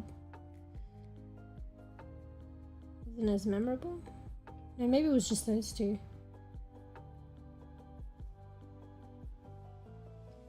But that's like niche Australian, so you probably wouldn't know them. Do you know Barjo and Hex in Good Game? Yeah, I know those ones. I don't know that one though. Thanks, game theories and film theories. Yeah. I don't know, Barjo and Hex are probably on YouTube too. Like, I don't know. Apparently they stream too, I think. Every now and then. They probably, I think they have YouTube channels. They probably have a combined one. I don't know. But very Australian particular. So yeah, maybe that's a cultural thing as well, because that other one's like very American, but I guess a lot more I feel like more American things are more renowned than like Australian things, you know what I mean? Maybe not. Yeah, I don't know that one. Also, remember what I was saying about living my life. Just kidding. Just kidding, I don't think I ever lived my just kidding. Yeah, like I only recently, like I started streaming like 4 years ago, right? YouTube, my usage of YouTube came like not even the beginning of that, like after. So I've only really been using YouTube for the past couple of years. And by couple I mean literal. So maybe like 2, maybe 3 years. And funnily enough, I watched Twitch a bit, but like I started streaming soon after I discovered Twitch, I think. Funnily enough. I was probably watching Twitch maybe like a year or a half a year before I started actually streaming myself. So I was pretty new to Twitch too.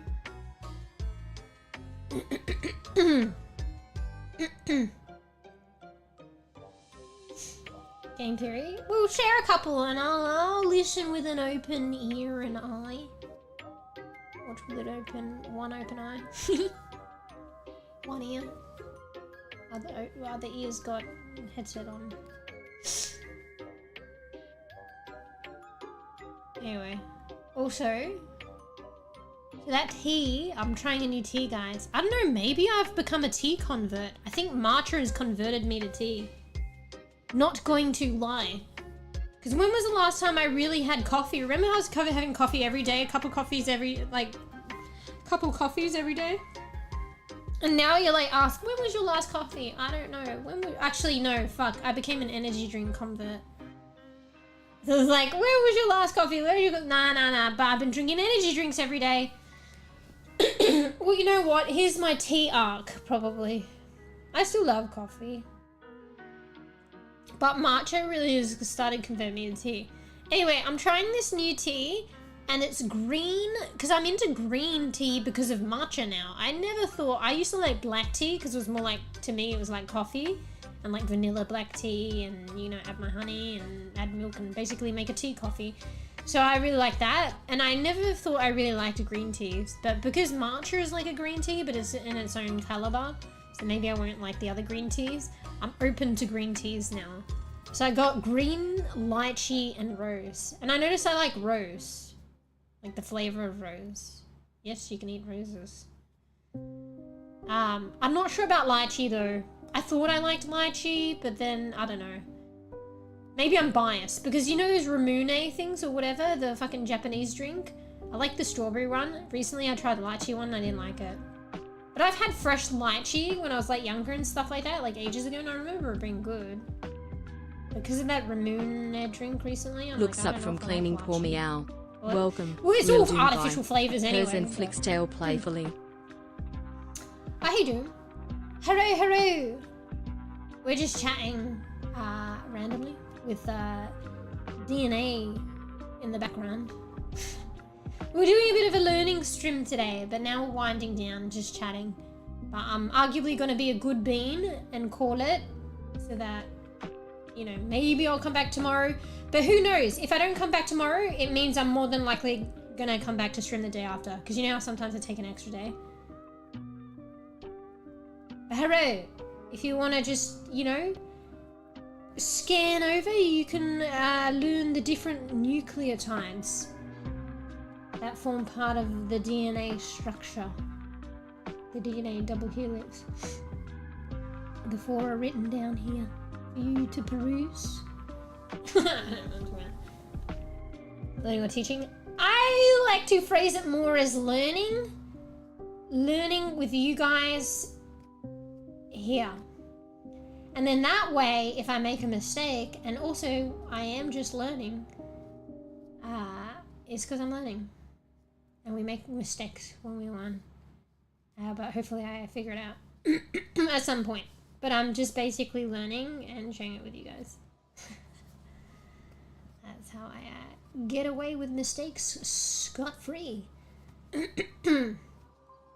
For college? Nah, actually surprisingly for the love of science, I studied in the past, like a long time ago. I studied quite a bit. And it took me a long while actually to, you know, complete some studies. I was slower than the average bear. But it's been a long time since I've actually studied. And this was more something that I wanted to do, yes, in my own time. For my utmost leisure. But never did. So I feel like doing it on stream is kind of like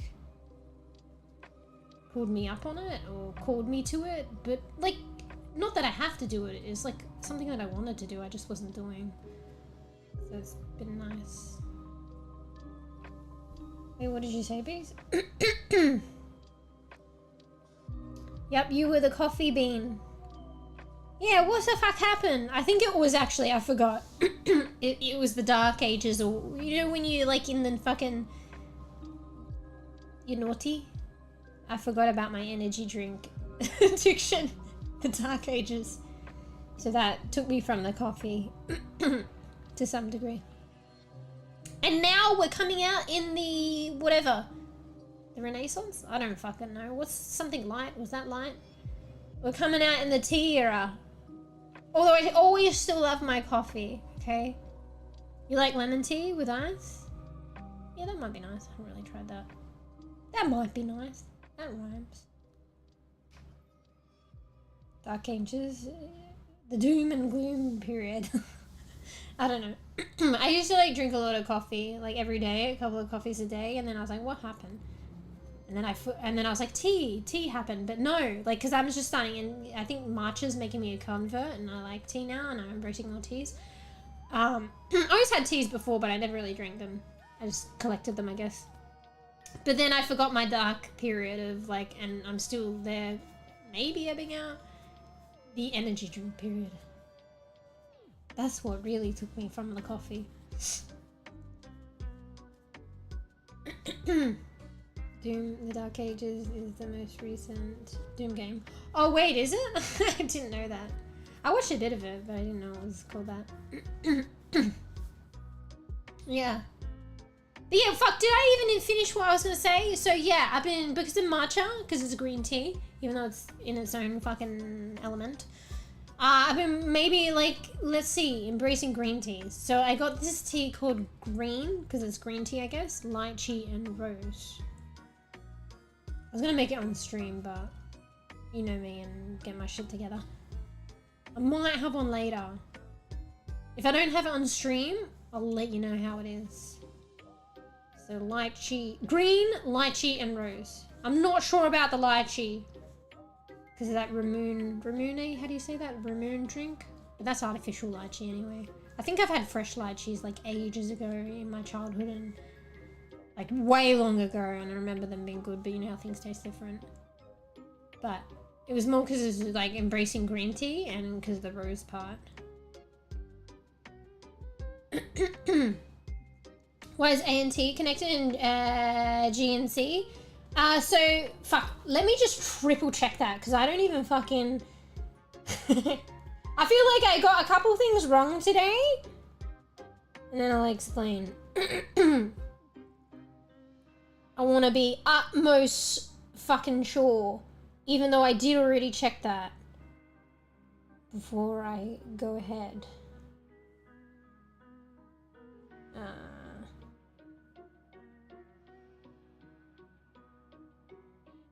Come on, tell me! Adenine pairs with thymine and cytosine pairs with guanine. Yeah. So, basically, Hang on, let me... You're like, just give me the answer. Give me the answer. But I'm just trying to phrase myself clearly, but I want to make sure I'm saying... Okay, so yeah, basically just think of nucleotides. All four of those things are nucleotides. Nucleotides like a molecule. And just think of the pairings as molecules that bond together.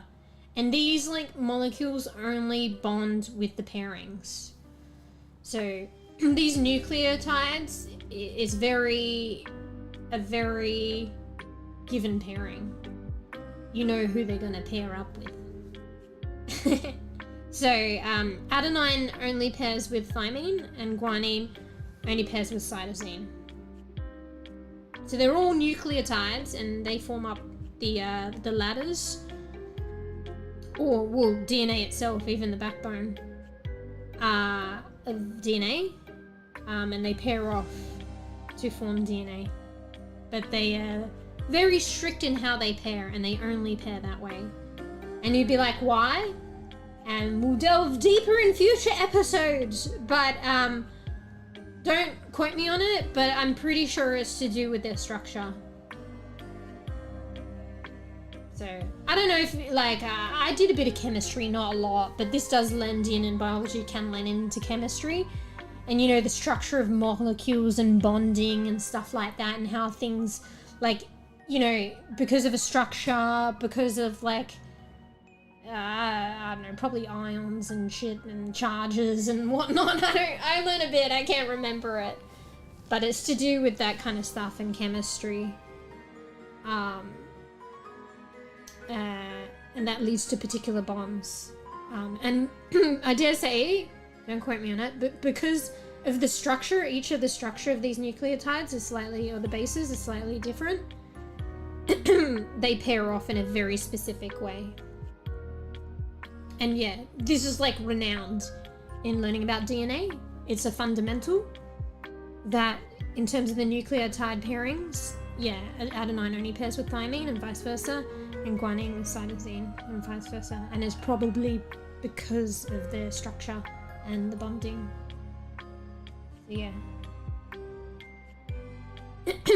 Yeah, I was gonna say that, like, because that's how I expressed it before, but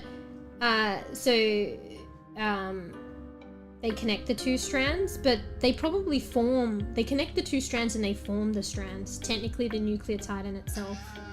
It's very confusing because I was looking at nucleotides today and I was like, what are the different nucleotides called? Well, they're called this: adenine, guanine, thymine, cytosine. And part of a nucleotide is its base, nitrogenous base. Fuck, where is it? So this bit here, whoops. And the nitrogenous base itself is either you know, A, G, C, T, or C. So the nitrogenous base is actually called this as well. Adenine, guanine, thymine, cytosine. So I guess the nucleotide is like named after its nitrogenous base, but the nucleotide also has a sugar and a phosphate group as well as the base. So technically I'm talking about nucleotides. So the nucleotide itself, like, so that's the base, the sugar and the phosphate group. That forms the backbone, the strands, as well as the base, the ladders. So it forms the strands and it connects the strands, but it's everything. But if we're talking about just the bases, and not the nucleotide, which is like the same name, then yeah, the bases do connect the strands. Take it with a grain of salt though, I'm learning. And making a mess. Yeah.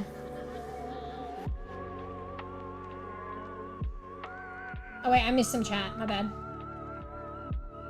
You don't know about my game, like Doom? I know about Doom, yeah, back from age-old ages. Yeah, but I know that the released, I don't know, new stuff for the game recently, and I watched a very bit of it, but not a lot. So I didn't know that if That's probably the new game you're talking about with Doom. I didn't know it was called that though. I watched a little bit of it. Yeah. Because I think they released something new for Doom. Yeah. But yeah. But we're probably going to be a good bean soon. I know it's a shorter stream today, but if I learn to do these shorter streams, it'll all help with getting my act together to enjoy next streams, getting good sleep, getting good self-care, good rollover, and although I went overboard with the fucking learning today, if I don't go overboard with the stream, it's still me technically learning to manage my time, even though there was a deficit in going overboard and so no gaming, but I'm managing my time by still not going overboard by stream. And then eventually, you know, I'll be on point, you know? I'll be like, I'll learn for this much time and I'll stick to it. We'll play games for this amount of time, I'll stick to it. I'll be streaming this time, I'll be back streaming this time, stick to it. For the most part. I dare say we all struggle being human beings, so I'm not gonna be like infallible. Strive for perfection, but for some sort of time management, I will be happy. Yeah. But yeah, DNA is the fucking key to all life. I personally think it's important to learn, if you're interested. But it literally informs and explains, helps inform, explain anything like living related, in my opinion. And there's so much yet to discover, and it's like the key to fucking discovery. Like, do we want to learn why everybody's different? Do we want to learn why everyone's different? Wait, did I just say the same thing in two different ways? Do we want to, like, learn and understand this disease? Do we want to cure this disease? DNA and genetics. DNA and genetics. Didn't understand a single word there. Wait, which word? Which word of what? Was it the adenine and the guanine thing? Or is it... Wait, they don't even pair. But you know what I mean. Is it the adenine and guanine pairing off with the other ones? Or what I just probably said then?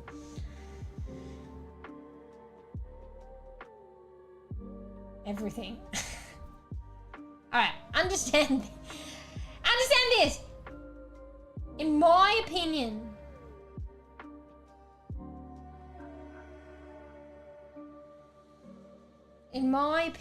DNA and genetics is the key to understanding life itself. Ooh, holy shit. I just realized that came out like hell hectic. Ooh, I didn't expect that. Ooh, I was just saying whatever and it's like, oh shit, like, whoa. I'm just basically saying the meaning of life here and the key to life. DNA and genetics, holy shit.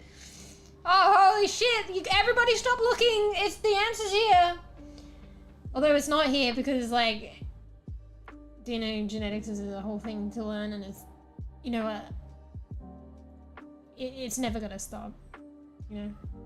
You'll learn and then, you know, there's still so much out there to learn.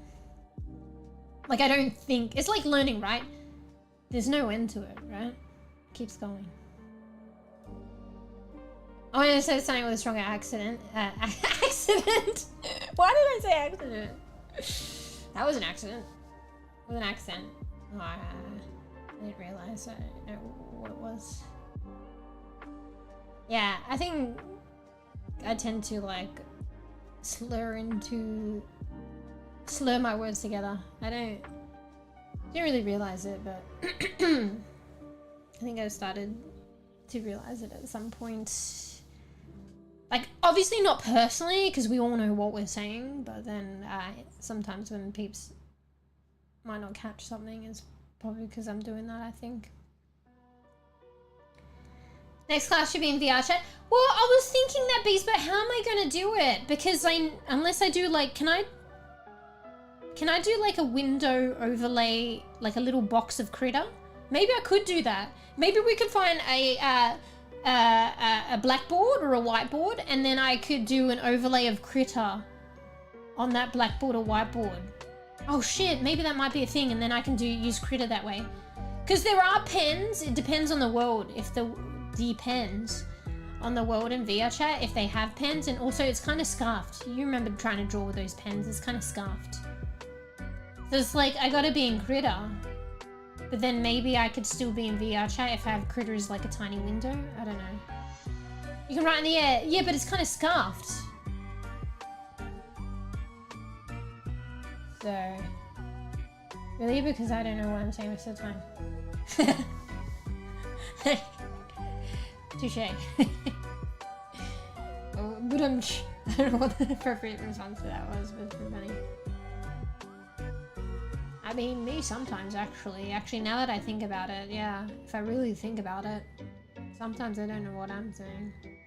I even admit to it. Bro, I'm a walking contradiction.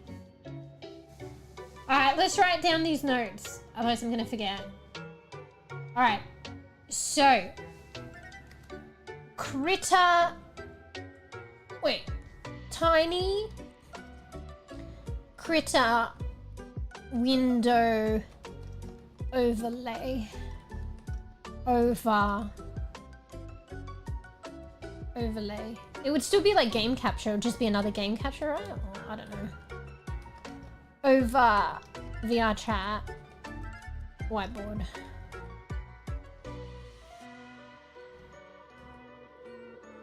So then we can like learn in VRChat.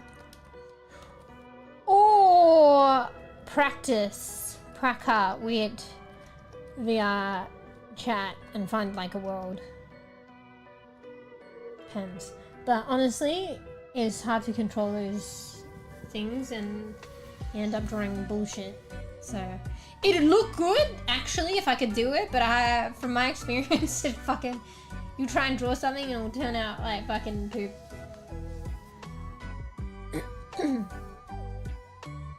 You have classroom worlds? Yeah, Fruffy shared one. I think it was something to do with like probably My Hero Academia or something.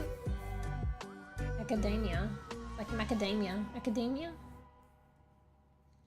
I'm good at understanding people with strong accents. Right. That's like a huge coverage there, bees. Because strong accents are like can be very different. English isn't my first language, so sometimes I struggle with understanding strong accents. Oh, I wouldn't know. That's pretty cool. I wouldn't know. Je type very fluently. Yeah. Yeah, I never really thought I had an accent. Why do I keep saying accident? An accent. Well, I didn't think Australians have accents. Lol. And then I was like, wait, actually.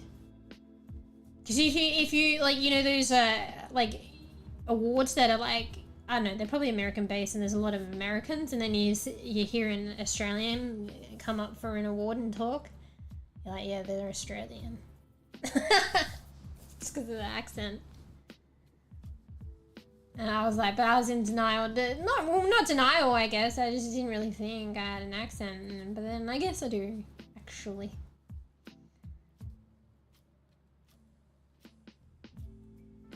The accent's not that strong. G'day, mate! Fucking oath. Fuck off. I think this microphone as well, like, enhances my accent a bit. Or maybe the echoing, like, from before. Maybe not as much today, because I'm a bit closer to the mic. But when I was, like, quality checking my VODs, because I'm using a new microphone as of the past couple of streams, I noticed, like, I felt like, yeah, I felt like I could hear more of an accent going on. I sounded a bit different and more accenty, if that makes sense, than my other microphone. Yeah. And like a little, maybe it's the echo, maybe it's the accent, a little less clear. Like, shit, is this more of how I really sound? Did the other microphone actually filter out my real voice? like to some degree?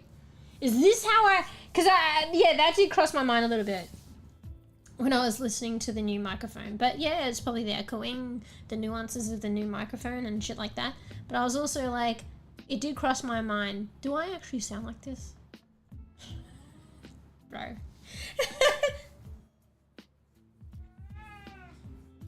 Marley wants to say hello.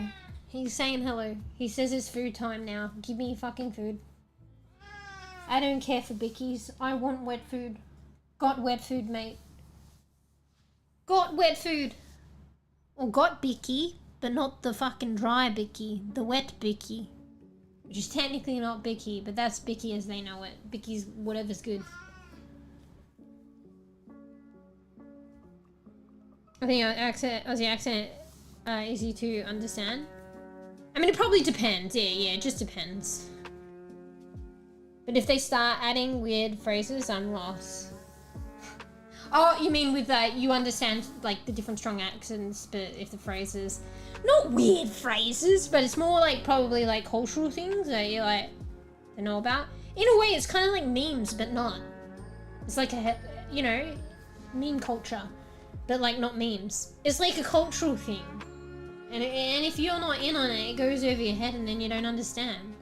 It's like a meme. So anything like very culture specific, if you don't understand it, it just goes over your head and you don't know what they're talking about. Bludger. You know, I feel like that's an Australian thing. You know that one? I a bloody bludger. Do you reckon that's where it came from? Is bludger actually a proper word? Oh yeah, it probably is. I don't fucking know. But it sounds like, I feel like it's paired with bloody bludger a lot in fucking Australia. Maybe the bludger came from the bloody. That sounds so stupid. Yeah, bloody bludger. I looked up bludger and it says scrounger. Just look at that. Okay, oh shit. It's coming up as exclamation mark in a triangle, derogatory, informal.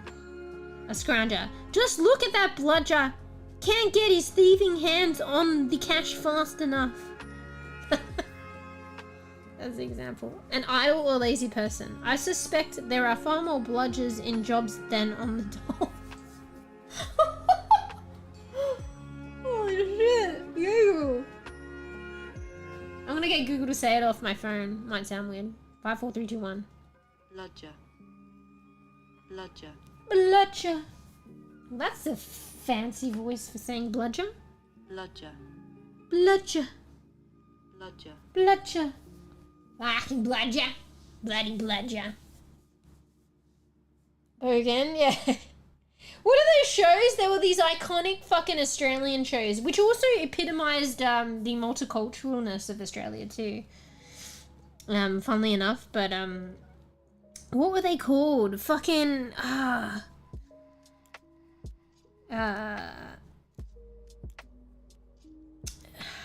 classic Aussie comedy pizza. Was it just called Pizza? And there was another one. Fat Pizza. So there was this comedy series like ages ago that kind of epitomized Australia, but like in a very multicultural way. And it was funny. Maybe I should mention it because there's probably some not so good stuff. But it was called Fat Pizza, and then they did another one based on Bogans. What was it called? It's probably just called Bogans. I didn't watch that one as much. What was it called?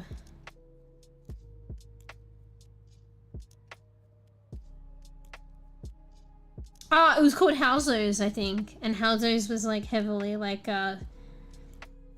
revolving around the Bogan stereotype, I think.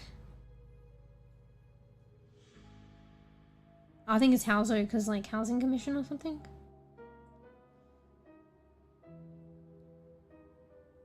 But it had some of the same actors, I think, as well.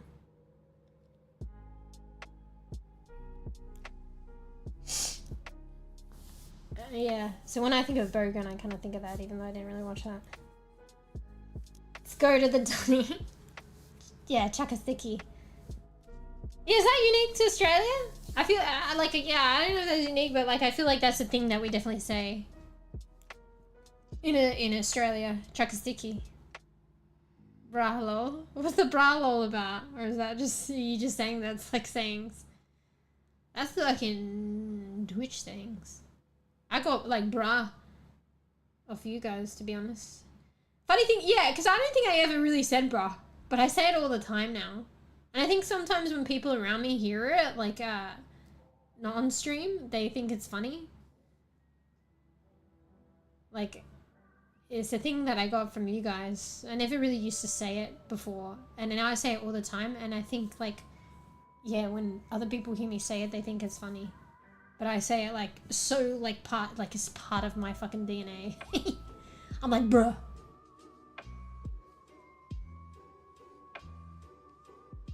Yep, that's all your... You fucking saying more I can't tell, or if you're trying to say something and I don't understand.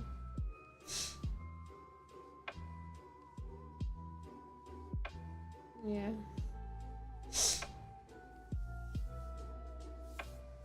Yeah, there was this chick off at Pizza as well, like, actually, I think her name was actually Rebel. She was pretty funny. That's a sick name. Like, to have Rebel as your name?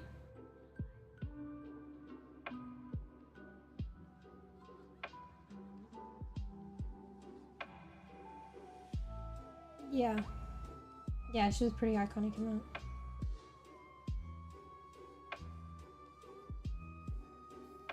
That's my title in Overwatch, Rebel.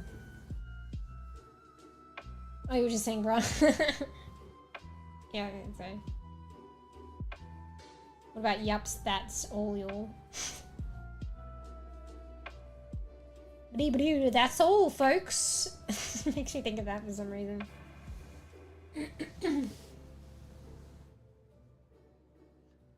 Barbie. Do we though? I don't know. I think it's one of those stereotype things. We might not actually do it.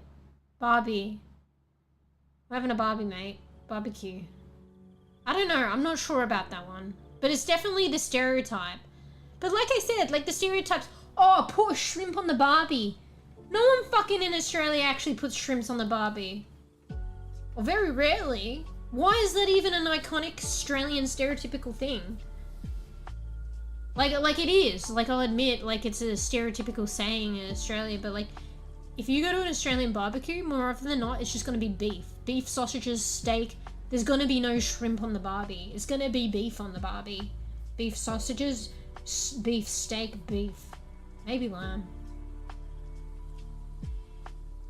Like, fucking 1% of barbecues in Australia will have shrimp. And we don't even call it shrimp. Is there a difference between shrimp and prawns? Because I don't think there is. And if there isn't a difference, we call them prawns. We don't call them shrimp. That's a fucked up stereotype, but like I understand that it's a stereotype of Australians, but it actually doesn't fit. So yeah, it says Barbie too, but like I'm not sure. Do we actually call it Barbie or do we say barbecue? Like if I was to talk like, I've got a barbecue to go to, I would say barbecue. I wouldn't say I've got a Barbie to go to. Personally, I wouldn't say Barbie. I'm not sure how many times I've heard of it. If I'm unsure about it, it can't be that strong. So, I think it might just be barbecue, bro. But yeah, I know that Australians saying it, that's why it's kind of funny. I don't know how it came to be. But that saying in itself is iconically Australian, even though it's not like really reflecting. Although, probably the one thing is how it's said, how it is said. So I feel like if someone's saying that saying, they're gonna like say it like something like this, like, oh yeah, fucking put a bloody shrimp on the Barbie, mate. I just put a shrimp on the Barbie. I feel like the way that it's said is more actually reflective of, okay, not everyone in Australia, but like, it's actually reflective of like stereotypical like Australians, and there are Australians that do sound like that. And like, we sound like that probably naturally, that we could, even if we don't naturally talk like that, we could play to it and sound like it and hit the nail on the head, even though that's not how we normally talk, but it's because we just have it in our voices to go that way, if you know what I mean. So it is kind of reflective of, you know, a base level of how we talk, if we can like easily fucking talk that way, even if we like are putting it on to some degree, if you know what I mean. Put a fucking shrimp on the barbie, mate. I sound so angry and look so angry when I say that. Because I'm telling you to do it. I'm not gonna do it. You do it. Maybe that's reflective of Australians too. You do it. Just kidding. I don't know. I'm making that up. It's reflective of me. You do it. You do it.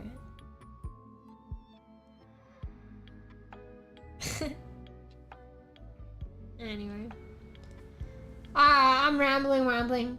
Bro, I use VRChat like so much now, like even sadly without the facial expressions, that when I go to my vtuber model, she's pale as fuck. Like, she's not as pale, even in like the more light-giving worlds that aren't as warm. Like, I feel like she's not this fucking pale. Like, look, she's the same color as the fucking critter white page background almost. Literally. Wait, where's my pen? She's literally the same color.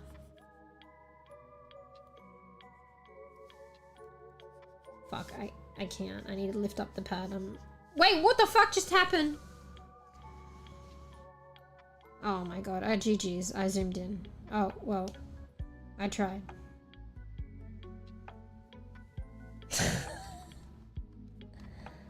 Wait.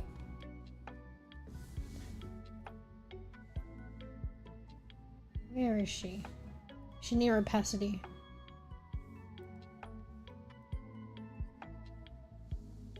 She's literally the same color as this fucking splotch test. Why did you say splotch test? What do you call that? Like a fucking splotch or like a patch? Like some shit. Pix, get out of the way! That's literally her skin tone right there. We fucking take a little fucking tester. Sample that shit. It'll be the same. Okay, I can, because it's obviously not in Critter. Alright. No more mucking around. Alright, okay. Fuck, I hit the mic again. Look. It was 3.5 hour stream, and now it's found its way to about a 5 hour stream. How do I do it? Yeah, let's be good, bean. We'll see if we come back tomorrow. We'll see. If not, it means I'll probably be better prepared to come back Monday instead of like another day. You know how it goes sometimes. And know that, you know, calling it now, self-fucking. Yeah. Because I've got to, like, you know, forward think a little bit, you know.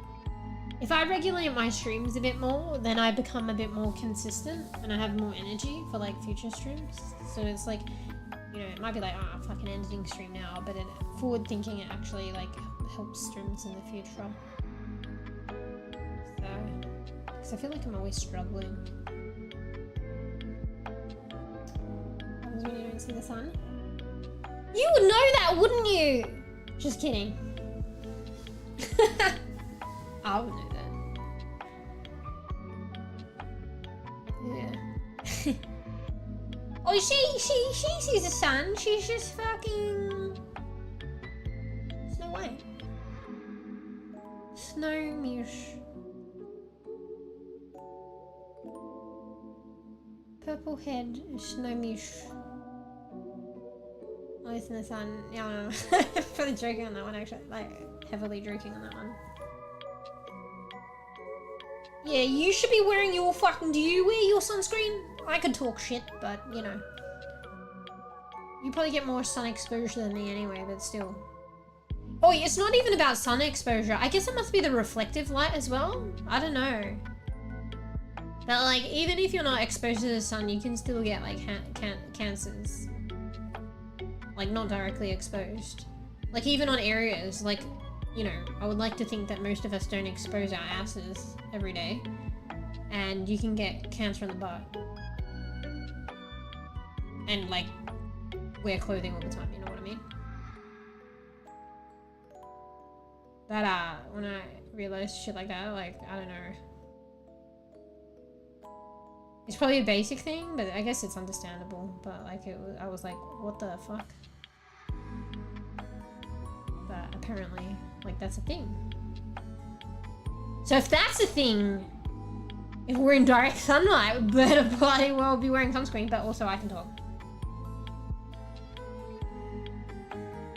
No, but long sleeve is like that in addition. And like, we're not mummies. We don't walk in public like wrapped up like a mummy. There's gonna be exposed bits. And even if we were mummy should be putting on sunscreen underneath probably. Or they should be. But all this said and done, like, I'm on to talk, so so I do talk. I am one to talk.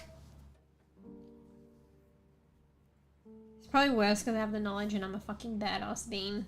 It's no excuse if you have the knowledge. Means you're more of a bad bean.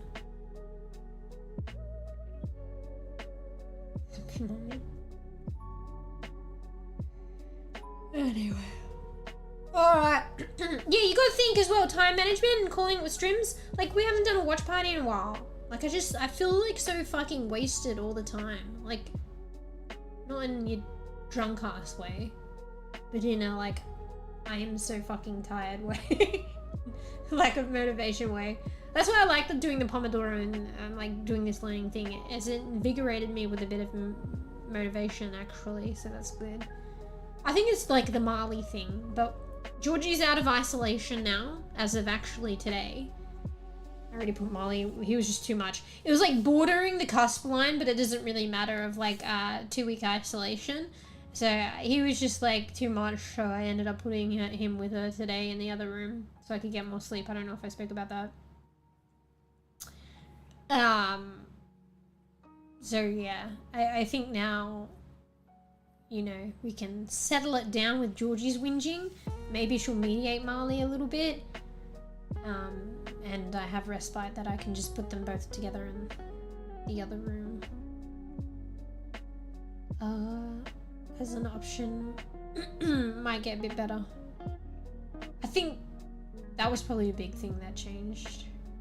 I think, yeah, isolating of Georgie, and I mean, I never needed to put him in the other room, but at least I have that avenue now.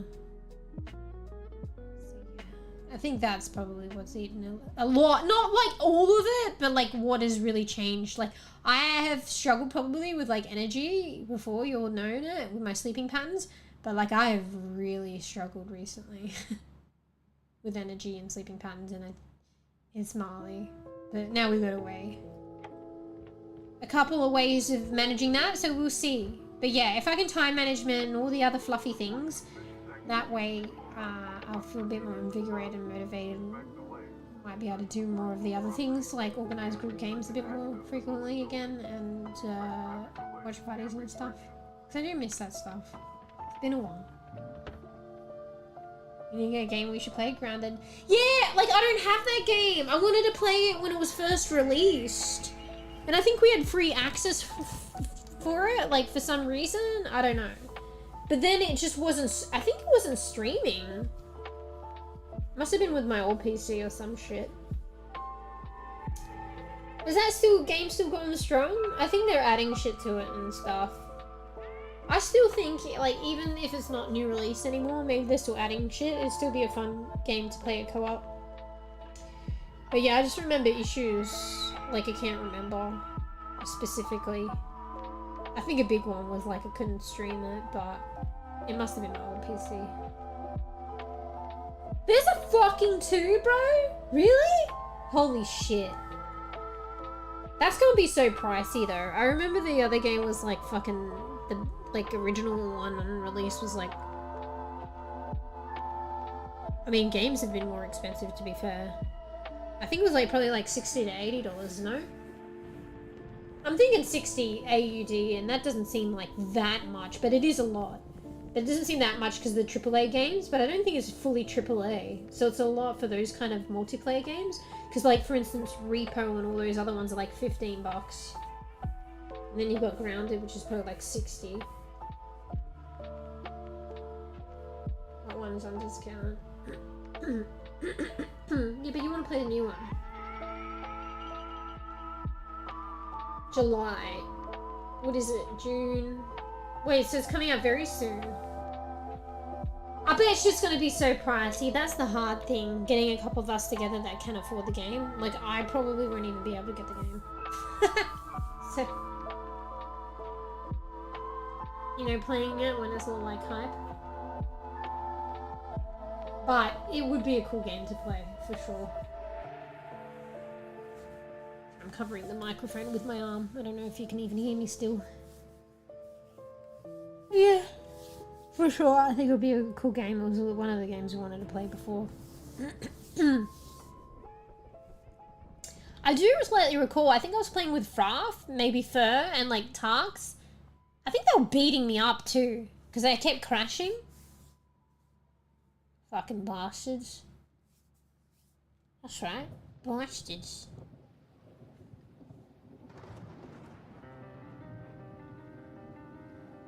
Part 1 is on discount, get 2p. Oh, save it yourself. Like that part 1 is like, wait, do you need part 1 for 2? It's not even part 1, you just mean grounded the first one. But that's not going to be a base game for number 2, right? 2 is going to be sold separately. So yeah, you probably just want to invest in like 2. Want the new shit. Who knows, maybe Pando might get like some keys for the game. I doubt it, but who knows? The Lost and Random one was a pretty good one. And because it's like a multiplayer one, if they did get keys, they'd probably give you at least one more. But I doubt that they will get that. But I feel like the Pando keys is already doing quite well, and I feel like they're growing. So I look forward to what they're gonna do in the future. Yeah. Also, we've got pics for longer because I didn't realize. I was like, what is this fucking charge, bruh?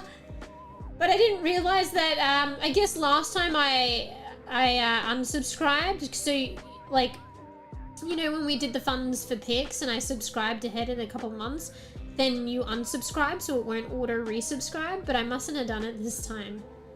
I'm not used to this. I'm kind of new because I'm like a broke ass bean. I don't really sub much. So sorry, because I'm broke ass bean.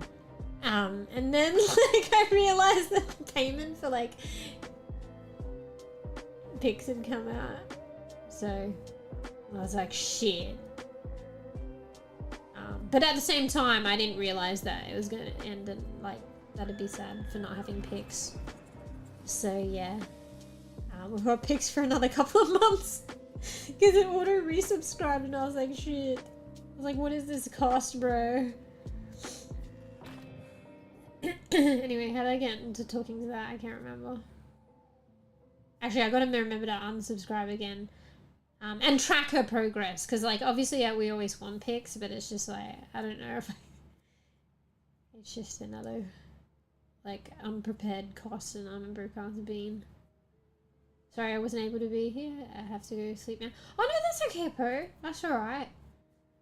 Gotta live life and self-care and do what you gotta do and do the do's. I appreciate you coming in, because you came in early and said hello as well. I appreciate you coming in and saying hello and stuff. Being the good bean. Keep being the good bean, Po.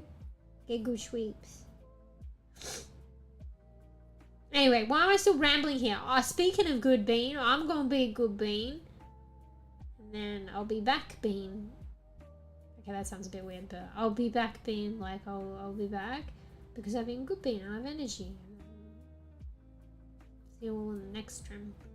Bro, I'm feeling nasally today. I feel like my nose is blocked as fuck. I probably sound like, do you guys know The Nanny? Like, I feel like I sound like Fran Fine. Very nasally. I love that show, bro. That's actually like fucking nostalgia right there. I don't know if you guys have heard of The Nanny. Yeah.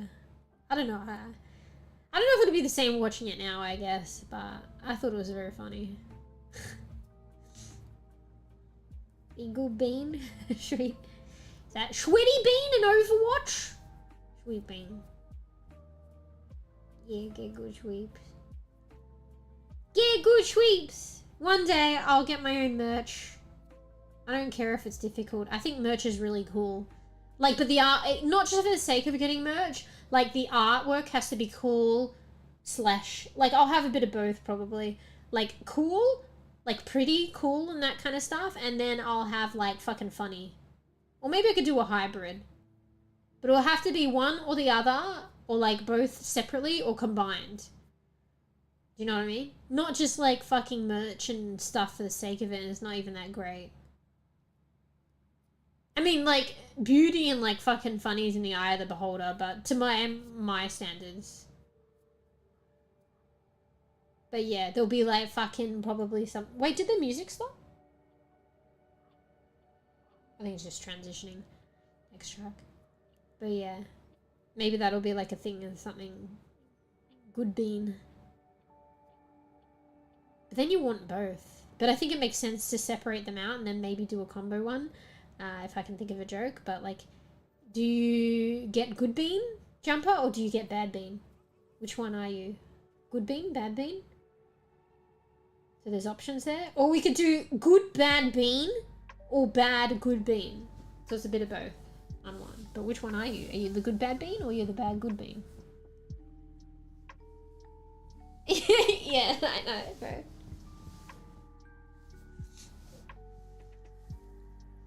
Alright, end stream and load up some VRChat. Wait, what?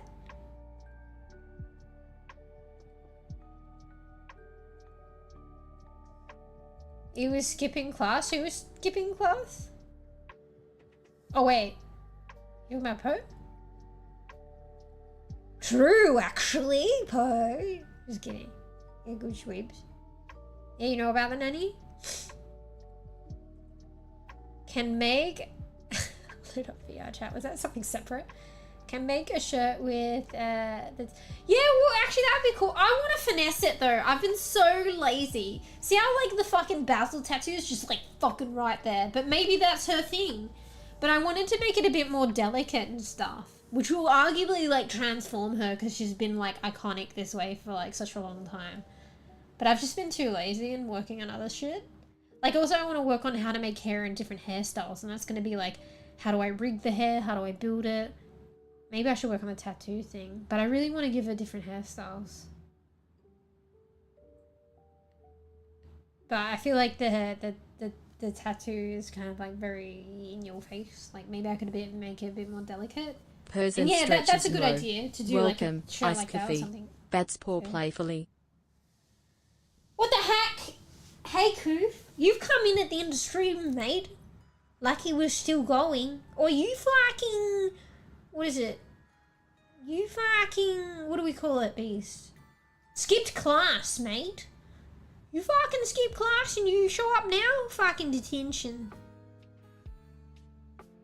Detention. And pop quiz. As of 5 seconds from now. Just kidding. Hey, Spencer.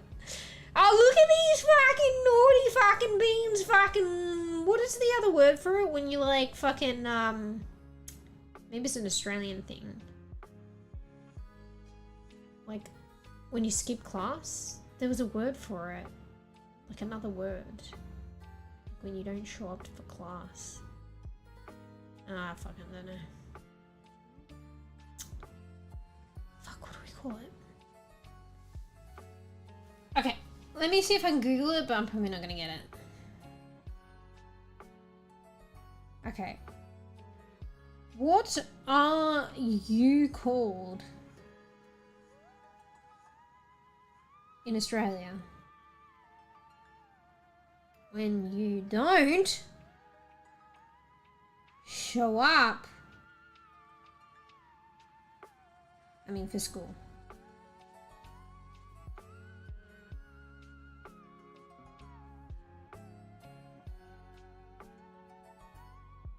Wagging, that's it, fucking Google AI.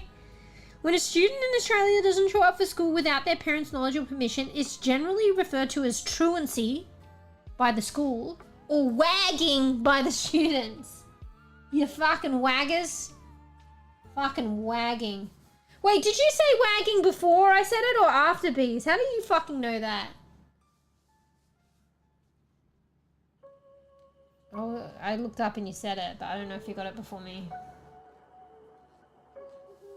Truancy. I feel like truancy was like what the teachers would use though. You just got up, ready, get ready, pop quiz in 5 seconds. I know, because I've had to go to court. Jesus Christ, twice. Why court, bro? Maybe something else.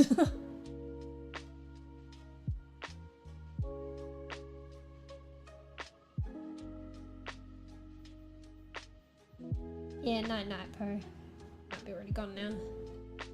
Wait, what'd you say? Can make a shirt with your tattoos so we can rock them too. Oh, you know what? And they bees, they will be like semi-opaque. See how like there's this trim on my model's top? It'll be like semi-opaque, so you'll have the print on it, but it's almost like semi-transparent. So it's almost like, oh, that could actually be a tattoo, you know, because you can kind of see through. But then maybe there'll be a bit on the bottom like this top that'll cover up that part, you know what I mean?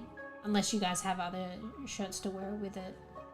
So maybe I'll have to think about that one. But like the top bit could be like that, so then it's like, you know how people have those tattoo sleeve things? Kind of like that, but not. But more fucking, what's the word? Refined, in my opinion. So you can rock them too, yeah. You like that? Good bad bean or bad good bean shirts? Yeah. That's a way of having them both, but they're still different. So are you a good bad bean or are you a bad good bean? I feel like the second description is more descriptive of the base of the person. Do you know what I mean? So if you're a good bad bean, technically you're more bad bean, but you're being good. If you're a bad good bean, technically you're more of a good bean, but you are being bad. Bro, but I like saying good bad bean, but that means I'm technically more bad. Uh-oh. There's another skipper. Wait, what? I'm behind in chat now. Enjoy. Enjoy 10-minute-old conversations. Did you say the F word a lot? Oh, me? Fucking hell, fuck these fucking waggers. They're for fun.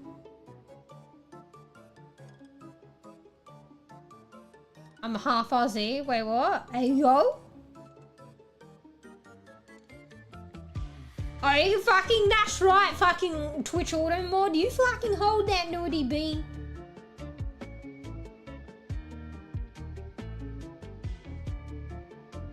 Fuck off. Alright, sorry, I'm slow. I have to read the other side. Second time wasn't my fault. Changed school and my old school was making me absent for some reason. The first was definitely my fault. Bro, they made you go to court over it? Maybe it's like a school court thing. We never had that court thing. It sounds like fucking government court. Like, hell more serious. Yeah. Fuck that school. You fucking left there and they're fucking trying to drag you back.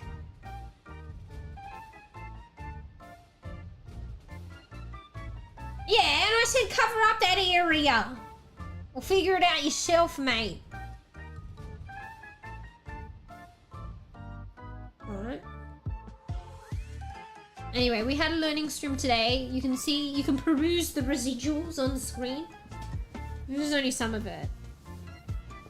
I was doing a recap on like the learning stream from like 6 months ago. So it was probably like basically the same shit. But I realized I didn't recap as much, but then I went into other stuff later and probably recapped it.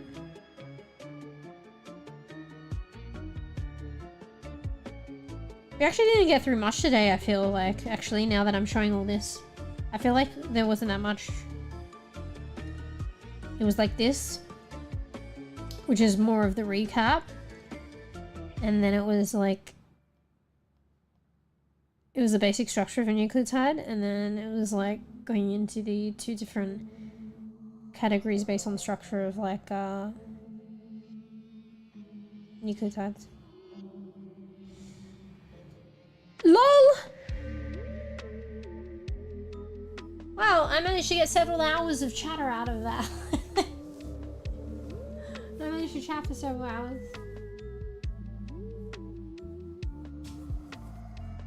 Actual court! What the fuck? If you wag school... Wait, what country is this? If you wag school, you get sent to court? Like, government court? I mean, maybe, I guess, but you'd have to be wagging, like, so fucking much. Honestly, I think they don't even do it, though. You have to separate them up. They try and sort it out a different way. In Australia, at least. Because, yeah, I think there's a certain age where, like, you're a certain age where you have to go to school in Australia. And then there is a certain age where you don't have to, but it has to be replaced with something else. And then you're a certain age where you just don't, you can do whatever. But yeah, if you're in that age where you fucking have to go to school and you're just not, but I doubt it would be like a 1 or a 2 off. It'd have to be like frequently. Then I could see that maybe escalating to that. But I feel like more often than not, they try and resolve that shit like probably internally with the home. Like the child's home. Yeah. I had a hearing and they made me sign a contract promising I'd show up to school or else I'd become a ward of the state. Holy shit though. Wait, what? They would take you for your fucking parents? That's hectic. But I guess like they put it on the parents then. But sometimes like parents have good intentions and they just don't know what to do. They're at a loss.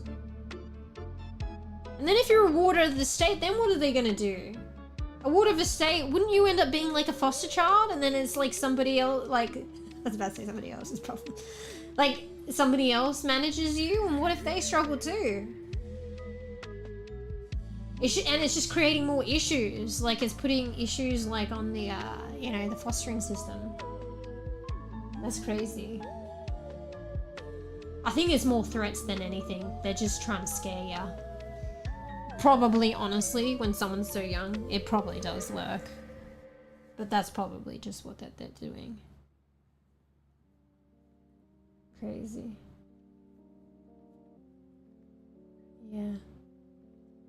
Oh, you must have been wagging a few times, though. I don't think it would happen once. Like, based on, like, if you wag once or, like, twice, for that matter. It'd have to be a lot. Great class, guys. I learned so much wagging. Definitely read from the test. Yeah, do you remember this? We learned a bit about this 6 months ago. You know, the nucleotides and the pairings. Very specific pairings. Cytosine with guanine and thymine with adenine.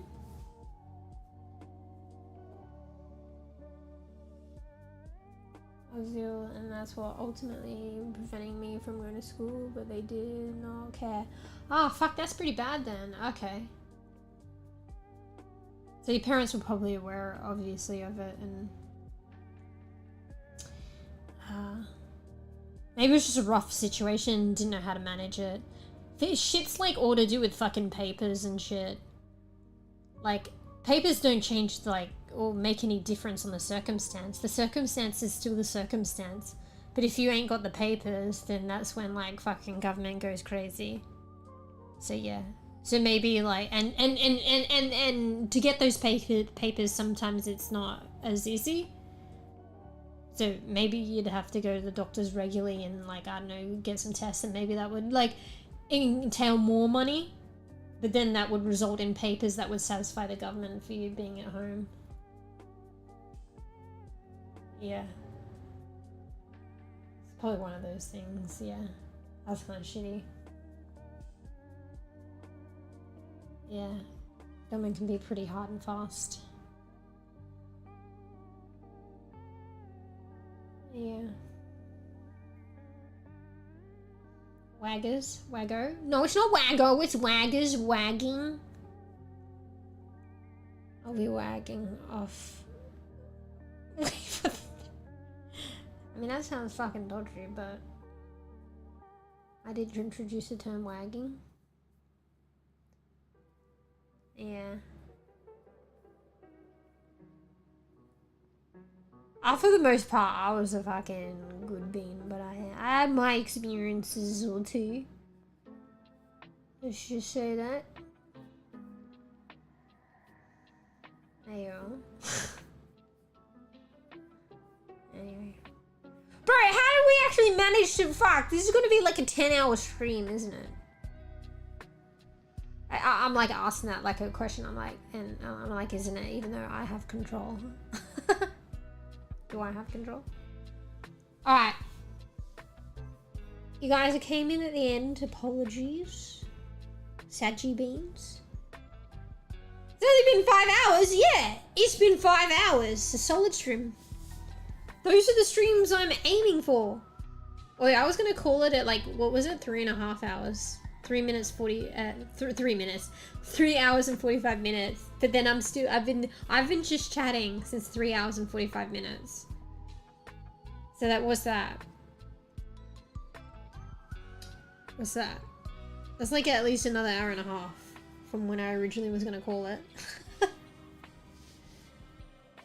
Yeah, I think it's just like the fucking, I'm hungry. Let's just simplify. I'm hungry. Nah, I think it was like the learning fucking took it out of me, even though it was really like cool. And then I went on a bit longer than like overboard, which is what I do.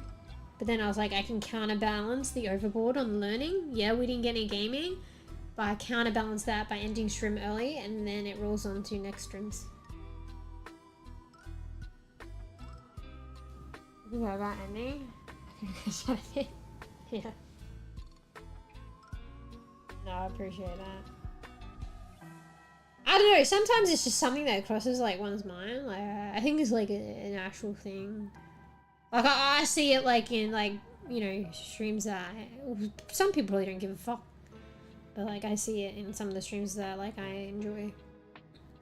Like the people that stream that I enjoy watching, I can see it sometimes when they talk about things. It feels bad if it's like they don't, you know, stream for a certain amount of time. So I feel like, you know, it's a common feeling though. Damn! Are you on fucking little thing or two? You can go watch the VOD. Watch the VOD. So we basically did a recap and then we elaborated. Hey, here's the point of difference. Here's summing it up from 6 months ago. Because we were learning about DNA and the DNA ladder and shit like that, and the pairings of the nucleotides and shit like that. What I wanted to learn is what is the specific structure of nucleotides. So go a bit more in depth than that, and that's what this is. This is a very basic representation of it. And I guess I'm not finished, because then I went into the bases in more depth. And that's where it ended. So this is a basic representation, nitrogenous base, pentose sugar, phosphate group. That's what a nucleotide is generally made of. Each of the nucleotides are a bit different. It's more with the base though, I think. And then I went specifically into the structure of the base, but not specifically to each of the bases, but like they do fall into two categories and structures. Single ring and two ringed. So I could go into that a bit more, And then next I want to go into the sugars and then the phosphate group. I guess it's half-assed, half-finished. But you got the basic structure, which arguably wasn't too hard to write down. But that's what we were learning specifically, the structure of the nucleotide. Because it has an effect and an impact on so many things. So, like the directionality. Yes, DNA has directionality. How DNA is formed. How it is bonded. Structure impacts all that. So yeah, that's what's new today. The structure of a nucleotide to be continued. Finished. And then I think I want to go on about like that'll serve as a basis of like how DNA is like DNA formation. Because I think replication. And also like it lends into RNA and all the different RNAs. Don't worry if you don't know what that is, we'll go into it later. And also, you know, with all the functions and shit going on like in our bodies and all this and that, like your genetic code, your body needs to refer to your genetic code to like form proteins and do different functions like regularly, like throughout your life. So how does it access this information that's in this, you know, this packed ladder? Like how does it access this information? Frequently on a regular basis. You know, as your life progresses, as you do different things, your body requires blah, blah, blah, blah, blah. Like how does it do that? You know? And I think the tenets of like how like DNA is like put together also serves as like how's like information access, because similar things probably happen to like unravel and I don't know, it's probably something to do with transcription and translation in mRNA. These are other and RNA, mRNA. There's also tRNA. There's stuff later on. But I'm pretty sure it needs to be like broken apart and then put back together. Broken apart, shit gets done. Reading the code, like fucking, and that's all that, probably that shit, and then put back. Anyway, I rambled on again. Extra fucking encore. Fucking learning encore. Now. Wait, I'm trying to tab out. I've got 3 screens here because I'm using my Wacom. Encore. The end. Kaput. Oh shit, now it's not picking up fucking critter anymore. Oh, I got no background, guys. Wait, I think I fixed that. Let's test it by going out of full screen and back in again. Oh shit. Oh, fucking never leave critter. Oh. Well, goodbye. Guess we can go here. No more encore! Yeah, I missed all of this when I was ill. All I know is the mitochondria is the powerhouse of the cell or something. Everybody knows that. Sorry. Does that sound... No, I just laugh because you said that and then like, cause like, I think I was, cause this is the learning stream today, but I was referring to it in a previous stream. Or stuff to do with it. And then Geek-san mentioned that the other day as well. Like literally the same as well. So it is a very like it's just funny. It's like it is a very fundamental important thing. So no, I was just joking about the goodbye, but I probably should call it soon. But I'm still kind of mid-rambling. So I do that sometimes. I kind of joke and then I go like stream's ending. What?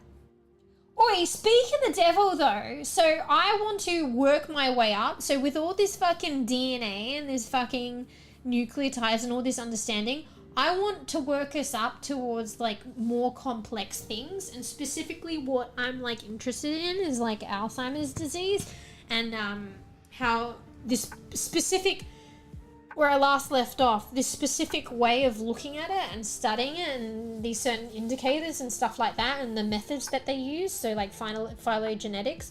So I want to work my way up to like sharing that with you guys. So like what is like phylogenetics, you know, these specific indicators, potential indicators of like late onset Alzheimer's disease. We say late onset because like, you know, a lot of people with like Alzheimer's disease, you know, like you feel like they're a lot older because generally the majority of people with Alzheimer's disease, you can get it younger, but the bigger portion is late onset, so when you're a lot older, but you can get it unfortunately when you're younger. So that's why we say late onset Alzheimer's disease, and you know, a lot of like study can go into that because it is a bigger portion. Anyway, what am I talking about? So I'm trying to relate it back to the mitochondria. So there's this specific gene, and okay, it's a fancy word, but let's just say, okay, there's a specific gene and a particular polymorphism or polymorphisms within this gene that is like, at the time, wasn't strongly connected to or looked at in association as being like an indicator of late onset Alzheimer's disease. So it's not the fucking norms and it's not the mass literature, and I like things that are different and unique and novel, and they have the potential to really, you know, enlighten knowledge, bring new things to the table. Anyway, this gene is to do with related to the mitochondria. So this gene is responsible for the encoding or whatever, I can't remember the terminologies, but it's responsible for the production of a protein that acts as like a, it's like I think it's called translocase or something. It basically is responsible for the production of like a protein that like sits in the mitochondrial membrane, the outer one. So it's responsible, I think, for importing and exporting shit in and out of the mitochondrial cell. Not mitochondrial cell, the mitochondrial cell. I'm a fucking baby, okay? I'm a baby. But importing and exporting out of the mitochondria. And apparently, like, you know, issues with mitochondria is like associated with Alzheimer's disease. So yeah. Anyway, so speaking of mitochondria, that's where I want to like build us up towards, to be honest. I don't think I mentioned that before, so thank you for mentioning that about mitochondria, but it is highly relevant to what I want to build towards, looking at a bit further and picking up. So yeah, it's this different gene responsible for a protein that acts as sort of like a import-export into the mitochondria for healthy mitochondria. And yeah, like you said, it's a powerhouse for the cells. So if something is fucking up your mitochondria and your neurons, shit ain't gonna be good. Or like, you know, mitochondria in general. Like, you can understand if there's nothing to like fuel the cell, like that's cell death.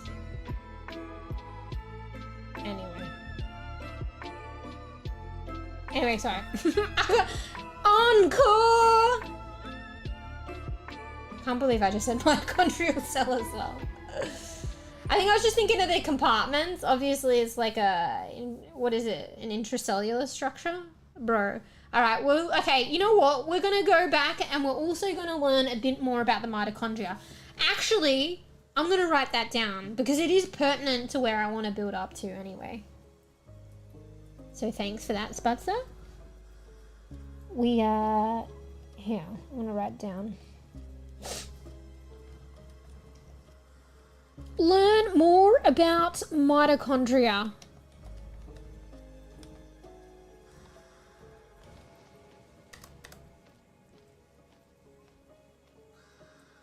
There we go. Sugar phosphate, got it.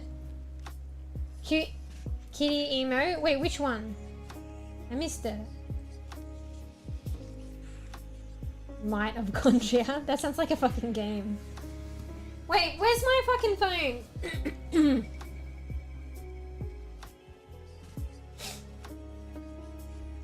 Hang on, I'm just googling something.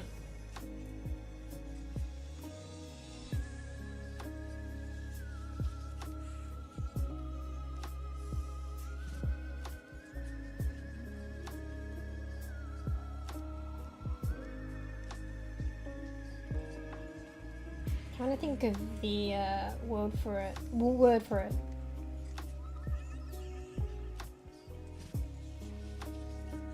Just like mitochondria is like a cell organelle, right?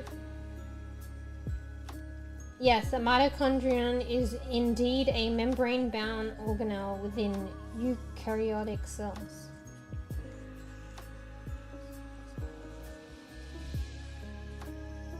Yeah, we need to learn about the mitochondria a bit more. The mitochondrion. Alright, we know what one of the once I get through a bit of this, like fundamentals of the fucking DNA, we're gonna take a like slight relevant detour and we're gonna look at the mitochondria. Been bamboozled, hoodwinked, and possibly betrayed. So thanks for that, Spatzer. Responsible for your own demise. Pop quiz on mitochondria stat. I want a fucking essay on the topic. Stat. Fucking stat.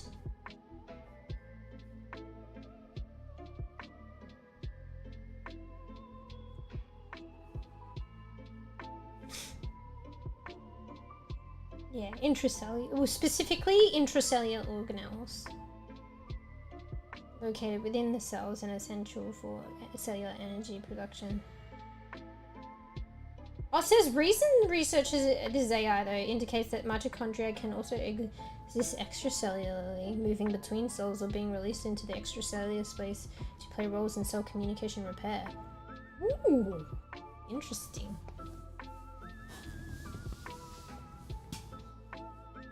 The mitochondria. Bum bum. Which kitty face? What piece is one?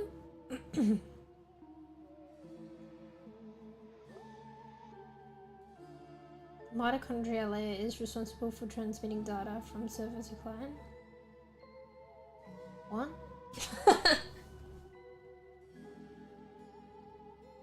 Did we get the situation? Yeah, that's what I say. Well, I'll be able to fucking tell. You guys will be submitting it through a plagiarism detector, and yeah, go and pick up ChatGPT and fail. You will have to resit this class over and over until you pass without ChatGPT. ChatGPT, yeah. Look at this kitty face. Are you talking about the U itself? Kofi, what have you been fucking participating in, mate?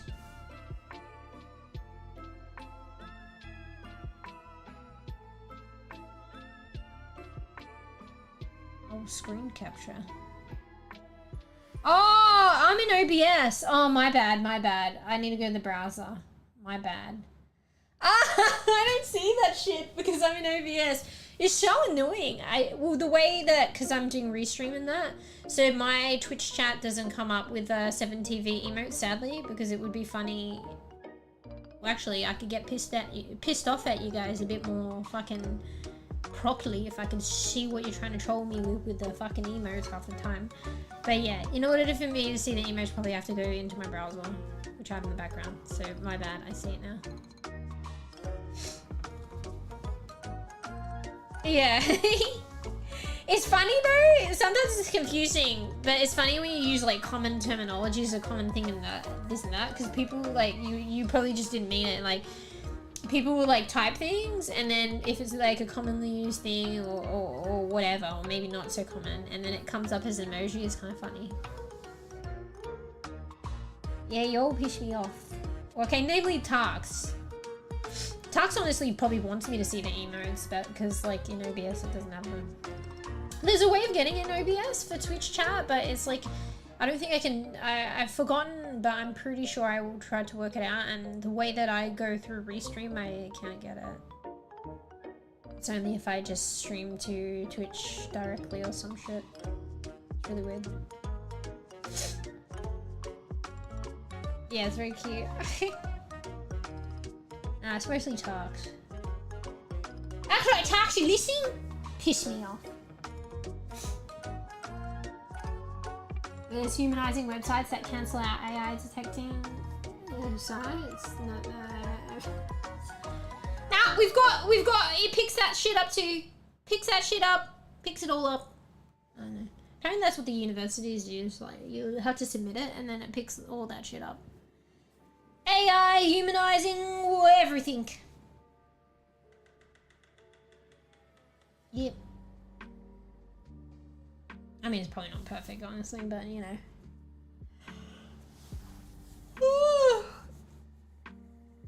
But in the amount of time, probably trying to evade it, could probably do the project.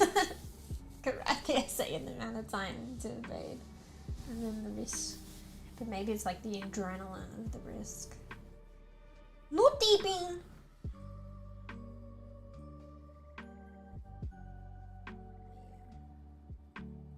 Morning routine.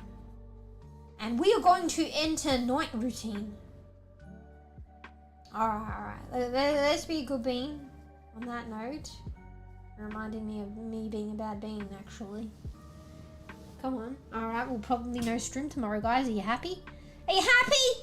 Are you happy? Probably no stream. Are you happy? Alright, I'm just kidding. That's on me. That's on me. But I don't know. We'll see.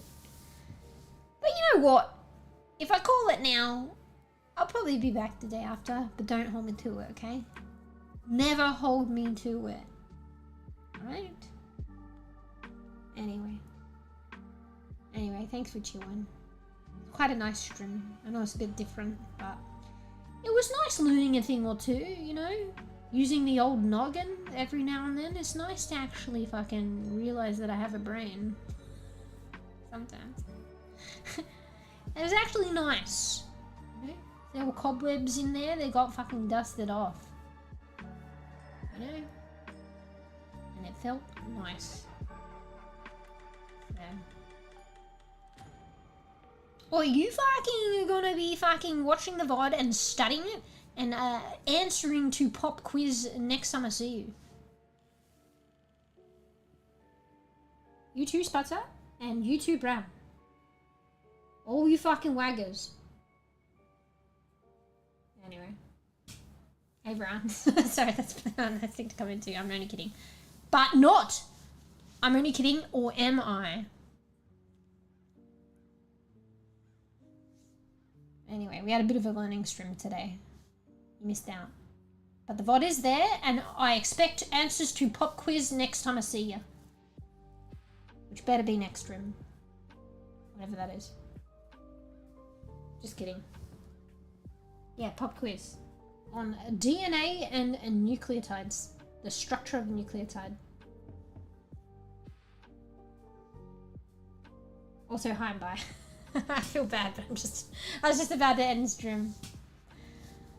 I know, Spicy, you said no, don't feel bad, but I don't know, it feels bad sometimes if y'all come in, like, you know, you just, because of the time around the world and stuff, like, it was like the other day, I can't remember, but it was like a 10-hour stream, and then, like, hey, you know, somebody just wakes up, hey, how you going, how's stream, like, see ya.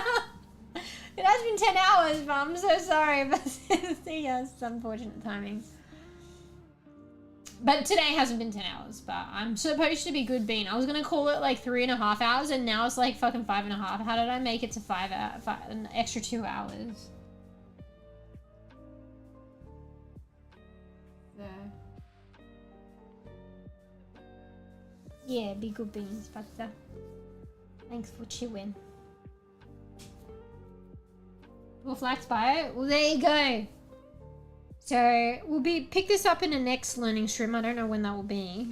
I got to be a bit more bite-sized with my learning streams, I think. And get some gaming in. Because gaming's more important. Just kidding. Oh, fuck, I thought I had my fucking critter up, but it fucking crashed. Because I would show you, but it's not capturing critter anymore. Hang on. Let me try again.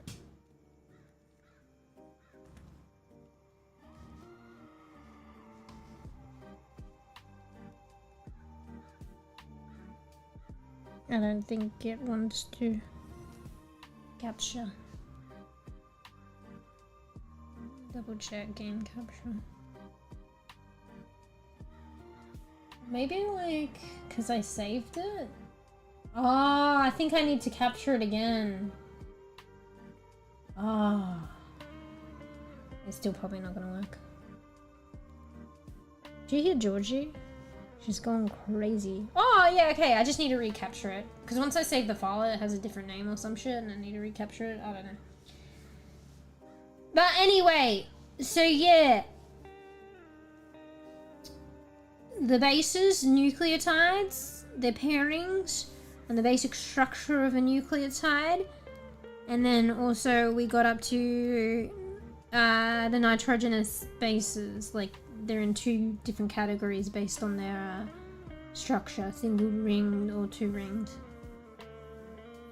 And then we can go into the actual structure of adenine, guanine, thymine, cytosine next time. I will literally just be like looking at a diagram and replicating it, interpreting it, and then we'll look at the sugar, which is deoxyribose in DNA. And the importance of that for directionality and shit to do with the DNA. And then we'll look at the phosphate groups. By looking at that, that'll probably give us more insight into how the nucleotides connect to form this. So that's to do with like the sugar, the deoxyribose, I think, and the phosphate group, the backbones. So how we form the backbone, which holds in the connections between the bases. But technically a nucleotide is all of this. Wrong thing. It's the base. It's the sugar. It's the phosphate group. Which means it's the backbone and the base in this structure. The base and the backbone. Why do I have to make a mess here? Anyway, encore what is that? Encore number 3. Alright, we're being good bean. On that note though, we be good bean. Characteristically late, typical. It's just the times in the world. Times in the world! Unfortunate fortune. Is it ever fortunate? I'll just say, just in case. Unfortunate, fortunately. Yeah, make sure you do your homework, Koof. Yeah, see you, Koof. See you, Swatsa. See you, Koof. Alright, Brown and Beige. And all of y'all. Thanks for the 30 bits. Of what the fuck? And also the 30 bits of Excuse me.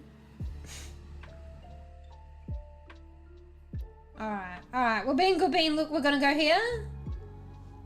We're calling it, but we'll maybe back tomorrow, but let's just say I'll probably be more likely back the day after tomorrow. I think that's my, is that my Monday? But still never count chickens, okay? At least like my way out, like, you know. Ever since I instilled that, I feel less bad if I don't end up streaming when I said I would. Because I always secretly left myself an out. Okay, but it's more likely if I'm a good bean. Although I'm apparently still good bean that went 2 hours longer now today. So the really good bean has kind of passed, and now I'm at the stage of, what is it, bees? Good bad bean or bad good bean? One or the other. Bad good bean. Good bad bean. It could be a... You know, the funny thing is, they're probably not that much different from one another. The good bad bean and the bad good bean, there's probably not too much difference, to be honest. Anyway. Thanks for chewing, everyone. It was a nice stream. A nice change of pace, and I hope to bring more of this. Maybe try eventually work my way to like bite size. Like we could probably do like a fully fledged like learn and stream, like a little bit longer time dedicated, but I think it'd be nice to do it a bit more regularly but bite sized. But since when do I do anything for the most part bite sized or like organized or like on time or like structured or like whatever? Also expect more pomodoros. So I did one last time. So it's actually like me on stream and 25 minutes of shut the fuck up. Like I don't even say a word. That's insane. And you guys can shut the fuck up with me, you know? And focus on your tasks. So I want to do more pomodoros as well. So could that even be classified as a pomodoro? Because it was like literally 25 minutes and then that's it. The pomodoro is supposed to be like 25 minutes. Like you can vary it, but like it's like focus time break, focus time break. I feel like it needs at least 2 focus times to be called a pomodoro. 2 focus times and at least 1 break, as opposed to focus time and that's it. Never count chicken, but what about when he plays scary chicken game? Nope, never count him. You can't be scared in a scary chicken game if you don't count your chickens. I don't know what I'm talking about, but it sounds like it's logical.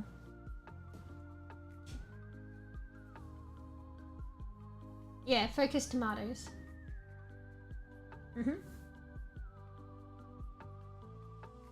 Anyway. Alright, 10 years. 10 years to say goodbye. 10 years to end the stream. Oh, I just rubbed my nose. I feel like I'm gonna sneeze. Oh, it's 10 years. Oh, look. There we go. I'm hungry, tired. I'm all of it. And yeah. Yeah, nice chase of pace. Change of pace. And, I might see y'all very, very, very off chance tomorrow. More likely, but still who knows, Monday. And if not Monday, then the Tuesday. And if not Tuesday, then the Wednesday, etc. Going tomatoes. Oh no, I think pomodoro is like based on like Italian like for tomato. I think that tomato is technically like pomodori or something. It's like a way of studying or getting shit done. It's like a technique that somebody created based on a kitchen timer. I think that looked like a tomato. But yeah, you just basically designate some focus time, reasonable amount of focus time where you honor that and you're uninterrupted, and then take a shorter break and then rinse and repeat until you get a task done or you go through a cycle and just want to stop for the day or something. But yeah, I want to do that. I did one on stream before with Palia in the background. It was a kind of a vibe. And I actually shut the fuck up for 25 minutes, although it was a bit of quiet stream at the time. But I just saw something drop. What fucking dropped? I feel like I saw something drop in my fucking plant fucking terrarium thing, but I don't see anything. Like maybe a bug or some shit, but I don't know how a bug would get in there. I think it honestly might be the Oxalis. It's like one of these Oxalis is just going so high and it's got nowhere to grow. And it's like at the top of the fucking thing and I don't know unless I bring it out. So maybe it just like reacted to the light and like bumped on the top a bit more.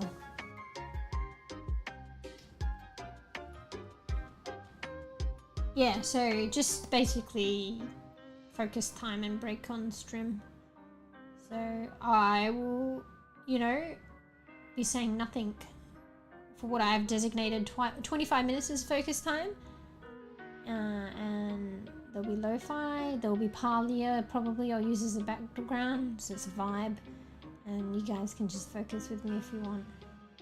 So there are a lot of streams that do that. They've intrigued me and inspired me. So I want to do that occasionally too. Basically by doing it last time, I think it like motivated me to do this learning stream. So it did work. Because I was doing stuff in the Pomodoro to set up for this stream.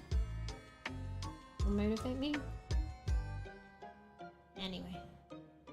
Anyway, how does it take 20 years to say goodbye and end stream? I'm now officially ending stream 2.5 hours later of when I initially thought I would end stream. That's probably not bad considering my track record, lol. Just kidding. That's probably not, like fucking holy shit end.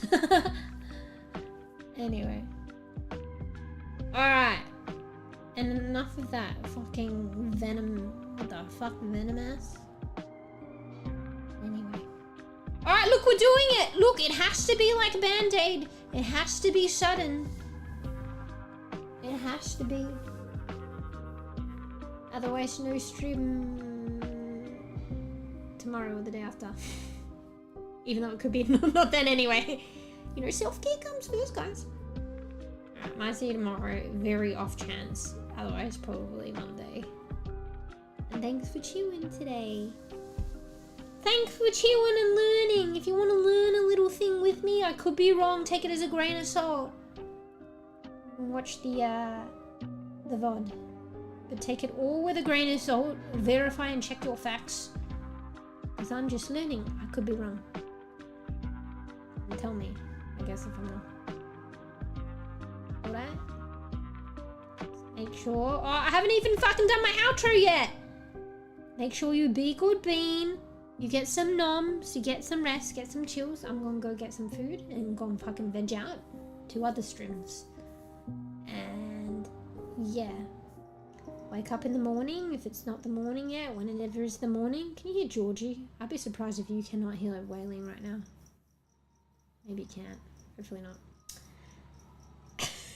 I'm gonna bring Georgie back in because her isolation is over.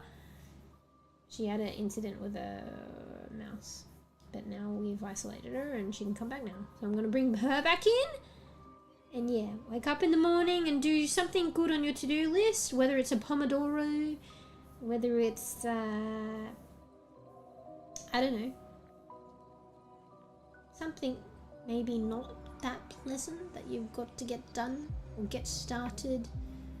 Maybe it's something alright, something you've been meaning to do, like an aspiration, but you're just not really motivated. Just start small. And then once you've done that, reward yourself for being a good bean. Make that, order if you can afford that matcha latte.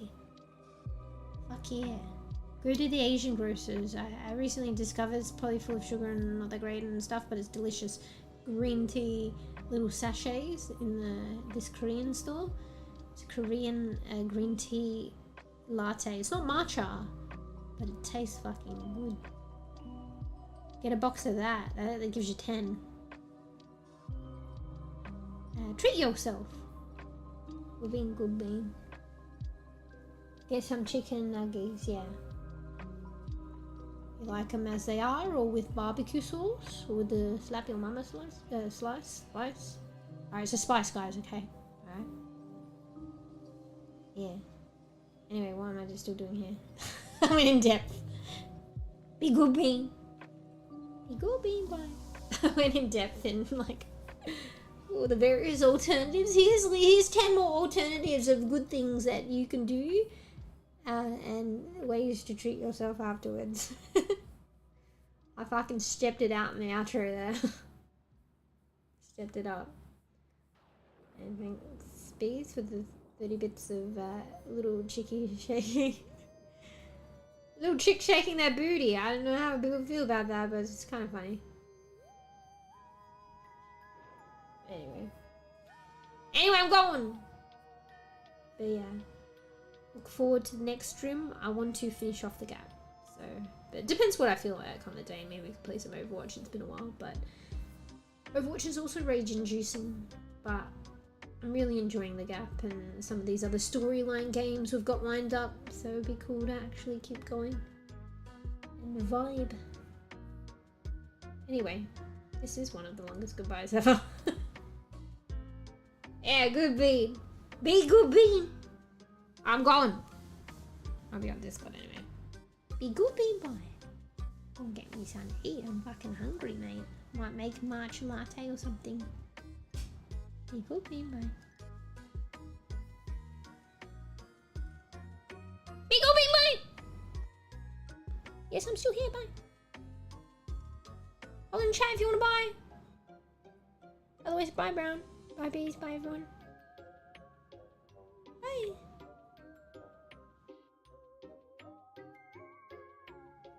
Like, cough what? But that was a new one I added. Bye. Wait, how are you guys seeing this? Does it actually state all the new 7TV things that I add? Because I noticed that, like, you and, like, Tarks always seem to, like, find the new ones, but, like, there are so many 7TV emotes. I don't know if it highlights the new ones. I'm like, there's so many 7TV emotes. How are you guys finding the new ones that I had? Anyway. Bye.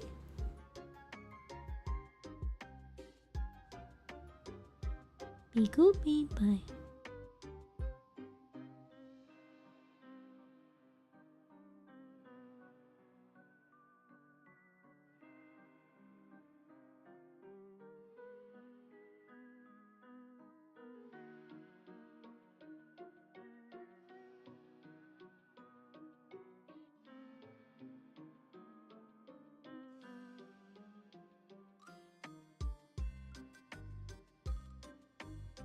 Person looks up at mEw with big, curious eyes. Welcome, mEw.